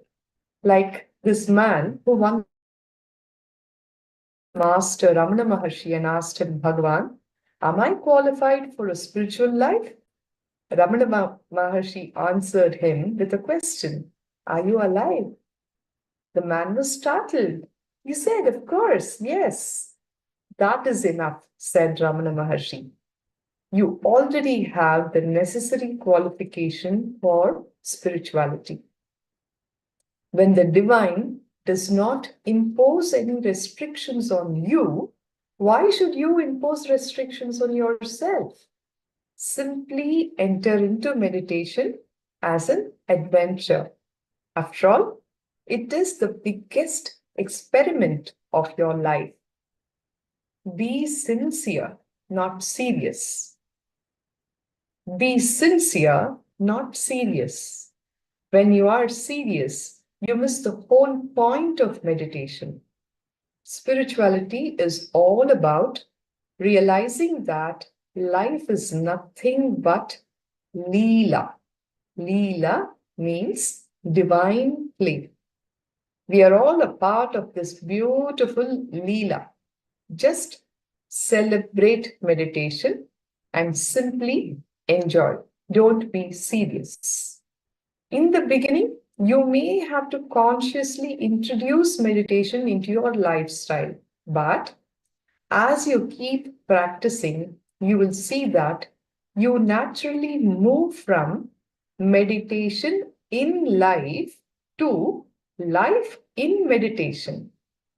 Just one glimpse of the joy of meditation is enough to make you fall in love with meditation. This is the beauty of having the avatar for a guru. You may start off initially every day.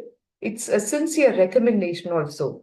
At least 21 minutes or half an hour every day. Sit and practice the unclutching meditation. By and by,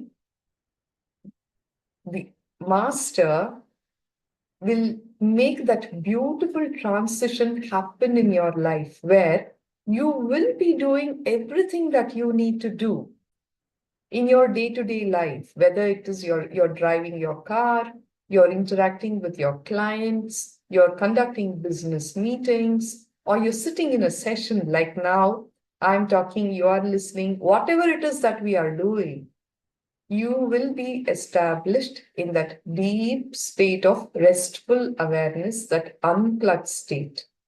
You will be living your life in meditation, from starting with meditation in life. When you just have a glimpse of that space, you will fall in love with meditation, says Bhagavan. Then you will no longer ask how many hours you must practice. When you wake up, your very first thought will be of meditation. When you take a shower, when you dress, when you eat, you will do everything with such complete awareness that every act, every moment will become alive with meditation. You will then begin to live life in meditation. Any action that you are doing also, you being completely present in that moment and being aware of it, you are meditating. Be very clear, whether it is you're brushing your teeth, whether you're sipping your cup of coffee, whether you are sitting with a book and reading, completely involved with the process of reading. Right now, when we are in the session, you're completely in the space of listening. in the moment, not allowing any kind of a incompletion to come into this dialogue that is going on in this space. You are in meditation. You start begin to live life in meditation.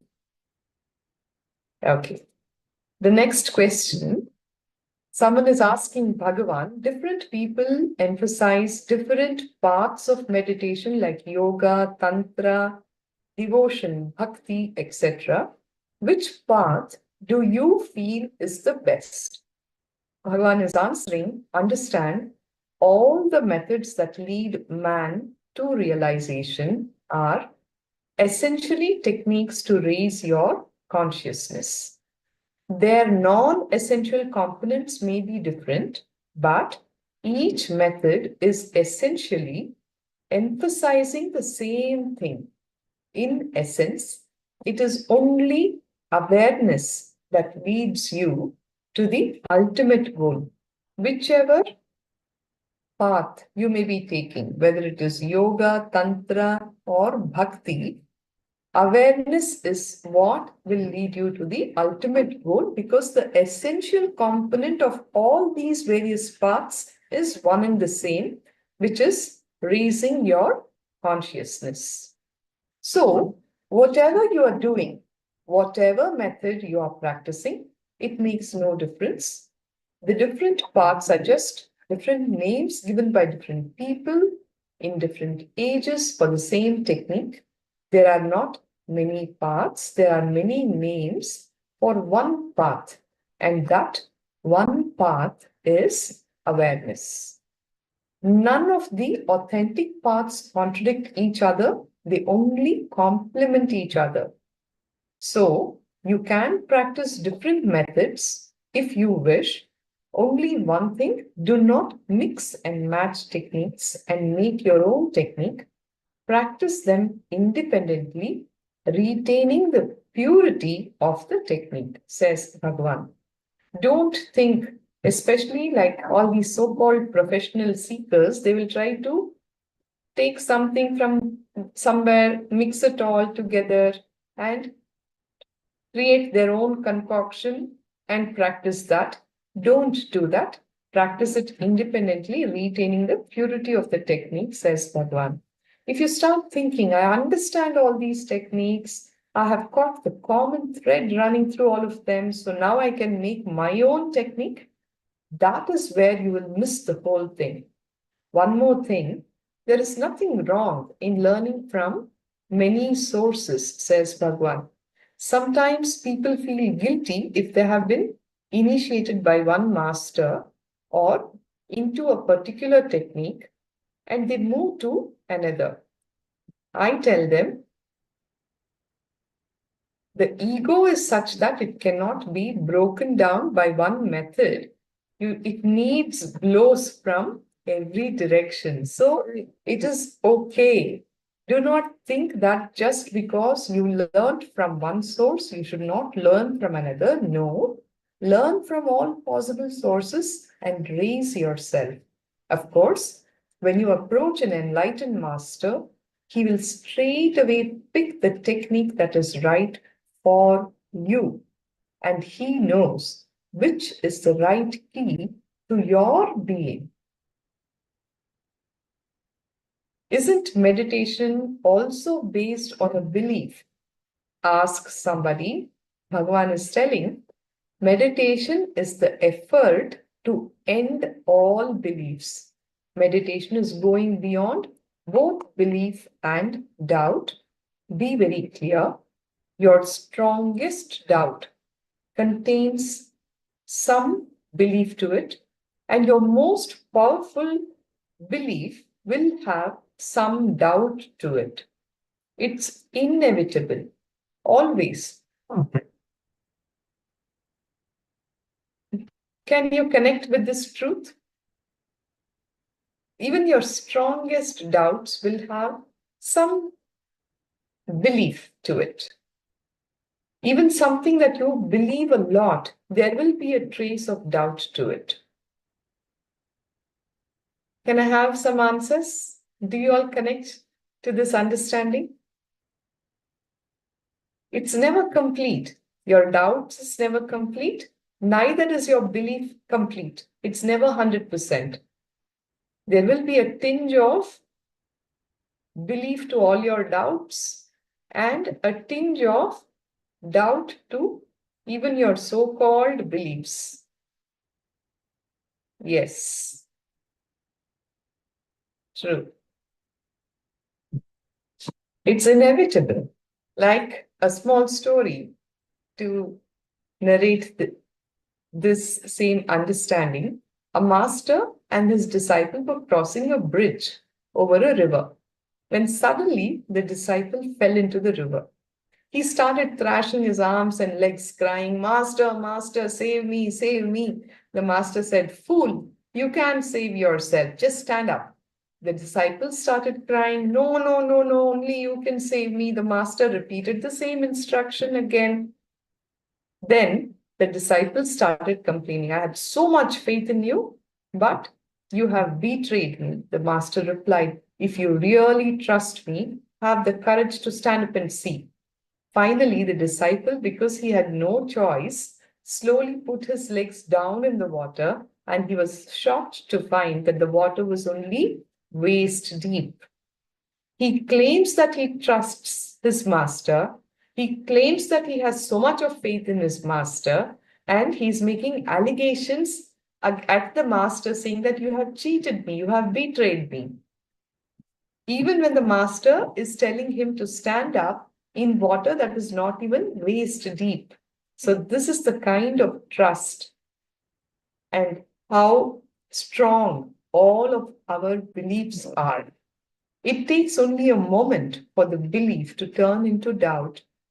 Meditation is beyond both belief and doubt. It is entering into the space of trust or Shraddha. What is trust? Trust is the courage to experiment with the truth, to trust the inquiry. That is what meditation leads you to. It leads you beyond both belief and doubt. The supreme spiritual treatise called the Brahma Sutra starts with the word Atato Brahma Jignasa, which means let us inquire into the reality. It means that the guru and disciple are both deciding to have the courage to follow wherever the reality leads them. Meditation is not just an inquiry into the truth, but the courage to go wherever the inquiry leads, wherever the understanding leads. It is a pure science. Let us all have the courage to try it and see what it offers to each one of us. Okay? So with this, I will have to conclude and hand over to the next Acharya. If there are any sharings by any one of you here or any clarity questions, please go ahead and ask. I'll take a minute and answer them before I conclude. My Elizabeth Crow, I thought the goal was to clear the mind of all thinking. It's an effort to end beliefs. I understand more now, Ma. Good, Ma. Nice to know. It is moving beyond your beliefs as well as your doubts, beyond your pain and pleasure, tapping into the real space of fulfillment, of contentment that is truly inside you, your space of eternal bliss, Nithyananda. That is what real meditation will lead us all into. Okay? Anything else? Ma Christina, Frederick Ma, all blissful faces already. Thank you. my Trang Tran, Nithyanandam, Vishwanathanaya, Karunakaraya. All right. So no questions happening. Let us all drop our questions and enjoy the state of Nithyananda with the Dhyana Spurana. Okay, so please put your hands together for the Purna mantra. Om Purnamada Purnamidam Purnat Purnamudachyate Purnasya Purnamadaya Purnameva Vashishyate Om Shanti Shanti Shanti Hari Om Tat Sat Sarvam Bhagavat Shri Nithyananda Paramashiva Padukarpanamastu Om Nithyanandam.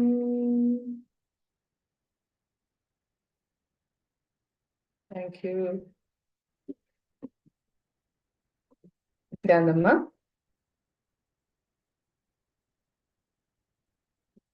Nithyanandamma, thank you.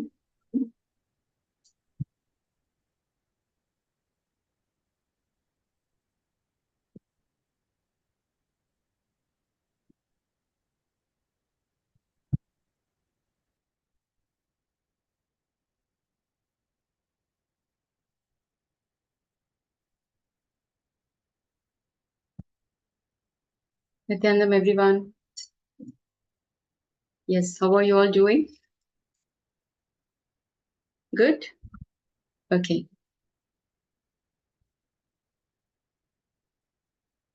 Let us begin with the Sadguru Vandanam.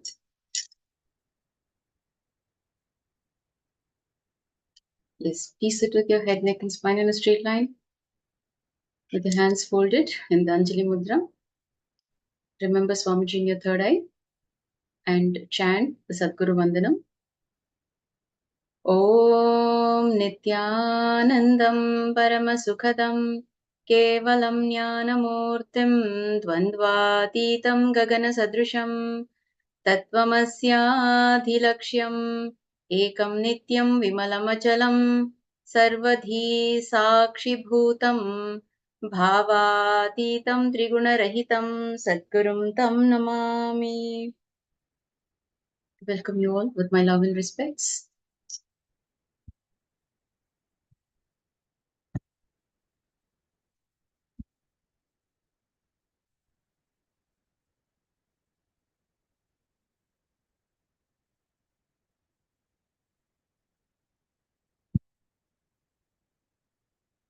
Okay, so today we're learning about the topic Dhyana Spurana. Today we are into the Dhyana Spurana program. Dhyana means meditation. So can I quickly ask you all your understanding about meditation? What is meditation according to each one of you? What is meditation and why do we need to meditate? You can all type your answers. What is meditation and why do we need to meditate?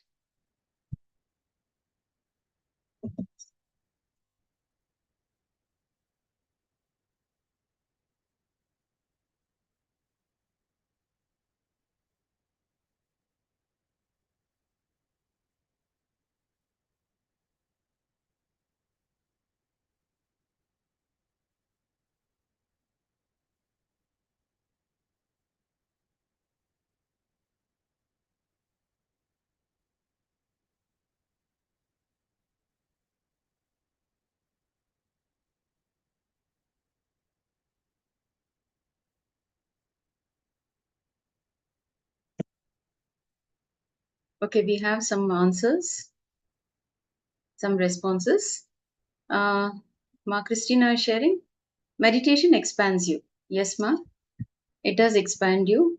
It does, it causes expansion in us. And Ma Nitya Chandrasekhara Priya is sharing. Meditation is a technique to fall into the present moment. Yes. And why is to relieve stress. Why we need to meditate is to relieve stress. Okay. Mashunyu is sharing. Meditation will make you feel calmer. Okay. Meditation is about being present, complete awareness and consciousness. Meditation takes you to the dimension of Ananda. Okay. Yes. Thank you all for your sharing.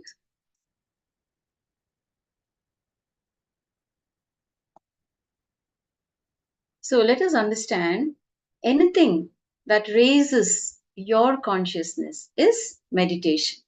Understand? Anything that raises your consciousness is meditation. There are various techniques given by the master. There are thousands of techniques, but any one technique, we can apply any one technique, okay? And continuously when we do that, when we follow that technique, it results in our own expansion. Of course, you'll be raised to the next level. The frequency of your consciousness is raised by the master's grace. It can be even a simple breathing technique, like for example, the Trinetra Kumbhaka, which is one of the best breathing techniques. Of course, there are many breathing techniques, but if you do this breathing technique, the Trinetra Kumbhaka, it really helps you in many ways. So suddenly you will see a decrease in your thoughts, that inner chatter. If any of you are suffering from obsessive compulsive thoughts, that just doesn't leave you. If you are caught in that pattern, it comes as a great relief when you practice the Trinetra Kumbhaka just for 11 minutes in the morning and 11 minutes in the evening. So it can be a simple repetition of a word, like the Mahavakya, Om Nithyananda Paramashivoham, or Swamiji has also blessed Shiva, Shiva. If you just chant, the Mahavakya, just continue to chant Shiva, Shiva, Shiva continuously when you chant also. Again, this also is a very powerful technique, the simple repetition of a mantra. Or it can just be simply sitting, like in Upanishad, okay, sitting in silence. And if you have an Atma Murti, just try practicing sitting in front of the Atma Murti. Just try to silence your mind. Okay, that is sitting in Upanishad with the master. So if you don't have an Atma Murti, you can have one done. You can just take a printout of any beautiful picture of Swamiji, which is available across all the platforms, social media platforms. So just go and download any beautiful picture of Swamiji, whichever you like, and have it blessed during darshan. Just keep it in front of you during the darshan and it will be blessed. And you can start relating with that Atmamurti. Having an Atmamurti is having Swamiji himself in your homes. So all of you should have the Atmamurti and just start connecting with Atmamurti. Start relating. Like, he's sitting there whenever you're eating. Offer the food before you eat. Let it be freshly cooked. Offer it to him. Talk to him.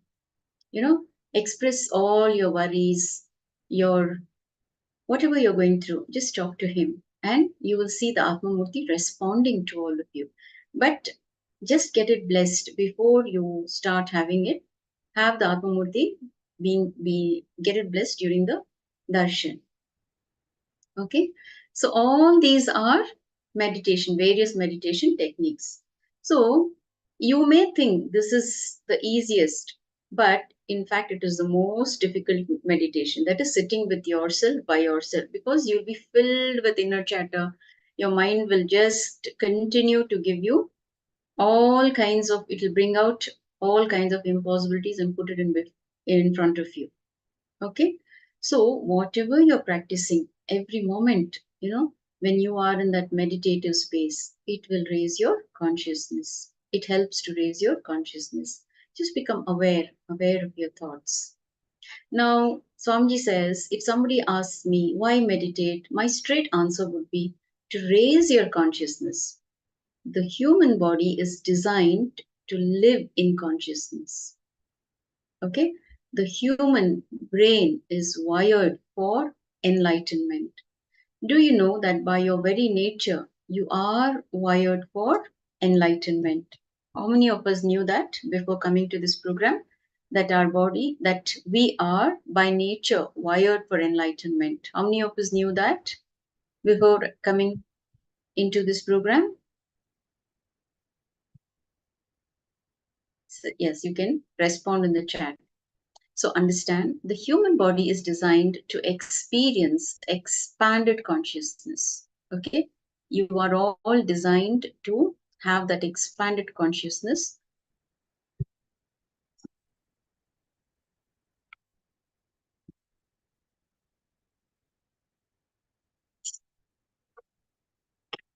Only a person who brings all the possibilities of life into living reality experiences real fulfillment. Let me read out your responses. So Vishwanathan is saying, a dream, yes ma'am. Machandra Shekhar is saying, I knew from earlier programs, but from Swamiji only. Okay, ma'am. Okay. So we will continue with the Dhyana Spurana program.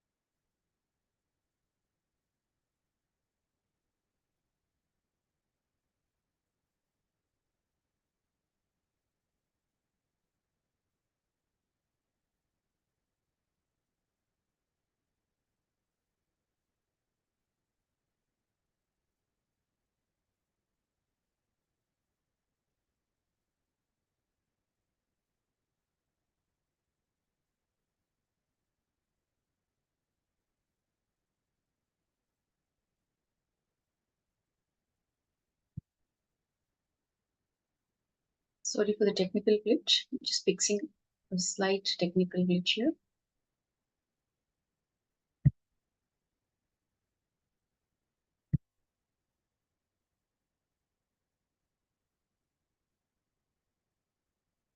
Okay, Vishwanathan also learned meditation from Swamiji only. Okay. Yes, so understand you are already enlightened. All of us are already enlightened, and what we have to do is start expressing that, start expressing our enlightenment. Now, the supreme spiritual treatise called the Brahma Sutras starts with the words Athato Brahma Jignasa, which means let us inquire into the reality. It means that the guru and disciple are both deciding to have the courage to follow wherever reality leads them. So, meditation is not just an inquiry into the truth, but the courage to go wherever the inquiry leads, wherever the understanding leads. It is a pure science. So, have the courage to try it and see. Now, there's a question from a seeker. He's asking, Swamiji, can you explain about the health benefits of meditation? So understand, this is how strong all your beliefs are. It takes only a moment for the belief to turn into doubt. See, meditation is beyond both belief and doubt. It is entering into the space of trust or shraddha. It is the courage to experiment, to trust the inquiry. So you don't know, meditation has the power to completely transform you physically, mentally, emotionally, and spiritually. Only when you are healthy in body, mind, and spirit can you be really called healthy. Physical health is essentially the ability to digest your food well and having that food become part of your body. Mental health is the clarity to digest and work with all the ideas and problems that you encounter and arrive at the most effective solution. It means living a conflict free life with yourself and with others. So, when you add meditation to your life, you will experience a flood of transformation, especially at the mental and emotional levels. Spiritual health is the maturity to receive all the great truths and the energy of enlightenment, digest them, and live a liberated life. Having all three is total health. Each individual experiences meditation in a unique way, but there are some of the changes that meditation can bring about in you. So, the first thing that you will start experiencing is good health. You will start enjoying a really healthy body. So, understand, if your digestive system is working perfectly, that is physical health. You don't need anything else. If your digestive system is absolutely perfect, you don't even need food. Your physiology will be so intelligent that it can take in energy directly from the ether. So when we practice the Nirahara Samyama, the Samyama, the Nirahara Samyama, or the Pachai Patni Vradam, from my own experience, I'm sharing, even with less food intake, like you're mostly on liquids during these processes, the Samyama processes, you are mostly on liquids, but you have so much energy, you're so full of life because you are deriving that pure energy from ether. See, our food, what happens, however healthy we are eating, we're choosing to eat healthy food, good food, but still it carries some kind of chemical. Somewhere some chemical leaks into it, during all the fertilizers. Even if you are choosing organic, it by the time it reaches your kitchen, there is some kind of, manipulation, or the whole thing doesn't actually help you. But when you decide to stay away from food and when you start living on liquids, it is a completely whole new experience. Your mind is calm, actually. Your mind becomes calm. You become more active and you become more receptive to the truths. For some period of time, Swamiji would, initiate people into the Nirahara Samyama during the Inner Awakening program. That was only with this idea. It was not with the idea of not providing food, but the Niraharis were given a variety of juices, fruit juices, various types of soups, and all kinds of, liquids. But you are able to receive the highest truths when when your intake of food is lesser, especially when you're on liquid foods. Of course, to keep you running, you need something. So if you're only on liquids, when you don't take solid food, you are more receptive to the higher energies. So when you derive that energy directly from ether, it provides you all the necessary essential vitamins, minerals, all that a body needs to sustain. So you may have heard of saints who live for years without food. It is not a miracle. If your digestive system works efficiently, you will need very little or no food. Not only food, meditation is a complement to medication also. How many of you have heard the banyan tree meditation? How many of you have done the banyan tree meditation? Okay, so during the Nirahara Samyama, Swamiji would make us do the banyan tree meditation. It is available on YouTube, so you can just download it and you can play the music and you can do the meditation. It's a beautiful meditation. It transports you into a different realm. Okay, that meditation is really wonderful. So just before going to bed, when you do that meditation, when you play the banyan tree meditation music, and when you sit and do the meditation and go to bed, you're transported into a different loka, I can say, different dimension. Now, through meditation, you can regulate your blood pressure and blood sugar. You can increase your body's resistance to disease. You can heal even chronic problems like skin allergies, asthma, and arthritis. No disease can escape the power of meditation. So, it can give you greater mental clarity. First of all, meditation can bring tremendous awareness in the outer and inner worlds.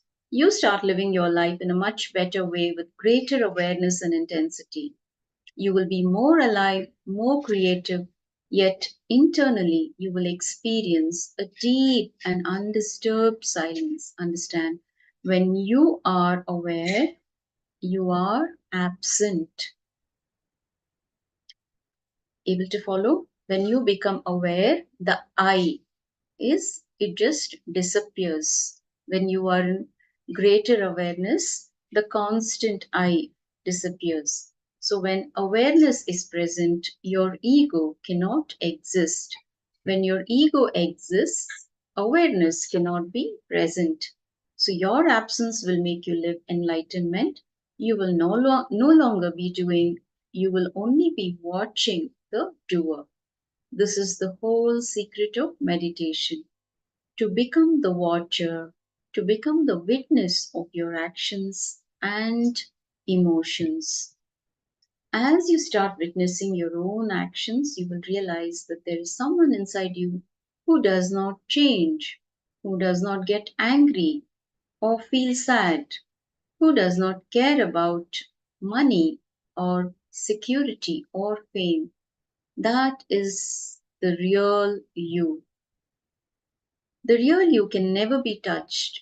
The rest is just a personality you have formed around yourself. So once you become aware, the real you is not the one who acts, that the real you is not the one who feels angry or hurt or depressed, then you experience a tremendous sense of peace. This will happen through meditation.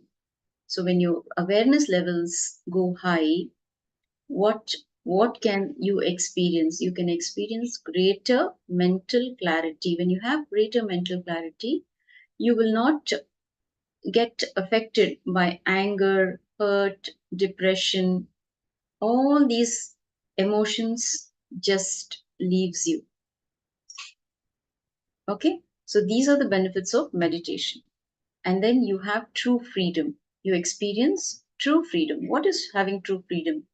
True freedom from your suffering.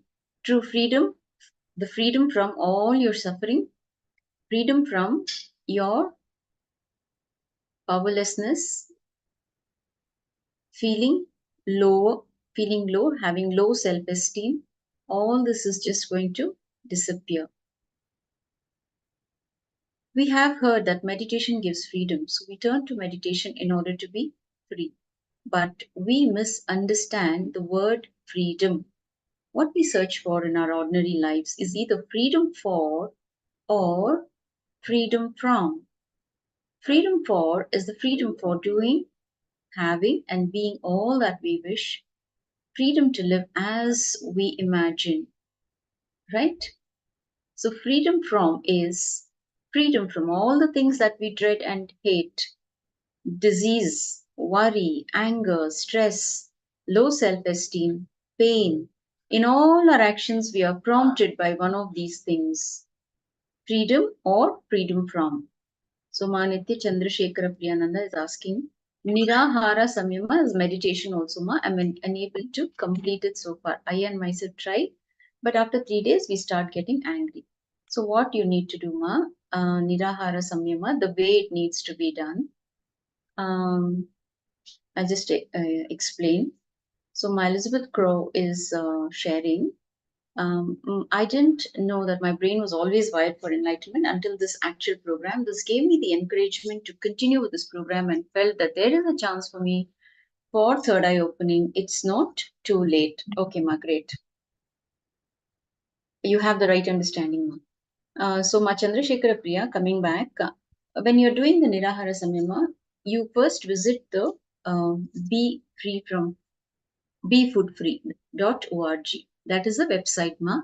You go and register yourself to do the Nirahara Samyama. It has all the do's and don'ts. It explains in detail what you need to do, what you need to intake, the intake of liquids. There are a lot of suggestions. There are a lot of testimonials shared by participants. So when you do that in the right way, ma, you will not have this anger. See, when we do the banyan tree meditation, every day we need to do the banyan tree meditation for 21 minutes whenever we are doing the the Nirahara Samyama, that meditation is an important part in that schedule. The 21-day ritual that you're doing, Nirahara Samyama ritual, begin your day with the 21-minute meditation, the banyan tree meditation. And then you have to take liquids, that is, you have to take fresh fruit juices, you can take vegetable soups, you can take dal water. Everything has to be diluted, ma. You will not be taking sambar, like, mixing water in sambar. See, that is not what we will be doing. Take more of buttermilk, something to cool your system. You can add, you can take cucumber juices, a lot of water based fruits like orange, watermelon, make this into a juice. All this, you need to take only thin liquids. You cannot take thick liquids. You can drink as much as possible. The whole day, you have to keep yourself full. At any point of time, you should not be feeling hungry. Whenever you're doing the Nirahara Samyama, you should never feel hungry, ma. At any point of time, you have to keep yourself full with these liquids. And in the Nirahara Samyama, there is a certain pattern. Okay, it is okay if you can just drink water. If you think you're getting all the nutrients, I mean, if your body supports, you can drink water. But it is highly recommended you first follow what Swamiji has, the directions given by Swamiji before you try something on your own. So begin with these. Take liquids. First 2 days, you take only liquids. You begin the day, the first day, with breakfast. Eat as much as possible. First start your day with having breakfast. Okay, after the breakfast, you will not take any more solids. You can take whatever you want, okay, for breakfast. And after your breakfast, you will not eat anything the whole day. And then you will only be taking liquids, that is thin liquids. So you have to keep yourself hydrated. You have to take juices that cools your body. And the next day, whole day, you will be on liquids. The third day, you will take a break. Understand? The third day, day 3, you take a break. You will eat your breakfast, your lunch, and your dinner. All 3 you will have on the third day. And after that, the fourth day again, you will start with breakfast. And then for 7 days, you will be on liquids. Then the 8th day, again, you will eat, all 3 times you will eat. And from the 9th day, for 11 days, you will not have solids. You will again be on liquids. So this is the cycle. So please visit befoodfree.org. That is the website. So go to that website and register yourselves. It starts on the first day of every month. Okay, you can do 1 level, you can do 2 levels, or you can straight away do the 3rd level if you're confident enough. That is continuously to be on liquids for 11 days. Okay, that is about the Nirahara Samyama. The Samyama is for 21 days, you're completely on liquids. You don't have these breaks. And Pache Patni Vratam is completely, it's a whole different thing. I think it will be coming up soon, next month, the Pache Patni Vratam. Swamiji will announce in the satsang, and all of you can do the Pache Patni Vratam. You can start with the Pache Patni Vratam. Believe me, Devi just enters you and does whatever needs to be done. That has been my experience. So it is actually not just a diet or something. It is it is a very, very powerful samyama, the Pache Patni Vratam, and Devi just takes over. So you will have all the details in the website. So follow it and wait for Swamiji's announcement on the Pache Patni Vratam so that you can all start the Pache Patni Vratam. Okay, let us continue. The greed for something good or the fear of something bad. Our whole life is controlled by these 2 ropes of greed and fear. But when you are being controlled by these 2 ropes, where is the freedom that you are craving for? A few weeks back, a casual visitor, an artist, was speaking to Swamiji. He was telling him why he hated meditation. We will share, give me some time, I'll share you the links, Vishwanathan. See, everything is, yes, I will share the links in some time. So here, a casual visitor is telling Swamiji why he hated meditation. So he goes on to say, I hate all these rules and discipline. I like to be free to lead my way the way I want. I get up at 10 o'clock. First thing, I have my coffee. Then I go for a swim whenever I feel like it. And he described his whole day to Swamiji. And then Swamiji asked him, what if someone woke you up at 6 o'clock? Or what if your coffee didn't arrive at your bedside one morning? And this person goes on to say, oh, that would make me really mad, he said and laughed. And what if it was raining and you missed your swim? And then he answers, that would be a bad thing. If I can't go for my swim, I feel really bad the whole day. And then Swamiji asks him, if your freedom is dependent on so many conditions, are you really free? He was shocked. To be really free is to be free no matter what. That's what I call real freedom. Not freedom for or freedom from. Real freedom comes out of living completely in the present moment. Freedom that doesn't depend on any external circumstances is the only true freedom. That is the freedom you will experience with meditation. So, hope you're all clear. What can meditation do to you? You experience the real freedom, okay, which doesn't depend on any external circumstances.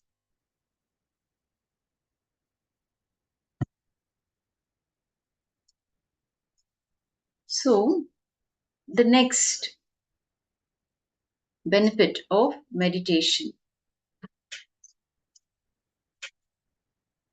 So, see, you will start loving for no reason. When you start meditating, you will start loving for no reason. So, with meditation, that is the strange thing that you will start experiencing, which is love. When people start meditating, they are prepared for all kinds of miracles. They are ready to receive visions, to have the darshan of their favorite deities and whatnot. But they are least prepared for the miracle of love. So you will be amazed to find how much love arises, and floods your being when you enter into meditation. So we had this beautiful meditation which Swamiji made us do in Cambodia when we attended the Inner Awakening program in Cambodia. This is the one meditation that I can never forget in my life, which transformed my life because I could experience this love energy engulfing me. When we sat and did this meditation in Cambodia, uh, it was just, we were transported into a beautiful world. All of us, we had to hold hands and sit together, formed a circle. And it was just, that real love I experienced through this meditation. And it was just a beautiful experience that left me, even to this day, I just get transported to that, whenever I'm sincerely doing some meditation or some technique, it just gives that beautiful feeling of love, that love energy. What you can experience it. All that we experience in our day-to-day lives is all, fake love, I can say. I can declare it. It is not at all love. It is just different forms of seeking attention. But that real, true love, only the master can transmit. And it was a very, very powerful meditation and a powerful experience. So we were all really fortunate. I hope all of you have that experience soon. So all our life we have been giving and taking our selfish little love. Please be very clear. You always love for a reason. either consciously or unconsciously, you enter into a relationship with your own ideas of give and take. Even in the most intimate relationships, even between husband and wife, between parents and children, there are hidden reasons for loving. All our love is tainted, destroyed by jealousy, possessiveness, and expectations. Love for a reason is not love, it is business. With meditation for the first time, you will understand what it means to love for no reason. For the first time, you will not be giving in order to receive. You give love simply because you have so much to give. You shower love upon the world in the same way that a rain cloud showers upon the earth, or a flower spreads its fragrance all around. You love because you can't help it. With meditation for the first time, you will understand what it means to love for no reason. For the first time, you will not be giving in order to receive. You give love simply because you have so much to give. You shower love upon the world in the same way that a rain cloud showers upon the earth, or a flower spreads its fragrance all around. You love because you can't help it. All happiness leads to pain when it ceases. That is why in ancient India they had only one word to denote both happiness and pain, the word pain. But the joy you experience with meditation is undisturbed, undisturbable. You may be healthy, you may be ill, the joy will remain the same. It may be cold, warm, raining, snowing. The joy remains. Neither your own condition nor external circumstances can make a difference. When you experience lasting joy that no external circumstance can alter, it means that you are moving deeply inwards. So understand, life is changing all the time. Intelligence is nothing but the ability to respond to life moment to moment, to be awake to the challenges that life throws at us. Intelligence is to be aware of the situation, to alter your answers according to the demands of the moment. When you don't have confidence in yourself, you have to depend on the rules and regulations put down by society, by law, by religion. Understand, the intelligent person lives without a script. He doesn't need one. He depends on himself, on his inner guidance. Intelligence is taking our responsibility, your responsibility upon yourself. We're all born intelligent, but society is cleverer than we are. So remember, with all the techniques that you're made to do, just when you're preparing your mind and body the whole day by attending all the sessions, and when you sit for the darshan, when the darshan happens, so much happens to your being. You cannot fathom, you cannot understand what exactly Bhagavan is doing to you. So just sit with an open mind, become receptive to the energy that is being sent. When you receive this energy, the higher energies, it transforms you, it penetrates you, it transforms you, leaving you with a beautiful experience. So now, what happens when the intelligence flowers? What can happen to a being when you become intelligent? You have challenging situations at home, you have challenging situations at office. When you go outside, you experience certain challenging moments, isn't it? So when you are a meditator, when you remain in that meditative space, all the challenges just disappear. You will have the intelligence to cut across everything that is stopping you from growing, from moving forward. You can live a happy life. You can live intelligently. You can live blissfully, because bliss is your very nature. So meditation is going to give you all of these. Understand, all of us are born intelligent, but we are conditioned, isn't it? The society conditions us. We have parental conditioning. We have so many conditioning that happens as we grow because we are not growing in the right kind of environment. We are not receiving the right kind of knowledge. If the science which Swamiji is sharing here in this programs, if these sciences are taught in school right since childhood, if the children grow up with this kind of knowledge, then just imagine how beautiful the whole society can flower, how we can raise ourselves, the whole society can raise itself. We can all become better human beings, isn't it? We can all become, I would not even say better human beings, we can all become divine beings. We can live like divine beings. So, right since our childhood, when we are unprepared, society sets up its rules. It manages to build walls around our intelligence. It prevents our energy from flowing naturally. The ultimate intelligence is nothing but the ability to break free of these chains of conditioning. Meditation is the surest way to awaken intelligence because the chains which are binding it are all in your mind.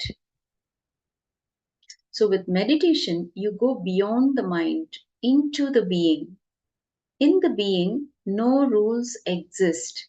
You become free to explore your full potential. That is why, with meditation, you will suddenly find yourself at ease with your surroundings. You will find yourself easily able to cope with new situations. You rediscover spontaneity. Now, it is like having a new vision. And when I say vision, in Swamiji's words, I do not mean it in the sense in which the world is understood. While some of you will develop greater physical sensitivity, receptivity, and sensitiveness, these are not important. These are some of the basic principles of general politics. Therefore, it is important for you to know that you can do whatever you want to do. So, what I'm trying to do is to do what I want to do, even if I'm not able to do it because I am not able to do what I want to do. Let me repeat, let it not be confusing.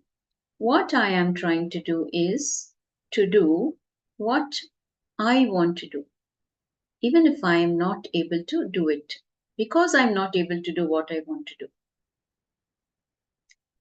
So, doing what you want to do at the end of the day. Understand, we all go through life with a variety of masks.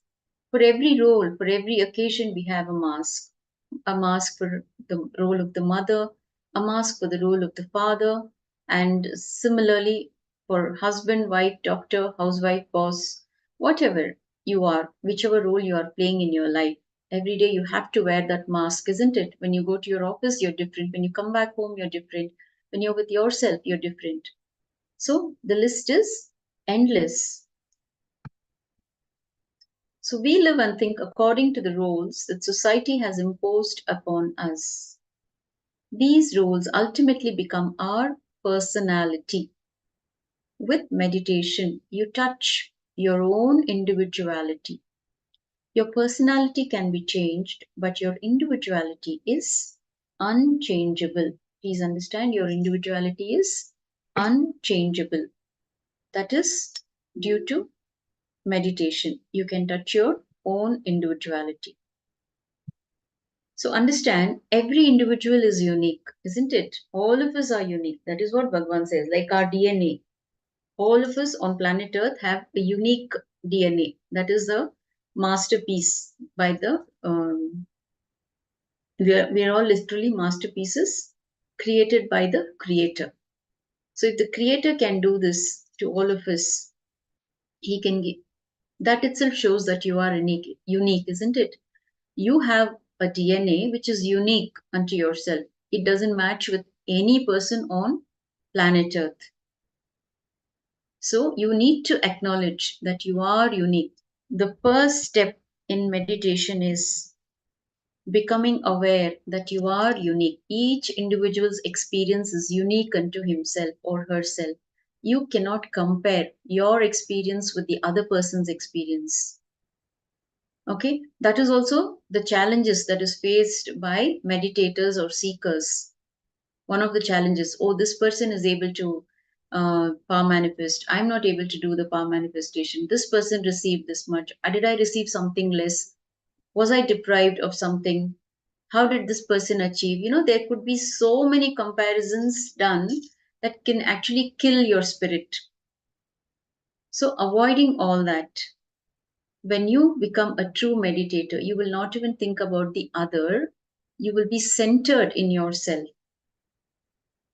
You start moving in the direction which expresses you, which fulfills you in the ultimate sense. With meditation, you move inwards. You start living out of your own being. You become integrated. You move from personality towards individuality.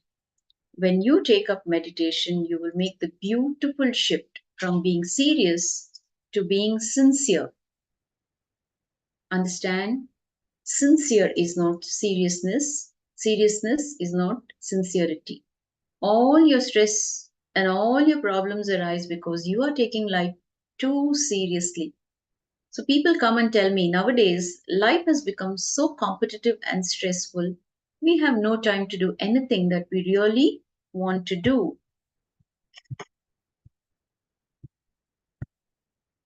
Actually, if you see the truth of the situation, it is not a question of less time or more work. It is your attitude about these things that makes the difference. You see, it is not the work that exhausts you, it is your mind, it is your attitude. So, any sharings? Anybody would like to share your experiences with meditation? If you have been following any kind of meditation, you can share your experiences. If you have any questions, you can ask. This is the right time to ask questions because, see, Swamiji says, when we think that if we ask questions, we may look stupid. But if we don't ask questions, we will really it means that we are fools. That is why we are not asking questions. Okay. So it's better to ask questions than not ask. So whatever questions you have, you can put it across. Only if it is interactive, it is interesting, isn't it? When the sessions are interactive, it is interesting. So only one person talking throughout doesn't generate that kind of interest. So start sharing your experiences, start sharing your understandings.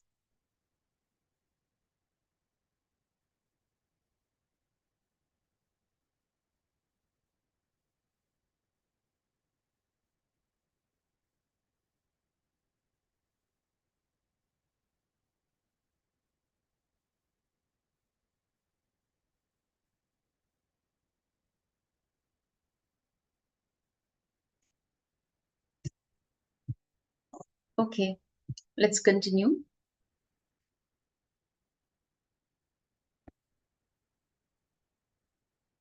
Okay, Ma Chandrasekhara Priya is sharing that, yes, Ma, I agree with the last statement. It is the mind. Yes, Ma. So Elizabeth Crow, what she is sharing, it's our attitude that makes the difference. Yes. And Nitya Lingodhavan is sharing, experience, sometimes I do unclutching. I can have some seconds of feeling so light. Okay, beautiful. And yes, so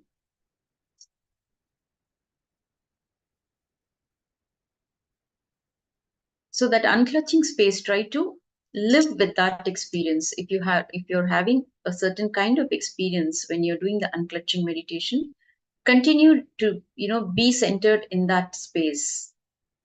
If you're falling asleep, it's okay. After doing the meditation, if you fall asleep, it is good actually. You can fall asleep. There's nothing wrong in it. But you shouldn't be feeling sleepy the whole day. Okay?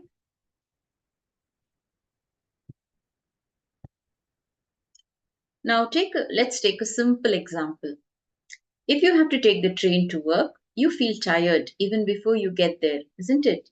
Because you have to go to work. Even if you have only been sitting comfortably on the train, you feel exhausted. But if you are taking an evening walk along the beach, you don't feel tired at all, even when you're walking for 2 or 3 miles. So understand, in your mind, you feel that the train ride to your office is work, but the walk on the beach is relaxation.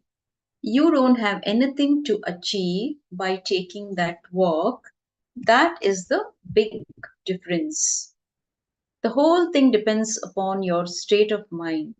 Naturally, if you carry the same relaxed attitude towards your work, you can give yourself to it without getting stressed out.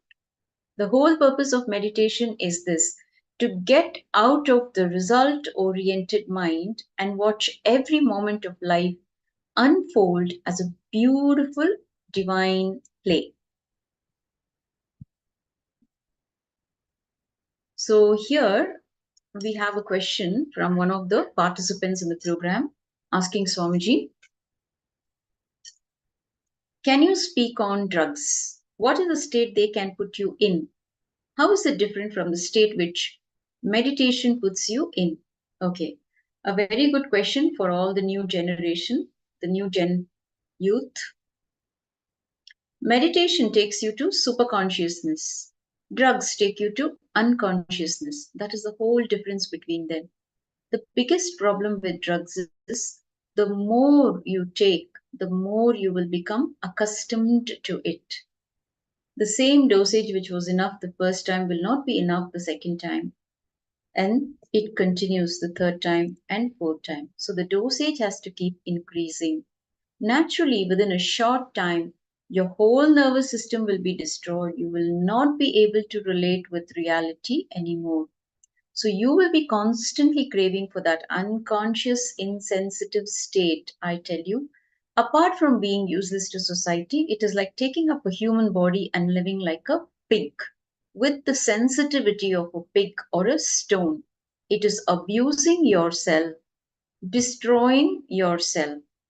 So that is why drugs just should not be encouraged, not socially, and especially not on the spiritual path.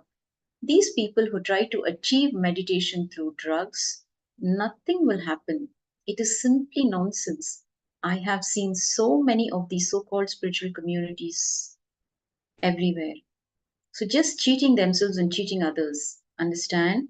Drugs have nothing to do with spirituality. They will only lead you to deeper and deeper unconsciousness.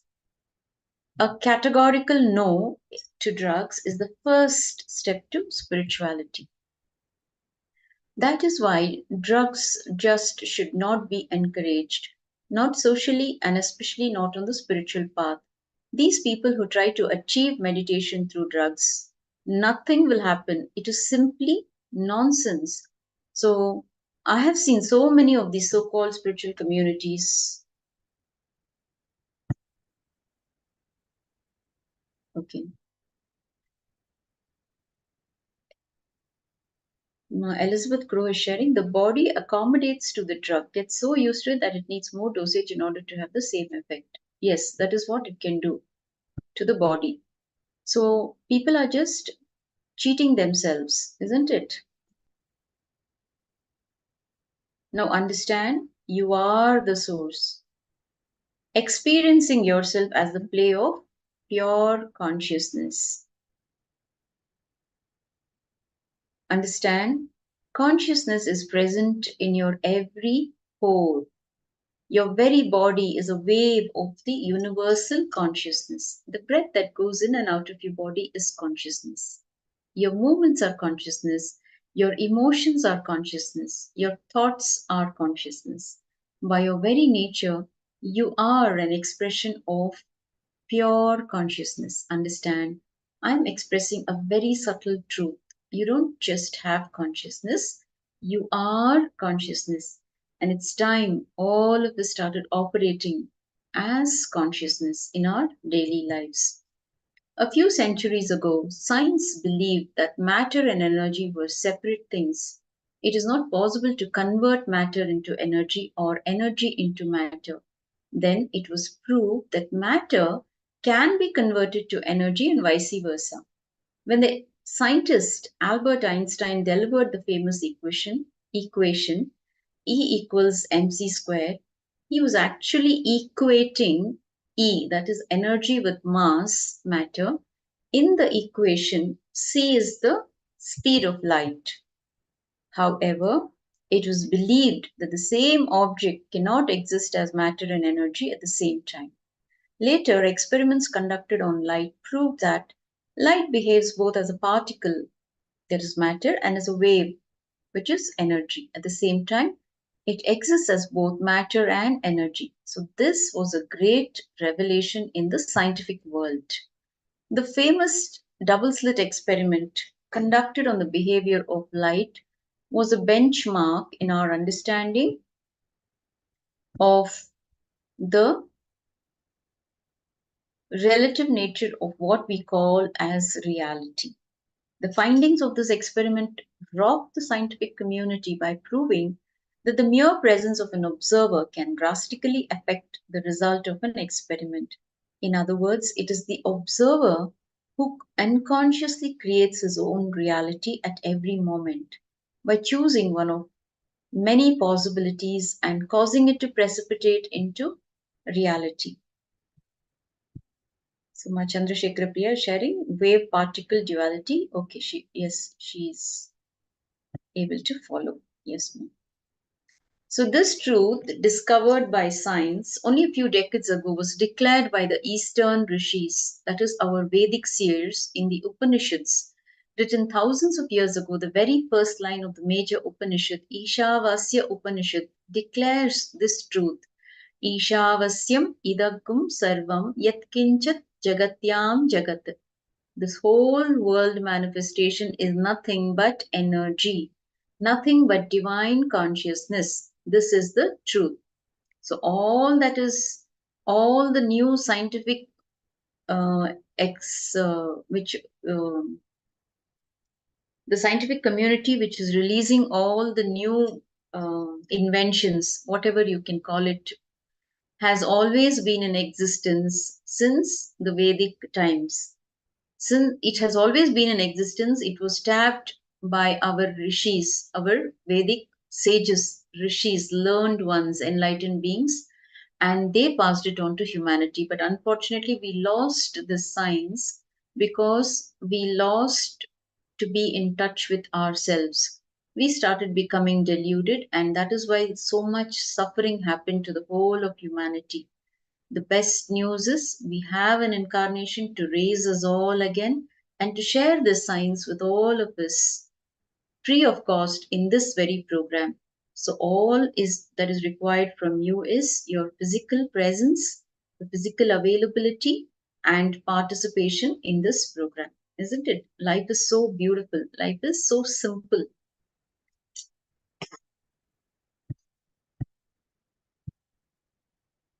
So my Elizabeth Crow is sharing the observer changed experiments to what he or she wanted to see exactly. That is how we lost the science. Now today the modern science agrees that the fundamental particles that make up our universe are not matter but energy. So matter itself is actually energy. Matter is actually energy vibrating at various frequencies and manifesting itself in various forms. We are not able to see this vibration with our eyes because the frequencies of vibration are too high. Understand, when a fan rotates at a very high speed, we cannot see its three leaves separately, isn't it? Instead, we perceive a single disk, a solid object. It is as if the separate leaves have merged to create an idea of a solid object. In the same way, the vibration of energy particles is so fast that it cannot be perceived by the eye. It appears to be solid matter. Now today, science agrees that matter is energy, energy is matter. Energy in gross form is matter, matter in subtle form is energy. But one thing they cannot understand is that it is not a blind energy. This energy is a conscious energy. It is consciousness itself. It has its own intelligence. In the Shiva Sutras, an ancient spiritual text dealing with meditation, Lord Shiva's consort, Devi, asks him, Kim Rupam Tattvato Deva, which means, O Lord, what is your reality? Shiva replies beautifully, Tattvapu Tattvato Gneyam Vimalam Vishvapuranam. The essential nature of Shiva consciousness is pure and inclusive of the entire universe. Understand? This whole universe is nothing but consciousness playing with itself. When everything is consciousness, no separate intelligence is necessary to direct this play. For example, electricity is present in the fan in a potential form, but unless someone presses the switch, it cannot move the fan on its own. An intelligent person is necessary to activate it, but in the case of the divine creation, both the creator and his creation are nothing but pure consciousness. There is intelligence in every particle, every cell. The Taittiriya Upanishad says beautifully, from the ultimate consciousness or God came ether or space, from ether came air, from air came fire, from fire came water, from water came the earth, from the earth came food. This is the way existence has happened. Thus, mystics again and again emphasize that we are from consciousness, we are from God. You are a vibration of this consciousness. So, normally, when you hear the word consciousness, you feel that it is some vague concept. It is something which you know you have, but you cannot define. You are so accustomed to thinking of yourself as a combination of matter and consciousness. You feel that your body is matter and somewhere within it is your consciousness. But I am using the word in a different way. I'm saying to you, consciousness is present in your every cell. Your very body is a wave of the universal consciousness. Any questions so far?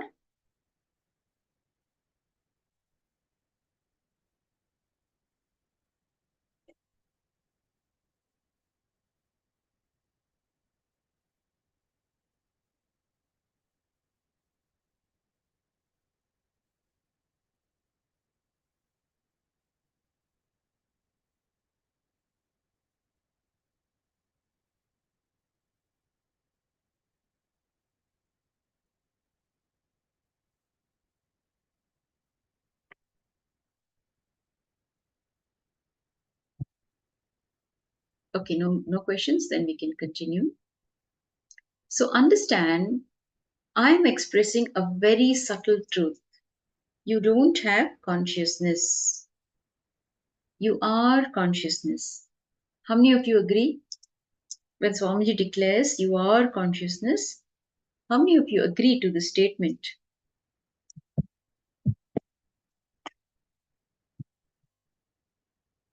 We've been hearing this term, isn't it? We are consciousness, you are consciousness.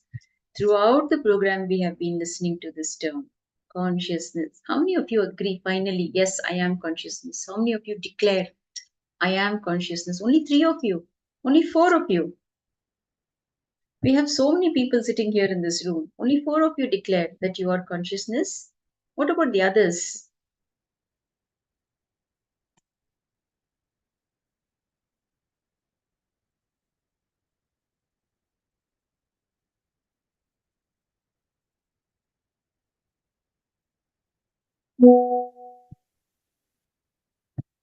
Okay, thank you for your responses.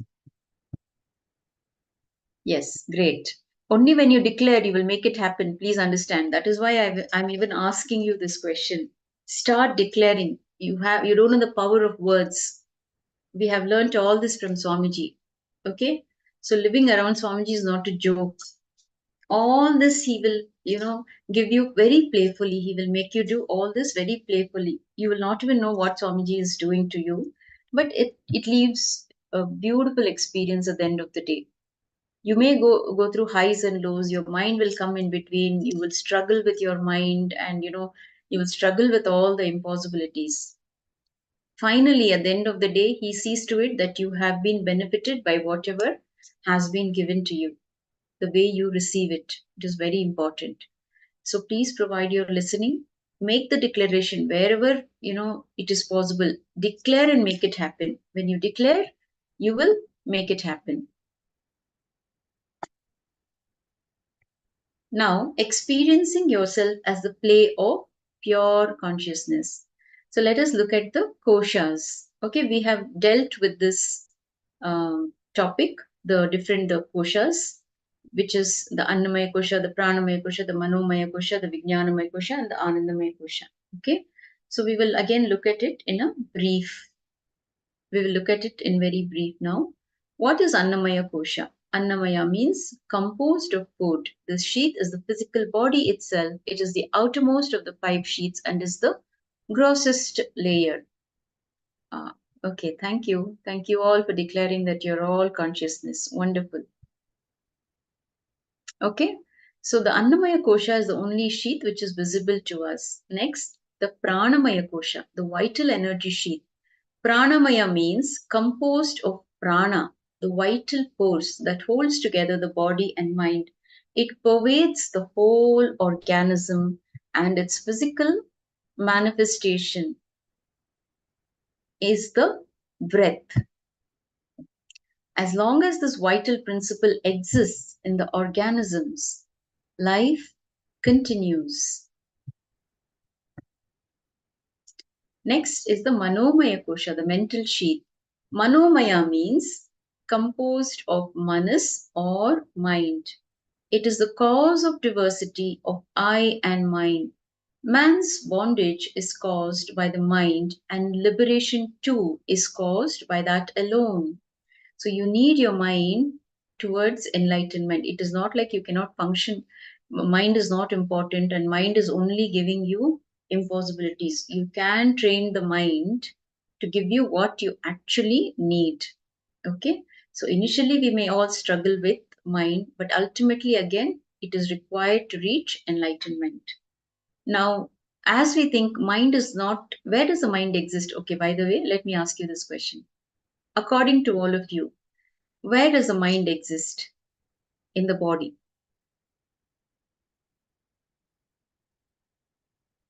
Yes, please give your answers. It can be random answers. See, you don't have to think like, let me give the perfect answer. The answer that I need to give, I'm giving should be the right answer. Don't worry about all that. There is no such expectations here. Okay. We have to participate in the program. That's it.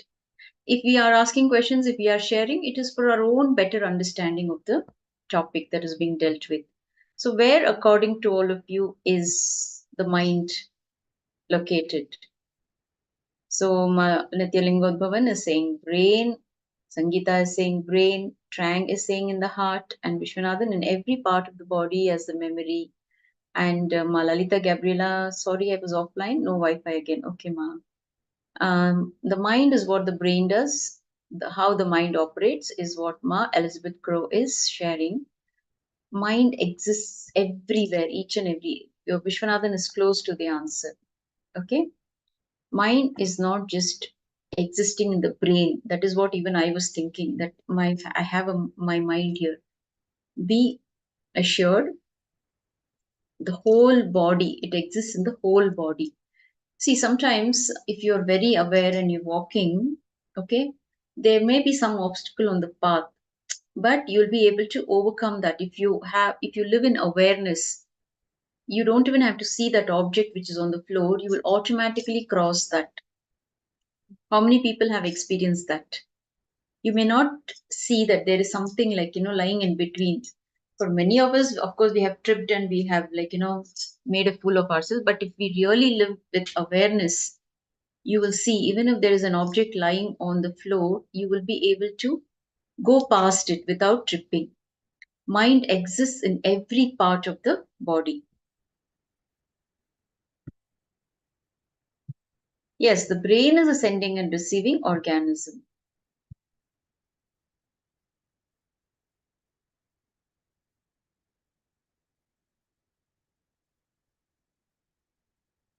Manomaya kosha, the mental sheath. Okay.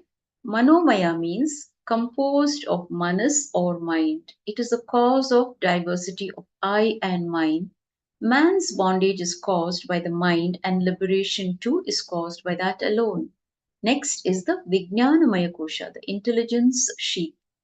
Vijnanamaya means composed of Vijnana or intelligence, the faculty which wills, discriminates, and determines. Since this sheath is already within close range of the Atman, it is endowed with a reflection of pure consciousness. Next is Anandamaya Kosha, the bliss sheath. Anandamaya means composed of Ananda or supreme bliss. The bliss sheath normally has its fullest play during deep sleep, when the mind and senses cease functioning. Being the innermost sheath, the Anandamaya Kosha is the purest reflection of the Atman, which is bliss absolute. The Anandamaya Kosha is proof that bliss is our true nature. Now, according to the Taittiriya Upanishad, the individual consciousness or Atman, which is self, is encased in 5 koshas or energy sheaths. They are known as, of course, the Annamaya Kosha, Pranamaya Kosha, Manomaya Kosha, Vijnanamaya Kosha, and Anandamaya Kosha. Now, these koshas are present in concentric layers around the Atman. Each kosha is interior to and subtler than the previous kosha. The Annamaya kosha or physical body is the outermost and grossest layer, and the Anandamaya kosha or bliss layer is the innermost and subtlest layer. These 5 layers are not watertight compartments but are actually gradients of conscious energy from the grossest to the subtlest. Understand, every layer of you is a gradation of consciousness. Your physical layer or physical body is the most visible and grossest expression of consciousness. Your breath layer is a more subtle expression of consciousness, a bridge between the gross body and the subtle mind. Your thoughts and emotions form the mental layer, which is a still more subtle vibration of consciousness. In the intelligence layer, the same consciousness is expressed as the ability for visualization and discrimination. The bliss consciousness layer is experienced by you only in deep sleep, though you are unaware of it, or rarely in deep meditation. These 5 layers are not physical sheaths, but rather different layers of subjective experience. They function as one holistic system. Each layer flows into the next layer and is intimately connected to the layers it touches on either side. That is why you will see that many of the meditation techniques combine techniques for 2 or more layers. So, one more thing, each of these layers is a vibration of consciousness, whether gross or subtle. Each layer is linked to the core consciousness. So, in meditation, we can either work along the spiral of consciousness, moving slowly inwards, or we can directly jump from one layer to the superconscious state. Understand, you don't have to work along the spiral. You can take a quantum jump from anywhere along the spiral into the core consciousness. The traditional methods work along the spiral. That is why they first prescribe techniques to cleanse and energize the body. Then they proceed to work with breath, then the thoughts and emotions, and so on. But there is another path where you can take the leap from anywhere in your inner space. It all depends on the person, on his state of readiness. Since every layer of you is an expression of consciousness, anything can become a door to enter into that pure inner space. That is why you will find in the Vedic tradition, we have spared no effort to turn anything into a meditation.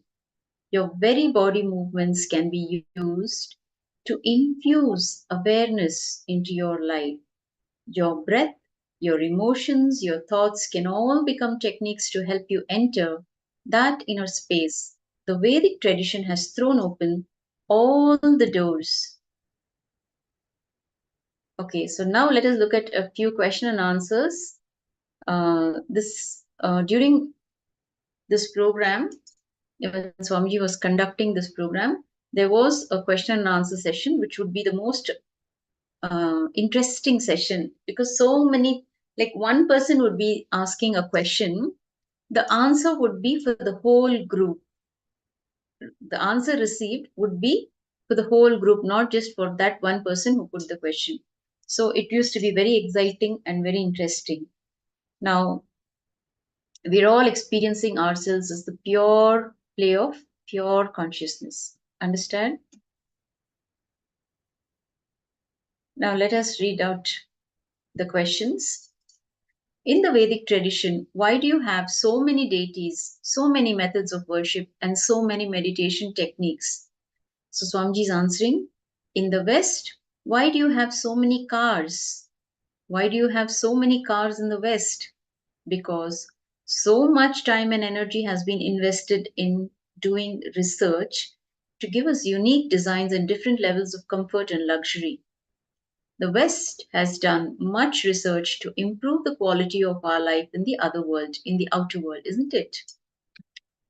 In the same way, in the Vedic tradition, we have spent so much time doing research and development on how to raise the consciousness of the individual.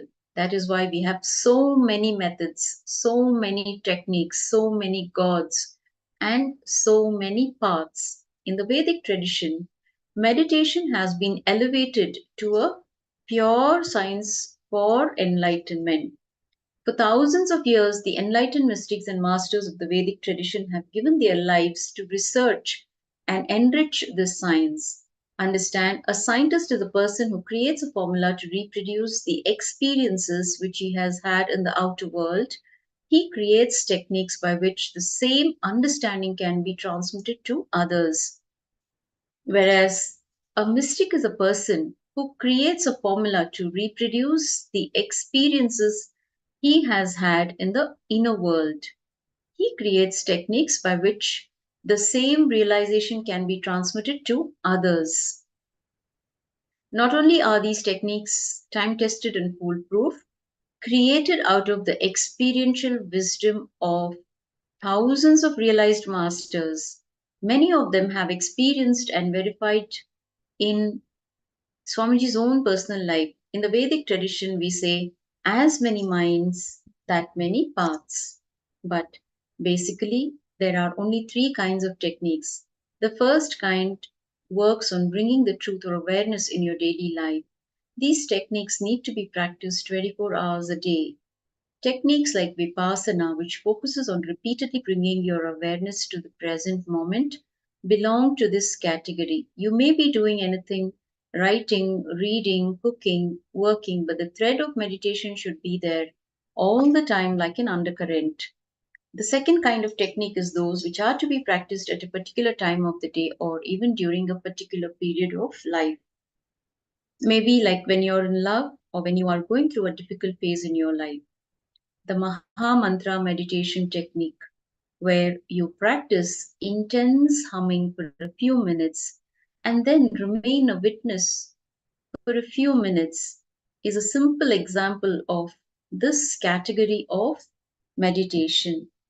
Then there is the third kind of technique which you neither need to practice continuously nor at a particular time. In fact, you don't even need to practice these kind of techniques. Just the very remembrance of the technique is enough. Examples of these techniques are the Upanishadic Mahavakya, the statements of the great timeless truths, and the beautiful Zen koans.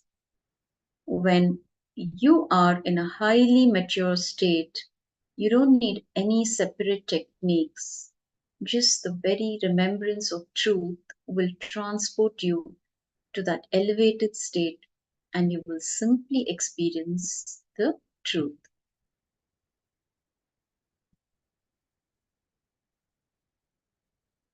So the next question, how do I locate the technique which is right for me?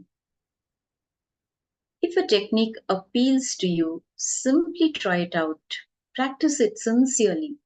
Put your whole energy behind the effort, believing fully that it will work for you. If you are enjoying it, stick to it for at least 10 days without expecting results. Our biggest problem is whenever we initiate any activity, our mind has already leaped to the results. Now, let us look at a small example through a story. It is not a story, it's just an example to understand our minds. 3 monkeys once found a ripe, juicy mango. Like all monkeys, they fought over the mango for a while. Then somehow they had a moment of clarity, a moment of intelligence. Instead of eating the mango right away, they decided to sow the mango. Once the mango seed sprouted and grew into a tree, they decided there would be enough and more mangoes for all 3 of them. Each one decided to take up a part of the task of caring for the plant. The first monkey said, I will water the plant every day. The second monkey said, I will keep the soil healthy and rich, add fertilizers, and ensure that the plant grows well.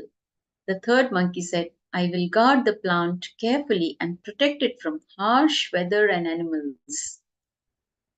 So 1 month passed, then 2 months, and then 3 months. There was no sign of any plant growing from the seed. The 3 monkeys called for an urgent meeting to discuss the issue. The first monkey declared, as promised, I have been watering the seed every single day.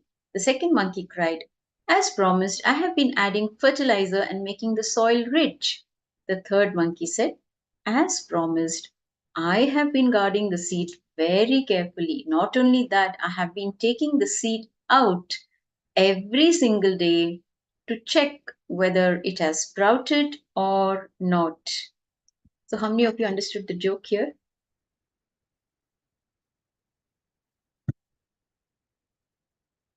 Okay, the smiles I can see some of you. I cannot see most of you. So please turn on your cameras and enjoy the joke. Please keep your cameras turned on when you are in the program. I know for most of you it is very late in the night. You may be feeling sleepy or groggy. I do understand, but I do sincerely appreciate your sincerity. You know, being here in this program, wanting to imbibe these truths, giving your whole, you're all giving your best, I can say, to be here in this program. Every single day, you people come back, and so sincerely, you're all attending the program. So it is really, wonderful that all of you are working on yourselves. You're working towards that transformation. You're working towards that enlightenment. Please understand, it is this sincerity that is going to give you the results. So it is really appreciable. All the people here right now attending the program, even though it is so late, sitting up here and giving in your best is something that shows that you're also truthful and sincere. Okay, my Chandrasekhar Priya is sharing. Not supposed to take the seed out. Yes, that is a joke. And okay, my son walks around the house as he's unable to walk. Okay, ma, that's okay if you keep your camera turned off. That is okay. We can understand your challenge. Then Elizabeth Crow, that meant he dug it up. Yes. So this monkey, if it keeps taking out the seed and checking every day, how will the seed sprout? This is what even we do in our lives, isn't it? So what will happen if you keep checking the results every day? Okay, today I attended the session, I attended this meditation program, but I'm not having any kind of experience. When is it going to happen? When am I going to levitate? When am I going to roll the coconut? When am I going to increase my height? the power manifester there, Acharya is telling me that I can grow tall by a few inches. When is it going to happen? Understand? Give yourself some time. Okay?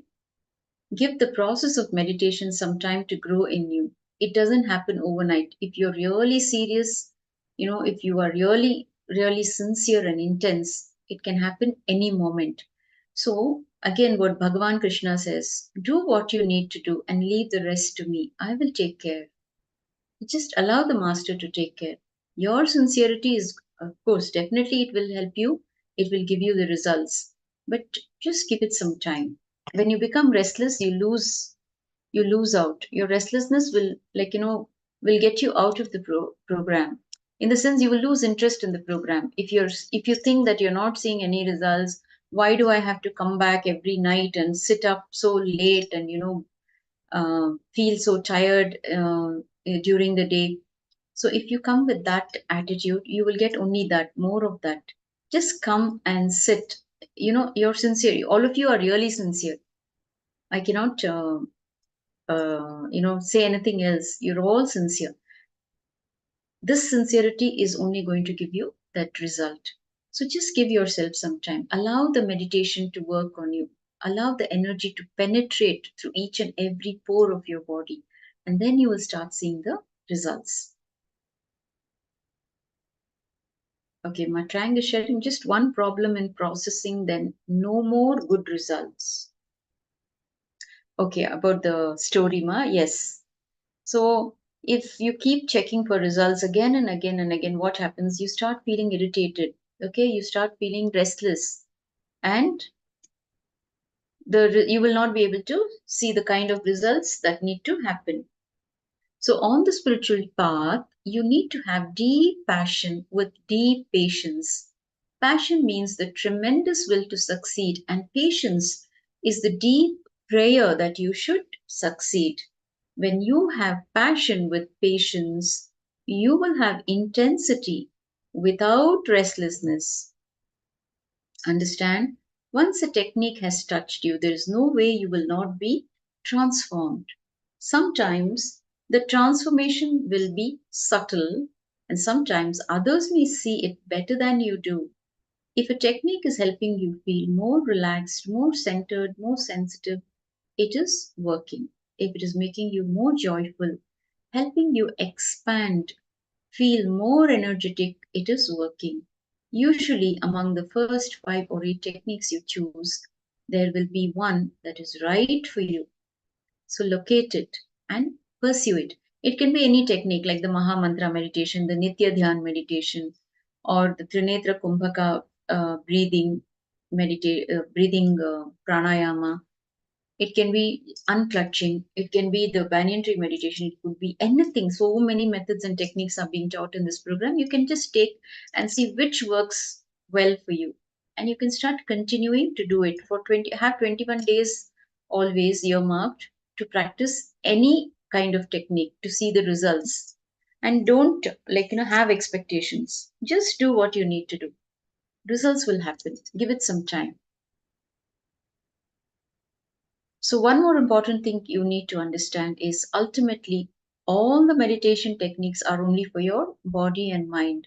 Your being needs no meditation. Your being is always in that still, silent, blissful space, or I should say, that still, silent, blissful space is your being. Meditation is not so far away from you as you think.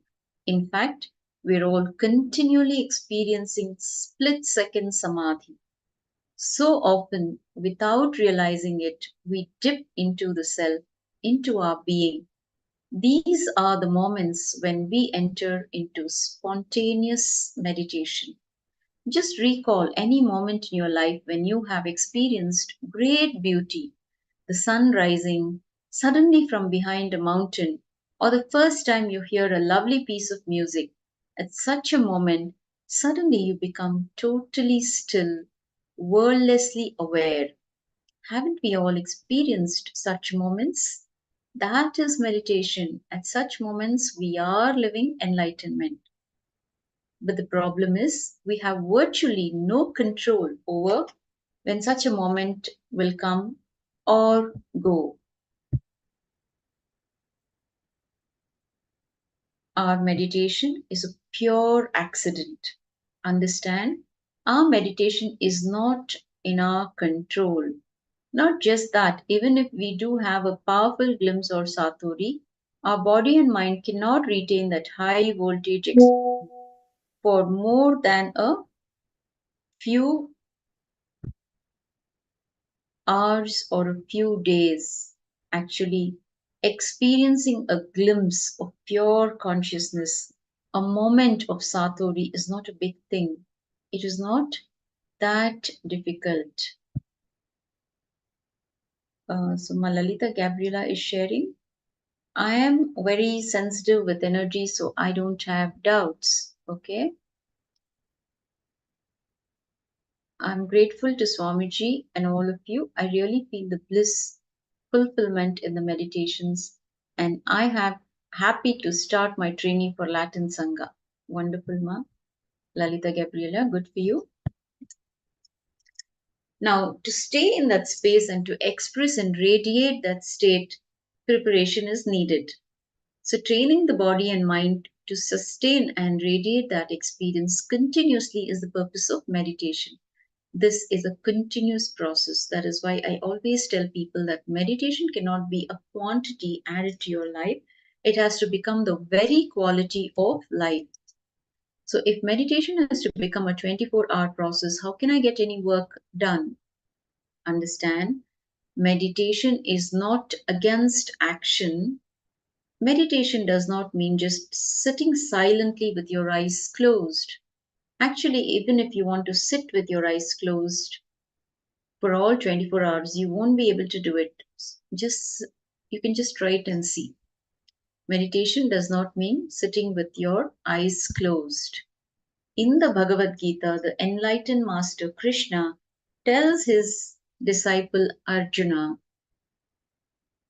Nahi kashchit Shanama Pijatu Tisht Hatyakar Makrit Karyate Hiyavashya Karma Sarva Prakritija Irgunaihi. The translation: not for an instant can you remain without action, for everyone is helplessly driven to action by their very nature. Whether you wish to or not, it is impossible for you to remain without doing any action.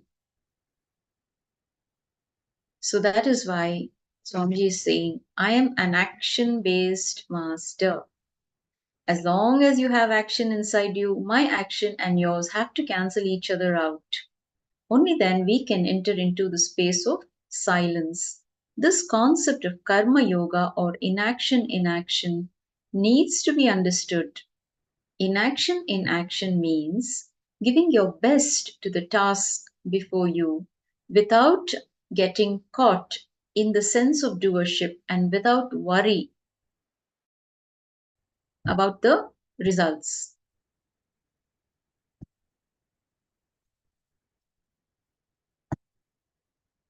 So when we work without the sense of doership, we are free of the burden of our own personality.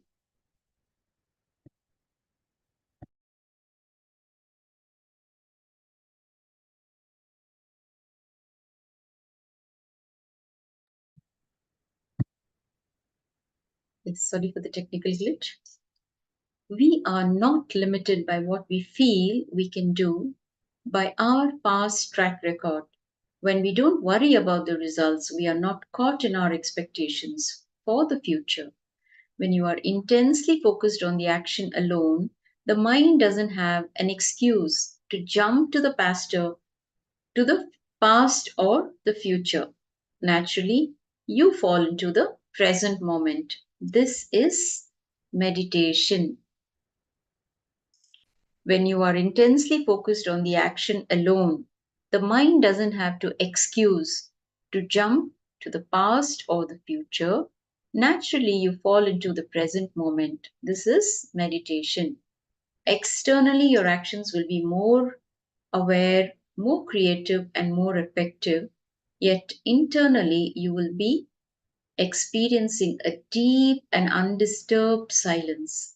When you work without the load of past and future in your mind, you will suddenly see that tremendous clarity arises, tremendous energy is released within you.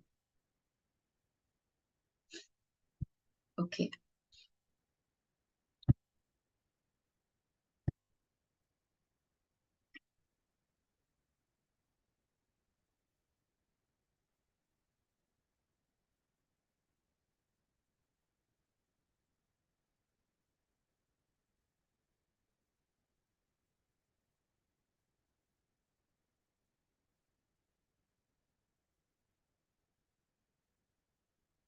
Suma, you are asking, canceling each other's, my action and yours have to cancel each other. Suma, as long as you have action inside you, Swamiji is saying, my action and yours have to cancel each other out. Only then we can enter into the space of silence. Okay? This concept of karma yoga or inaction in action needs to be understood. What is inaction in action? Inaction in action means giving your best to the task before you without getting caught in the sense of doership and without worrying unduly about the results. Understand, ma?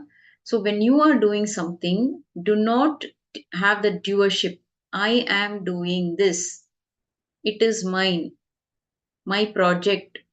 Whatever you're doing it, do it with that sincerity. Okay? Leave the rest to the master.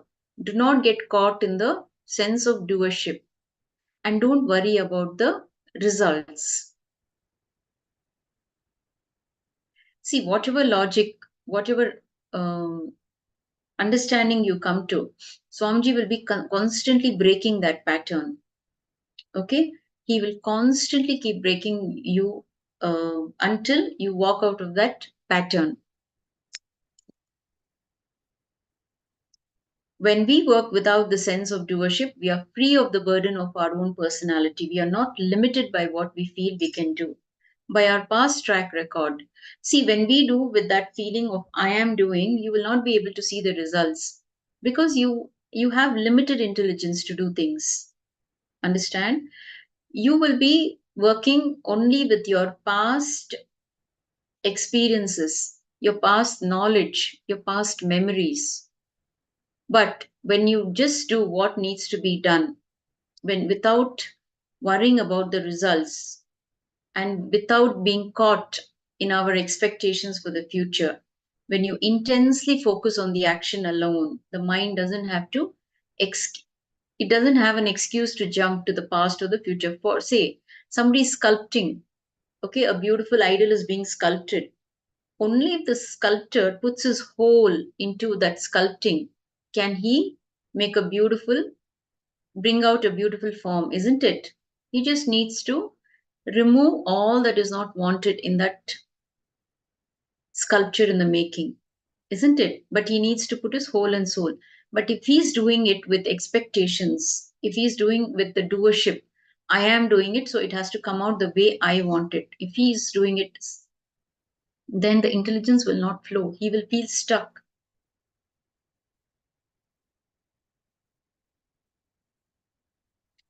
Just focusing on the action alone will help you to be in the present moment, and that is meditation.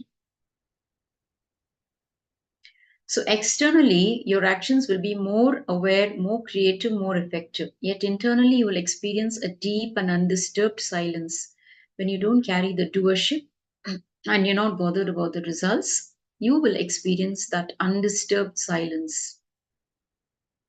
When you work without the load of the past and future in your mind, you will suddenly see that tremendous clarity arises, tremendous energy is released within you. So here there's another question. Okay, for better understanding, we will go through this question. But isn't meditation also a doing? So in the beginning, it is, yes, it seems like we are doing something. Even to sit silently is to do something. Even to watch our mind is to do something. In fact, in the beginning, meditation may seem more like a doing than anything else, because you are doing something that is not natural to you. Even when you are doing something perfectly natural, like just sitting, it can seem like an effort when it is formally imposed upon you.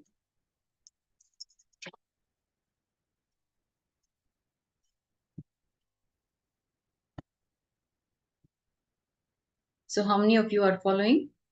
So, initially, it may look like you're doing something when you sit to meditate. Sitting with yourself is also doing something, isn't it? Initially, it may seem like that.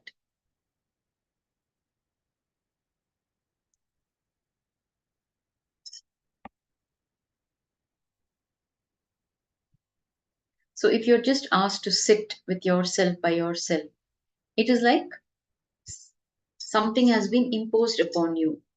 Now, do you know there is a Zen meditation technique called just sitting? Even there, the participants struggle to achieve. So, at the start, initially, it is definitely going to be an effort, but in a deeper sense, meditation is not a doing, because when you do it the right way, when you really succeed in meditation, all the efforts disappear. This I speak from my own experience. Initially, when I used to sit and meditate, that is in the initial days of my connection with Swamiji, I would sit and meditate just before going to bed. And I have experienced tremendous, I have had out of body experiences. I've had experienced the no mind zone, and I have also experienced something, going deep down inside, that pull happening. I have had all these kind of experiences. But later, you don't need these techniques. When you're with Swamiji consistently, he's upgrading you, he's taking you to the next level. You don't really have to do anything. All this is helpful only in the initial days. Initially, when you're new. But once you're with the master, when you walk the path along with him, he ensures that you stay in the path, you receive whatever you need to receive, and he just gives it to you. Without your awareness, you will be receiving. Without your knowledge, you will be receiving. Of course, you will become more aware, but all this will be happening very playfully, very beautifully.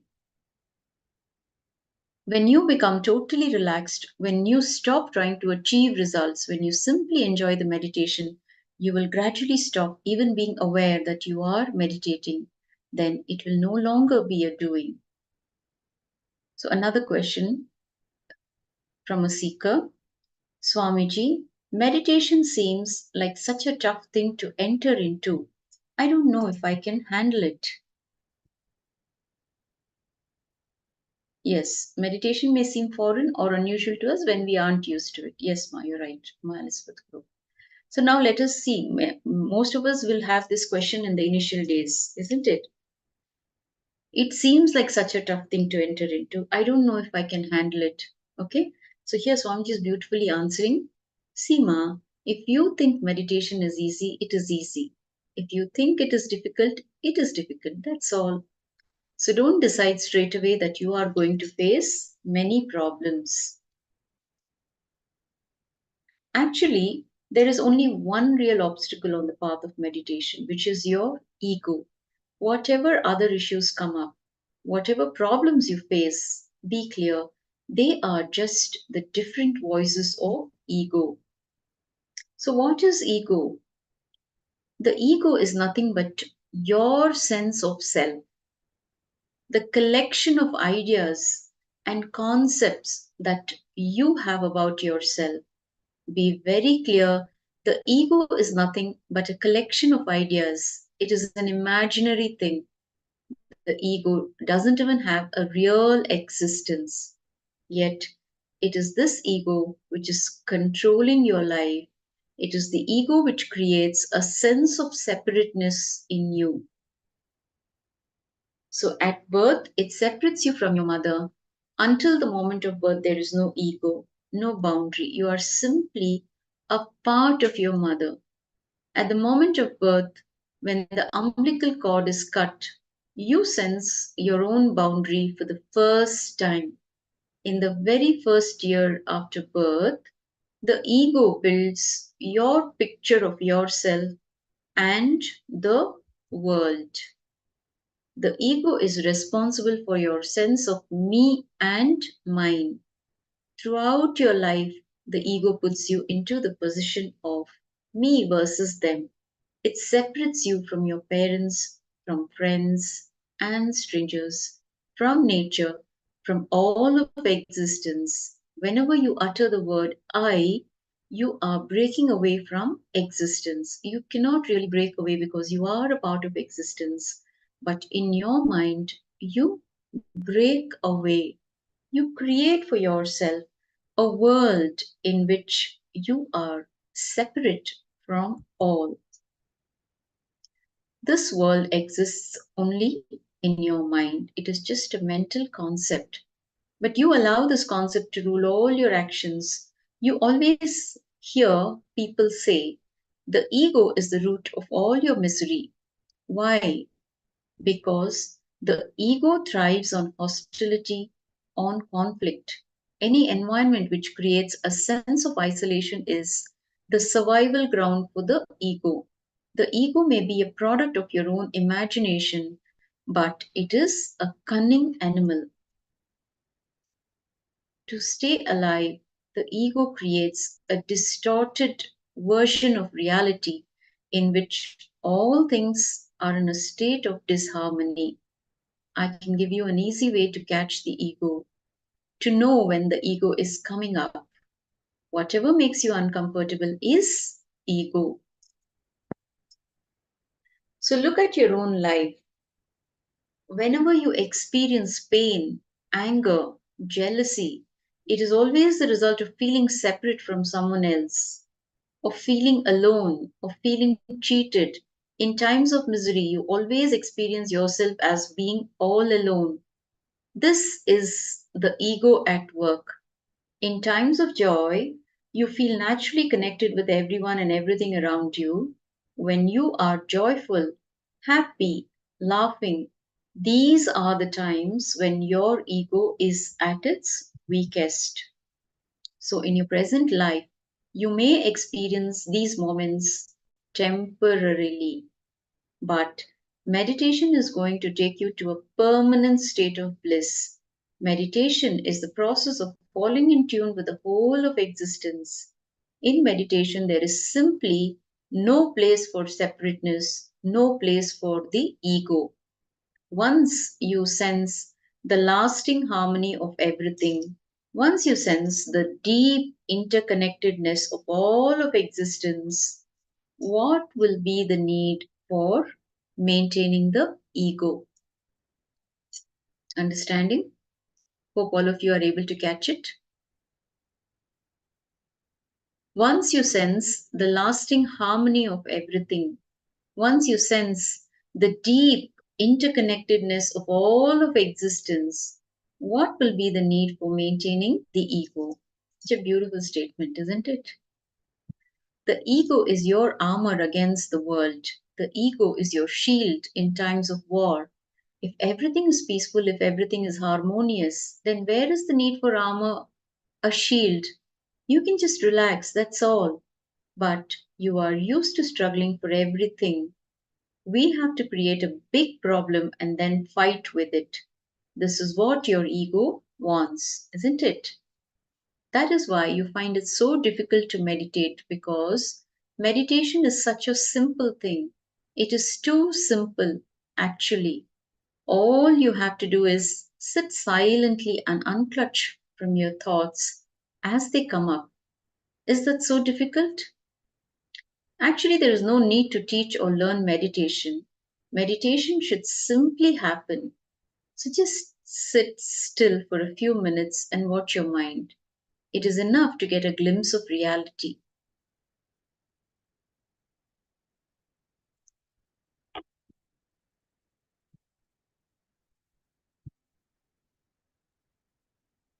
Yes. Able to follow? All of you are able to follow?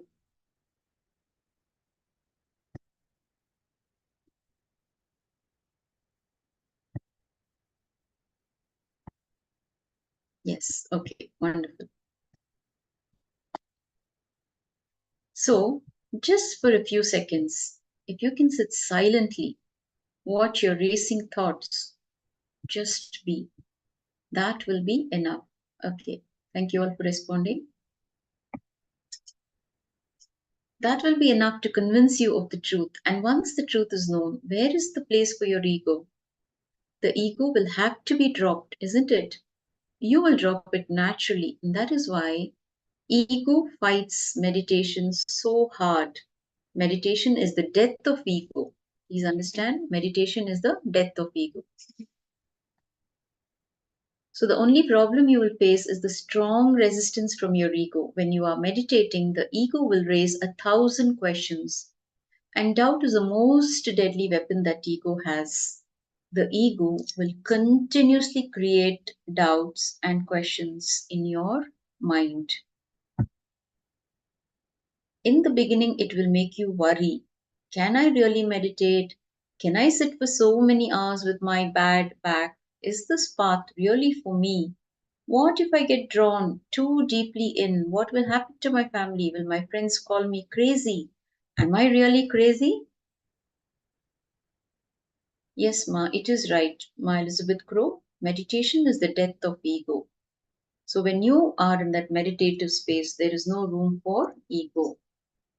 Okay? If you're working with a master, it will raise doubts against the master. Is the master really authentic? Does he know which technique is right for me? What is his purpose in teaching me meditation? Is this some kind of a hypnosis? These are the kind of questions that will pop up when you have ego. So if you find these kind of questions arising, just don't bother. Simply drop the questions and continue with the meditation. Do not feel guilty about having these questions. These questions arise naturally in everyone's mind. And don't try to struggle with these questions. Don't make the mistake of struggling with the ego. Ego is just something imaginary. It is nothing but the lack of awareness. It has no positive existence. Just like darkness is a state of no light, ego is a state of no awareness. If you are in a dark room, can you fight the darkness and push it out to make the room bright? Does it make sense to struggle against the darkness? In fact, your solution has nothing to do with the darkness.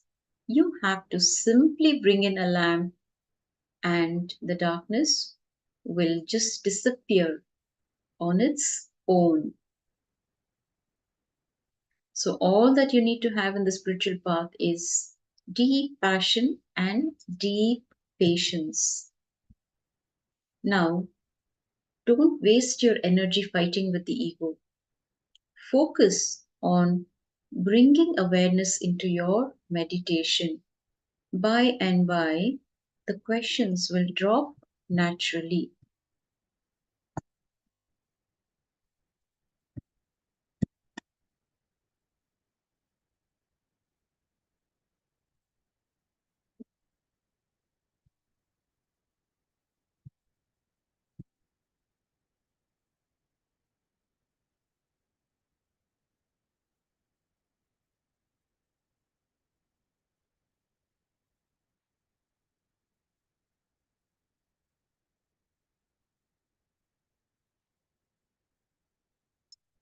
Now, the biggest spokesman of the ego is the mind.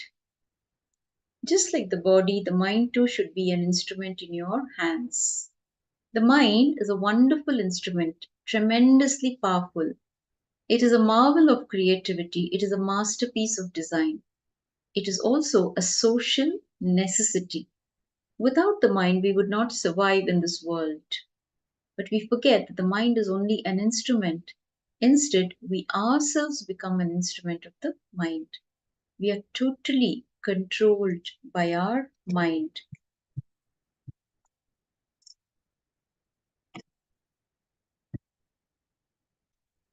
So the word flower is not the flower. The word love is not love. The word enlightenment is not enlightenment. Words form a barrier between you and reality. Meditation has no need for words. Meditation is the direct experience of reality. But the mind continues on this constant chatter of words. The mind doesn't let you relax for a single moment. The mind is constantly creating ideas, concepts, and opinions for you. It uses words to distort reality. So, how to handle the mind? Just like I said about the ego, do not fight with the mind also. You cannot achieve anything by struggling against your mind. In fact, you cannot even struggle because even struggling is a function of the mind. So it will be one part of your mind struggling against the other. Instead, simply become a witness to the functioning of your mind. Continuously watch your thought and disconnect from them. Just unclutch from them. It is not going to be easy, especially on this path. The mind is a very dangerous companion. Initially, it will create all sorts of fears and doubts in your mind. When you start trying to witness your thoughts, it will convince you that you are actually witnessing. But if the mind tells you that, it means the mind is at work. If you are actually witnessing, there will be no opinions or judgments, not even the idea. These are just thoughts, and I'm unclutching from them. So be very clear, the mind is not your enemy. There is nothing wrong in thinking. It is just a process like any other. Don't put yourself into a fighting position. Just be an observer of the mind, an observer of your thoughts. Enter the play of your mind as you start unclutching from your thoughts. You will see that they start flowing more and more slowly. As your awareness becomes deeper, you become aware of the gaps in the flow. A gap that you experience like a flash. You glimpse it, then it vanishes. A gap in which you experience a beautiful silence. By and by, the gaps start happening more frequently.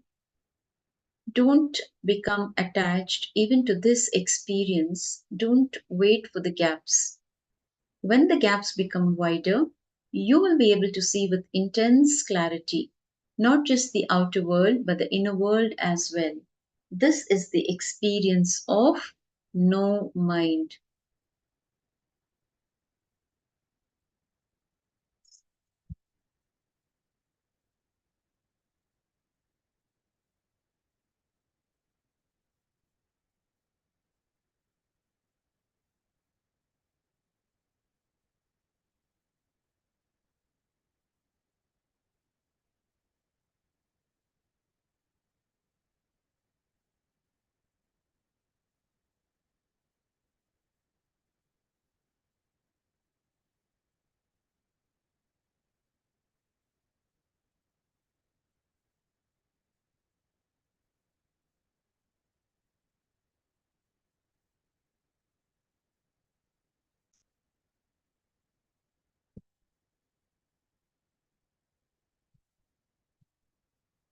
Now, don't think that all this is too much for you.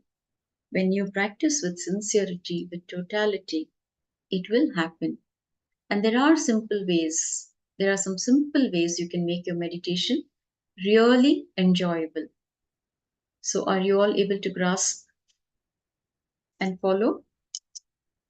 If you have any questions, you may please type here in the chat box.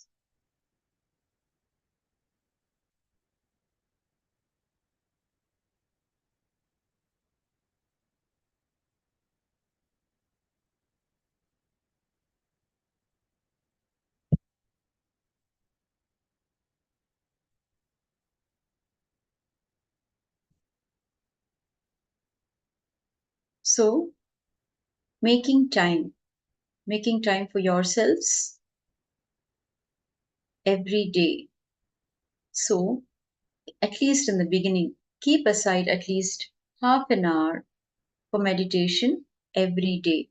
Even if you plan on practicing anytime, anywhere, meditations always include a half an hour of sit down meditation. In the beginning, you need to cultivate discipline in your meditation. Also, you need to practice consciously in an environment set aside for the practice of meditation. During this time, ensure that you are undisturbed, that you are not disturbed. Do not accept any engagements. Do not pick up the phone.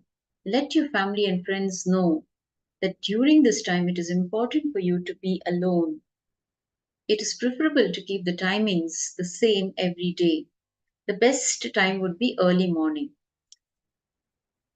when everything is silent and nobody is around you to disturb you or trouble you.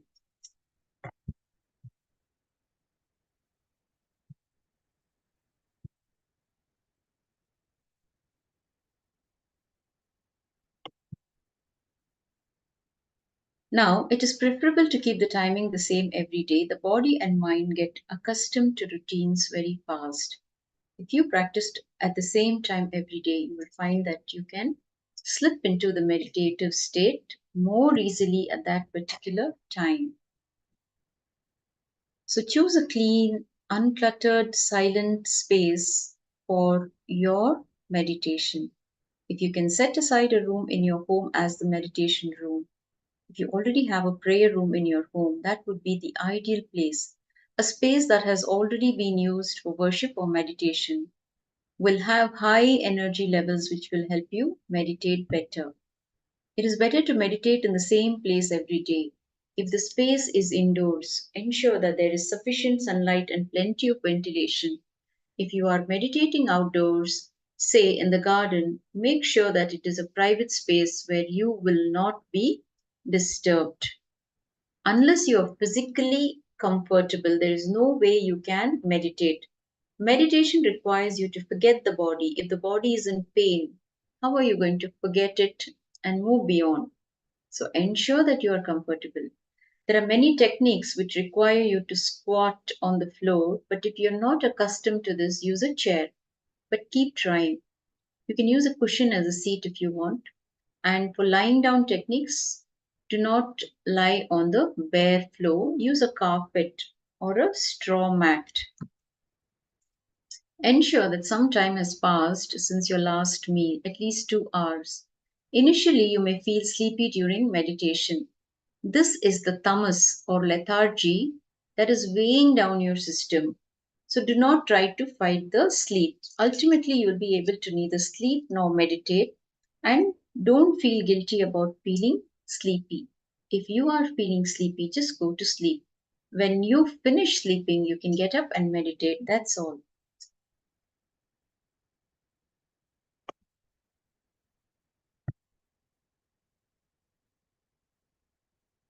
Okay, Ma Christina Voids is sharing all the time in the program. I have the strong airflow in the third eye. It is good, Ma.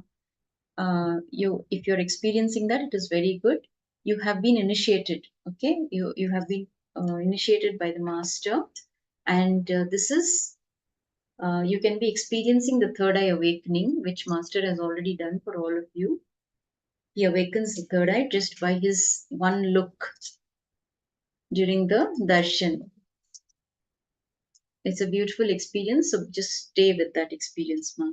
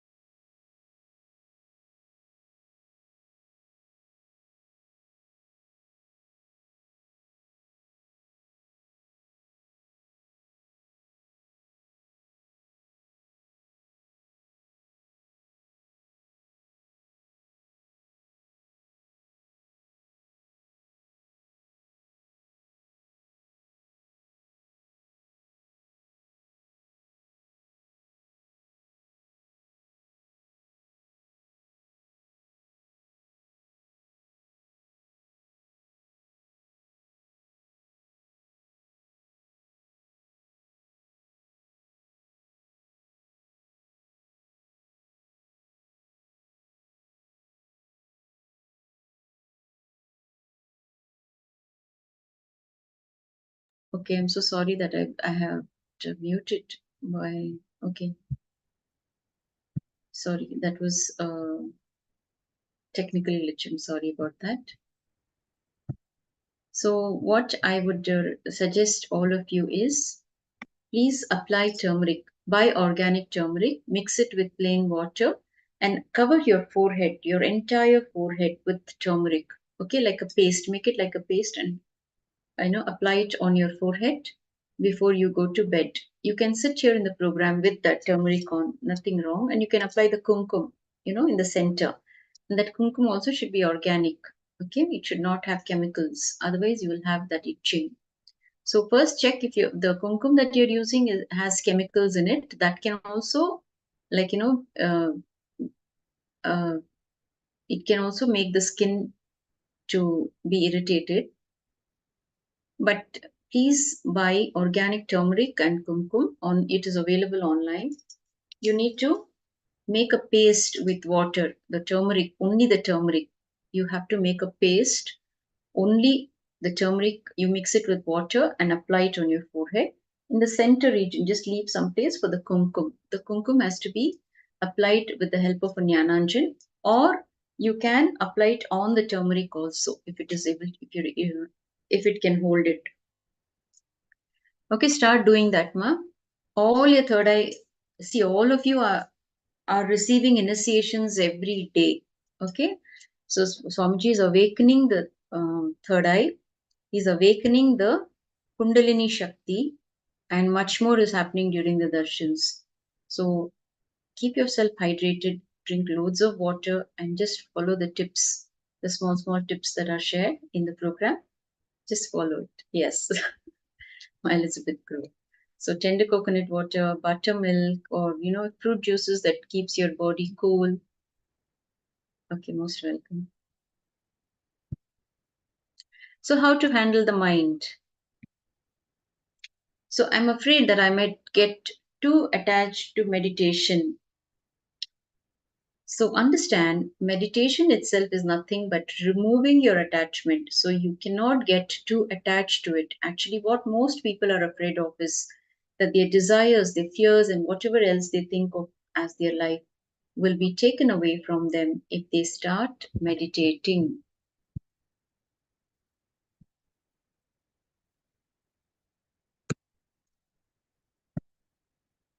Now, I can say this is true. Once you start meditating, whatever you now think of as your life will start losing its importance, because the real truths will start revealing themselves to you. All the time you're trying to protect yourself from the basic truths because you are afraid of them. I can say that meditation is all about changing your inner software. Once you start meditating, your inner software will have a new quality. Your body may be the same, your hardware may be the same, the persons with whom you are living may be the same, but your being will be totally different. Your being will have a different quality. Your inner software will be totally new. Okay? So this is happening to all of you. Already it is happening. Don't think it is yet to happen. It is already happening. That's the good news. Once you become a part of this program, all the experiences are given to you without your knowledge. You are receiving all these experiences without even knowing that you're already into it. See, don't think like, just by accident you're sitting, just by your will you are here. Nothing. The cosmos has chosen all of you to be here at this point of time to receive these truths. And it becomes its responsibility to leave you with all these experiences.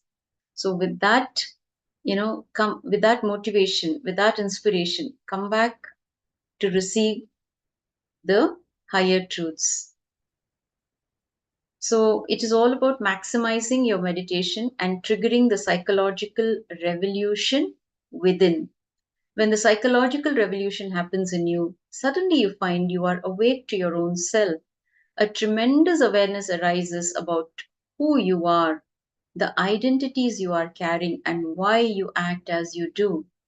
A clear understanding is awakened about the source of self, world, and God.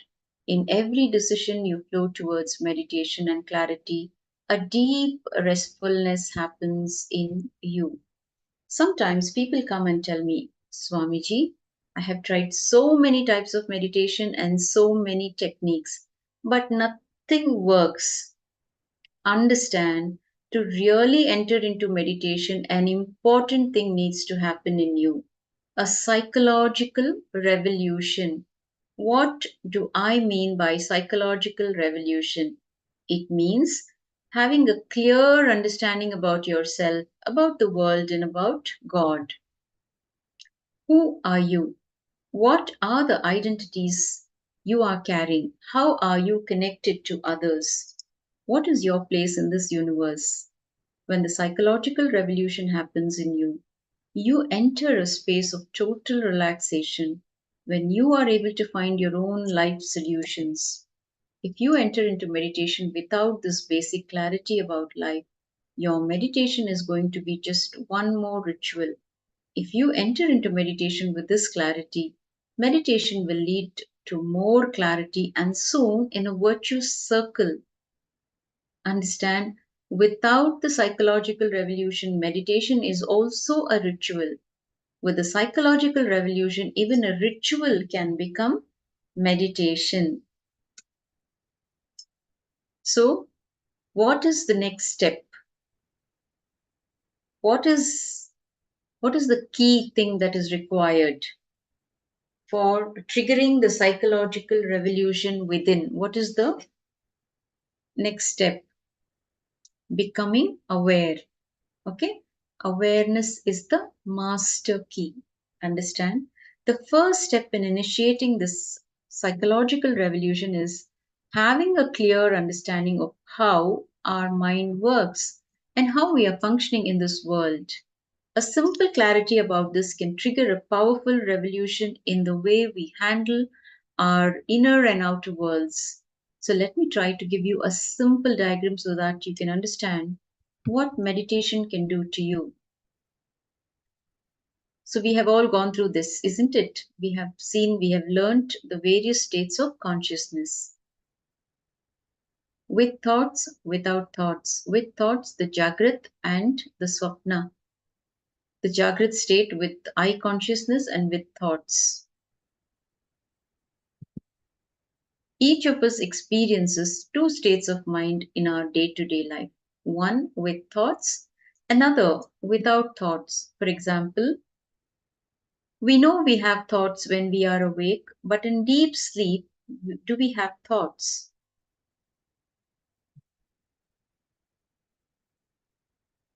No. So there are two states of mind, with thoughts and without thoughts.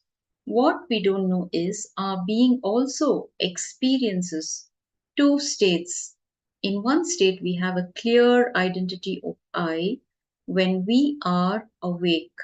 All of us clearly experience ourselves as I. We carry a clear identity about ourselves. In the waking state, we remember our identity. I am this, I am that. When we are awake, our I consciousness will be like an undercurrent, alive all the time. But in deep sleep, we don't experience the I consciousness. Is it right? When we are in deep sleep, we don't have the feeling of I. We don't remember our identity. So let us understand how these two states of mind and these two states of being connect with each other and create different states in our consciousness. The first state is when we are with thoughts and with I consciousness. This is what we call the Jagrat state or waking state. In this state, we are conscious of our identity and we have thoughts also. In this waking state, the frequency of I is more than the frequency of thoughts. That is why we are able to control the thoughts in this state. If we wish to, we can control a thought. We can expel a thought or create a thought. This is possible in the waking state. Hope all of you are able to follow. We can expel or create a thought in the waking state. The next state is the dream state, the swapna. Swapna means dream. In this state also, we have thoughts, but there is no I consciousness. We are not conscious of our identity in our dreams. That is why in your dream, you could see yourself studying in college, but sitting with your son next to you. This shows that you have no clear logical identity in the dream state. In the dream state, the frequency of I is lower than the frequency of thoughts. That is why you are not able to control the thoughts in your dreams. That is why the dream state is full of erratic and illogical thoughts. If we had the freedom to dream about whatever we want, we all know what kind of dreams we would be choosing. The third state we experience is deep sleep or sushupti. In this state, there is neither I consciousness nor thoughts. These are the three states that we constantly experience in our lives: the waking state, the dream state, and the deep sleep state. But there is a fourth state that we have not experienced. It is called the Turiya. The Turiya state. In this state, the I consciousness exists but without thoughts. Very few people experience this state continuously in their lives. Sometimes we experience it for a few seconds and then go back to our regular waking state. If you receive a sudden shock, or if you are sitting with nature in a completely relaxed state and in deep silence, you may experience a state where the identity is alive, the I consciousness is alive, but there are no thoughts. This is the fourth state, or Turiya. All our physical and mental illnesses take root in the dream state. When I say dream state, don't think dreaming is just what we do at night. Most of our waking hours are also spent in the dream state. The dream state can penetrate and overlap both the waking and sleep states. Deep sleep states. If our waking state is penetrated by the dream state, it is called daydreaming or fantasizing. We will be living and moving with hardly any real awareness of the world around us. So, has this ever happened to you? You need to ask yourself. Some days, on your way to work, you get into your car, drive 10 miles and reach your office, but only when you stop in your parking lot, take your key and get out of the car, do you suddenly realize that you have been driving for so many miles. You would have taken hundreds of decisions from the time you got into the car and started driving, to press the clutch, press the brakes, press the accelerator, put on the indicator, watch out for the traffic light, take a turn, speed up, slow down. You would have made all these decisions, but without having any awareness of it. So if this is happening, it has happened, be clear, your dream state is penetrating your waking state. When you're functioning without your awareness, you are in that dream state. The more the dream state penetrates the waking state, the more the frequency of our consciousness comes down. We may be living in our human body, but we will not be living a truly human life. We will not be aware about the decisions we are making. We will not be aware of the kind of words we are thinking. We will not be aware of what is going on inside of us. It will be as if we are living in a house, but we do not know what is happening inside it. When the dream state penetrates the waking state too much, we will not have the clarity to move further. We will not have freedom or energy to move further. We will feel like all the doors are closed on us. All the possibilities are exhausted. That is what we call depression. Living in the waking state, which is continuously disturbed by the dream state, is what I call living in hell. So again, meditation, replacing the dream state with the blissful state, is the key to awareness.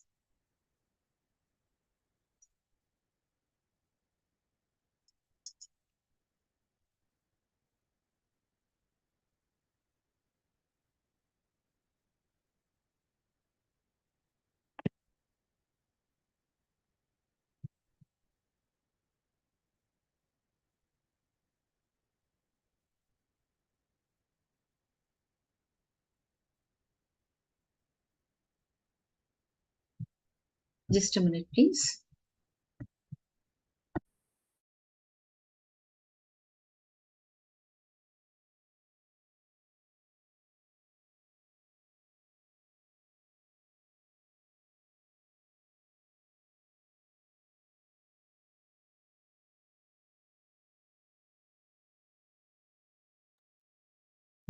Okay. So all of you are able to follow what is being shared here? You're able to catch it?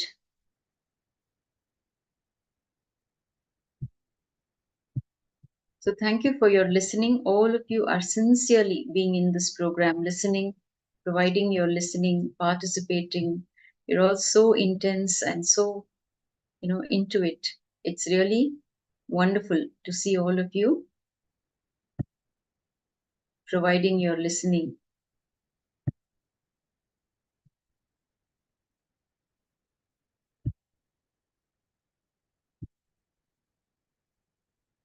Okay.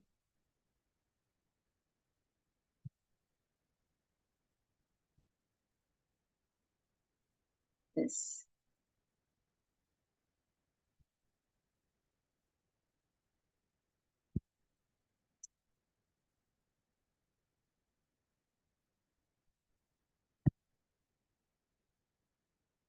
Okay. Thank you all. Yes, so with meditation, you can create an increasing influence and awareness over both your thinking state and the unconscious state instead of the dream state, turiya, or the blissful state.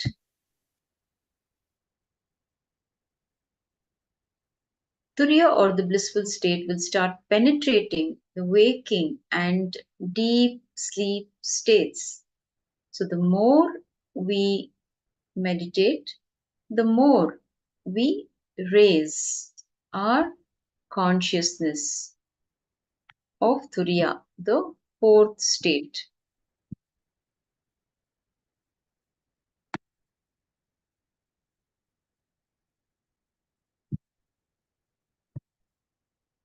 Turiya itself only means fourth because you cannot give an exact name to this state.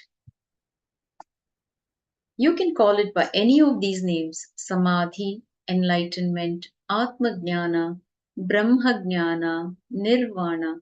When this state starts penetrating and overlapping the waking and deep sleep states, we will see good health happening in the body, mind, and being. A simple understanding of the four states of consciousness can initiate the psychological revolution in you. It is your master key. By applying this understanding, every moment of your life, you will see that in every decision, your thought process flows towards meditation and clarity, and every decision is influenced in the right way. You experience a powerful cognitive shift in the way you receive information, process it, and act on it in the best possible way. The whole purpose of meditation is to bring more and more of Turiya into our waking state and deep sleep state. Bringing yourself completely out of the waking, dream, and deep sleep states for a while is what I call dhyana or meditation. If your waking and deep sleep states are constantly illumined by the fourth state, that is Jivan Mukti, living enlightenment. So, intensity is the first and last mantra. We learned what is intensity in one of the recent satsangs that Swamiji has spoken about intensity. We all watched and we all learned. Now, in anything that you do, if intensity is added, you will see that you are continuously raising the frequency of your consciousness, you are continuously elevating yourself to higher states of consciousness when you work intensely to raise your consciousness towards Turiya, the fourth state. Naturally, your body and mind start getting healed. Then your entire life will have the quality of meditation. Intensity is the most essential quality of spiritual life. I don't even want to call it spiritual life because the term is loaded with too many different meanings. Three things are needed for a successful life. The first is intensity, the second is intensity, and the third is intensity. Today, Swamiji used a beautiful new word, superdeterminism. Isn't it? So all of you who watched the satsang today, Swamiji has asked us to transcribe that satsang. So please do take time and sit and transcribe the whole satsang so that you don't miss out on even a single word uttered by Swamiji in the satsang for our own understanding, for deepening our own understanding. Sometimes people feel dejected because they are unable to gather intensity in their spiritual practices. I tell them, feel intensely that you don't have intensity. That's enough. We constantly feel restless in the outer world. Oh, I have not done this. I have not done that. Just direct the same restlessness towards the inner world and you have intensity.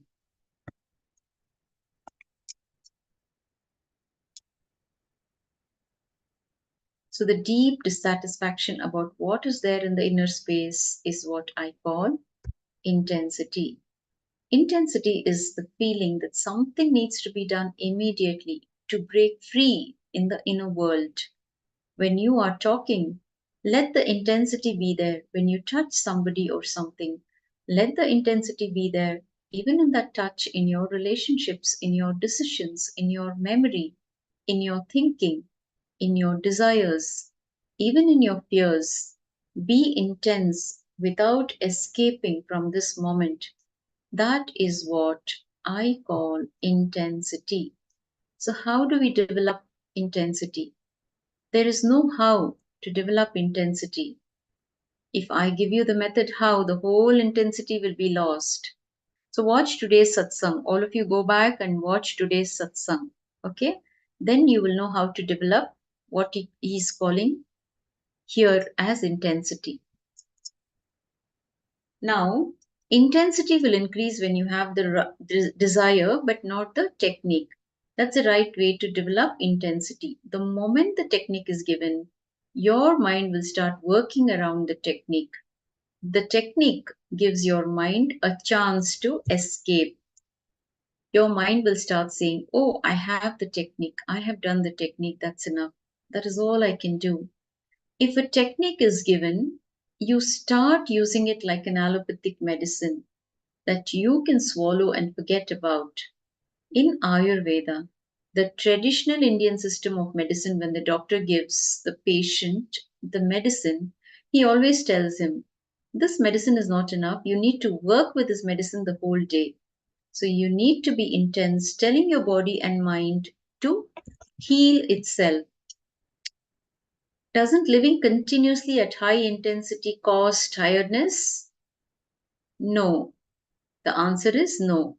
Intensity is the fuel that can keep your inner dynamo constantly running at high energy without experiencing fatigue.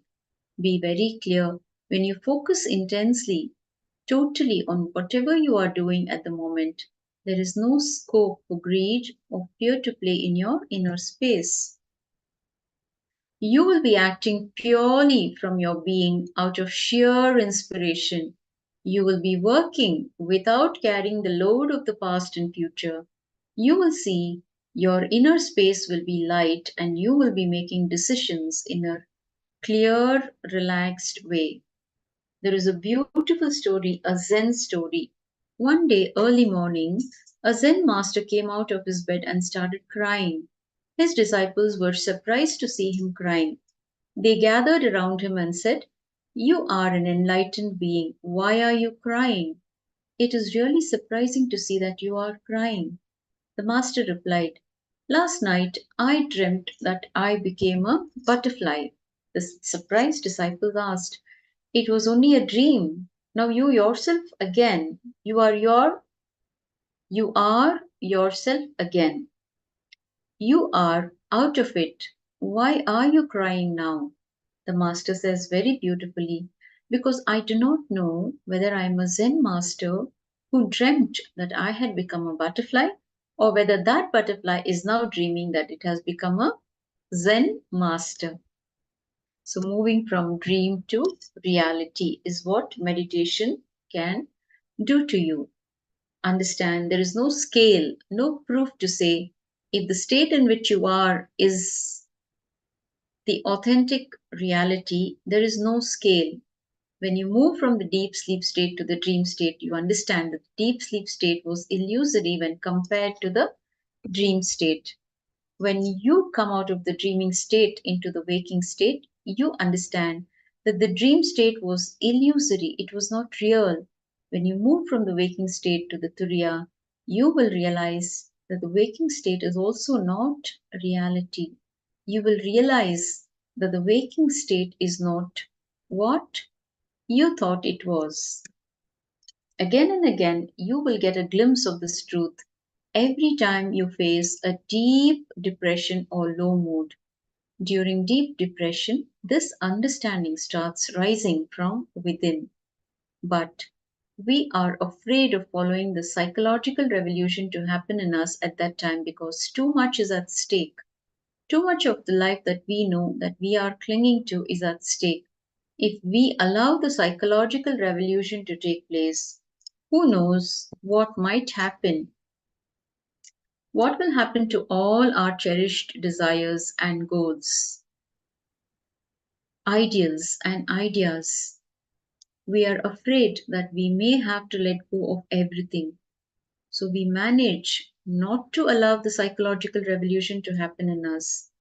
Every instance of depression is actually an opportunity to allow the upheaval to happen, but we miss it. So the moment you hear that your whole life is an illusion, naturally you become afraid. You feel you may renounce, you may leave everything, and life may change drastically. But I tell you,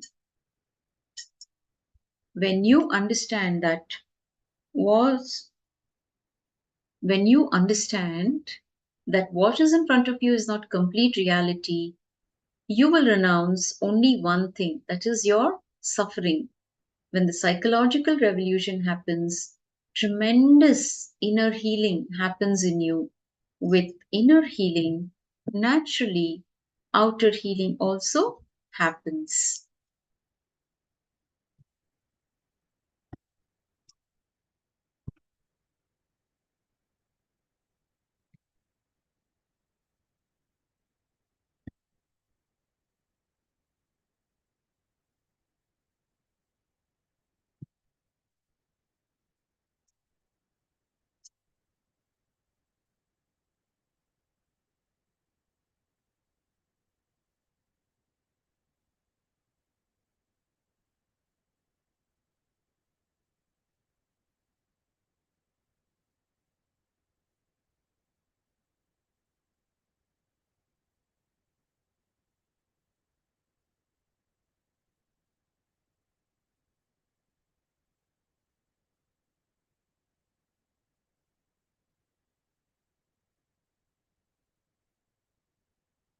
Okay.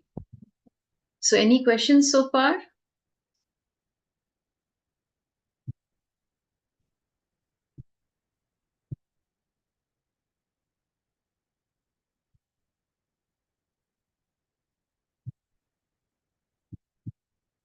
All clear?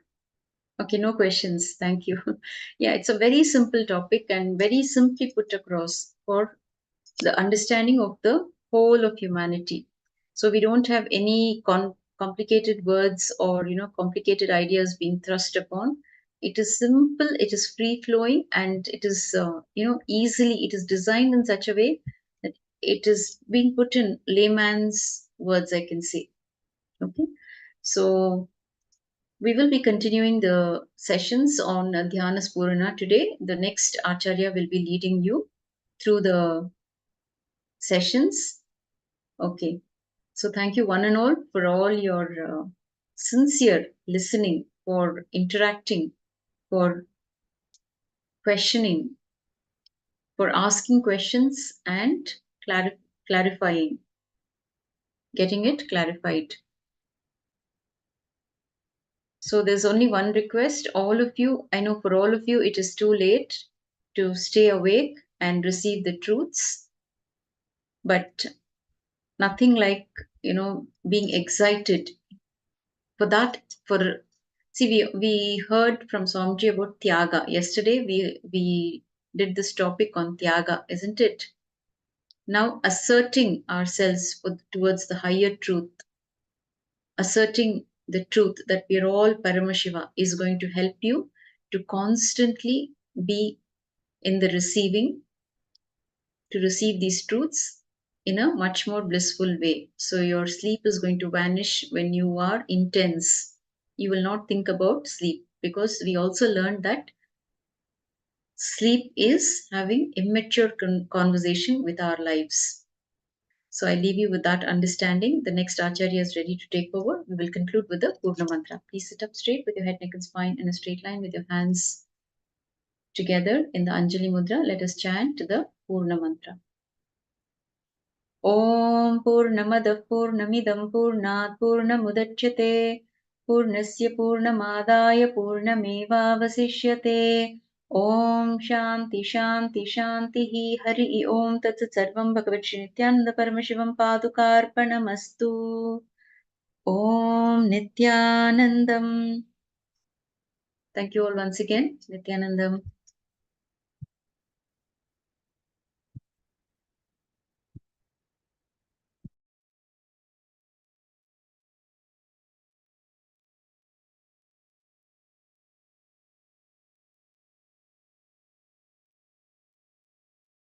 Nithyanandam, everyone. Now, we start our sessions with the power manifestation. So what would be the power today? Any guesses?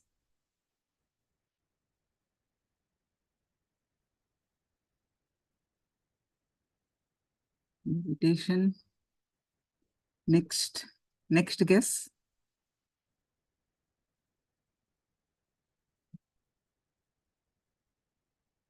Next guess.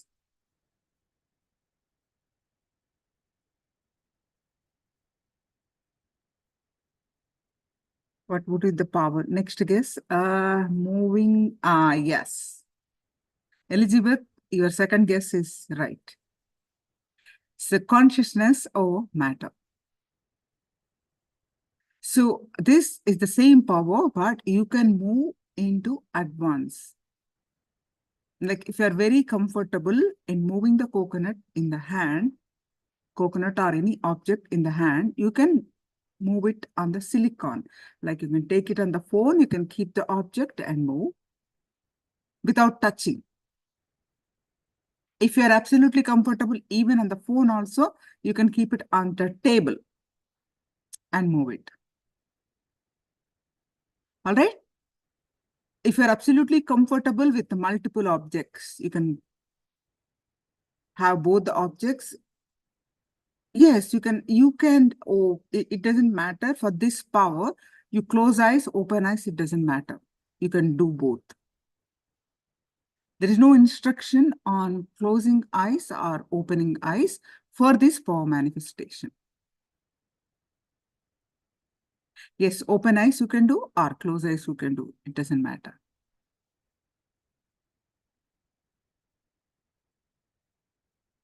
Scan picture we have done one time, beginning of the session. We'll be doing after the darshan again. You want to do it? We can do it. One more round. You want to do it? See, it is all of you are interested. We can do one round of third eye and also one round of consciousness over matter. It's not that we cannot do, we can do. Okay, so no. Okay, you're guessing it. Understand it. So now please bring in your object, coconut preferable. If you do not have the coconut, bring in a round object, a round fruit. If you are absolutely comfortable with one, then you can get more than one.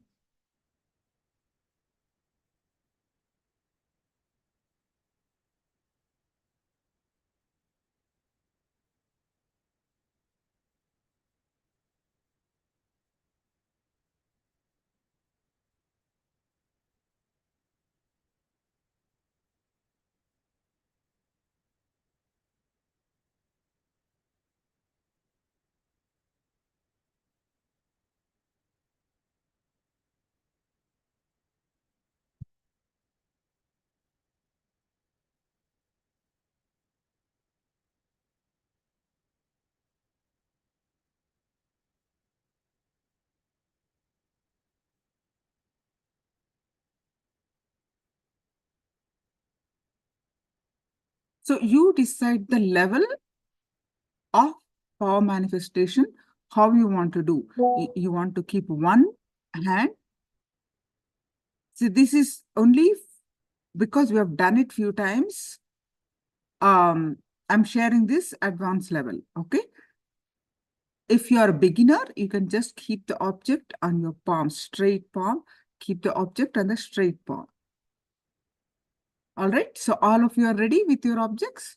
Shall we start? Shall we start the power manifestation? Okay, so now please straight with your palm on your, so with your object on your palm, with the straightened palm, absolutely straight, like a table. Keep your object on the palm. If you're absolutely comfortable moving the object on the palm, what do you mean by absolutely comfortable? Means the object has to listen to you. Like say you move, you roll it toward the left side, you roll it toward the right side, roll it in the front, roll it in the back. It should be able to command the direction which it should fall. Right? So if you're absolutely comfortable like that, then move on to keeping in the silicon. Okay, so now let's start. Keep your object on your palm and sit straight with your head, neck, back, straight line. Fill your inner space with Swamiji's form and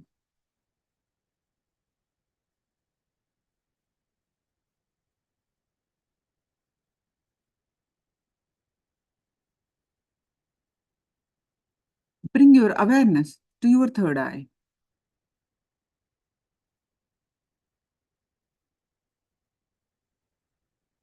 Any thoughts that are coming,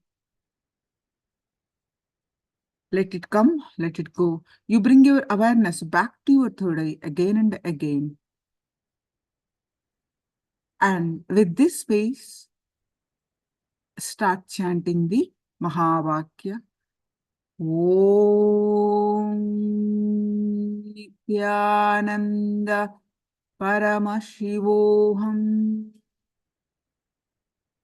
With this space, start chanting the Mahavakya.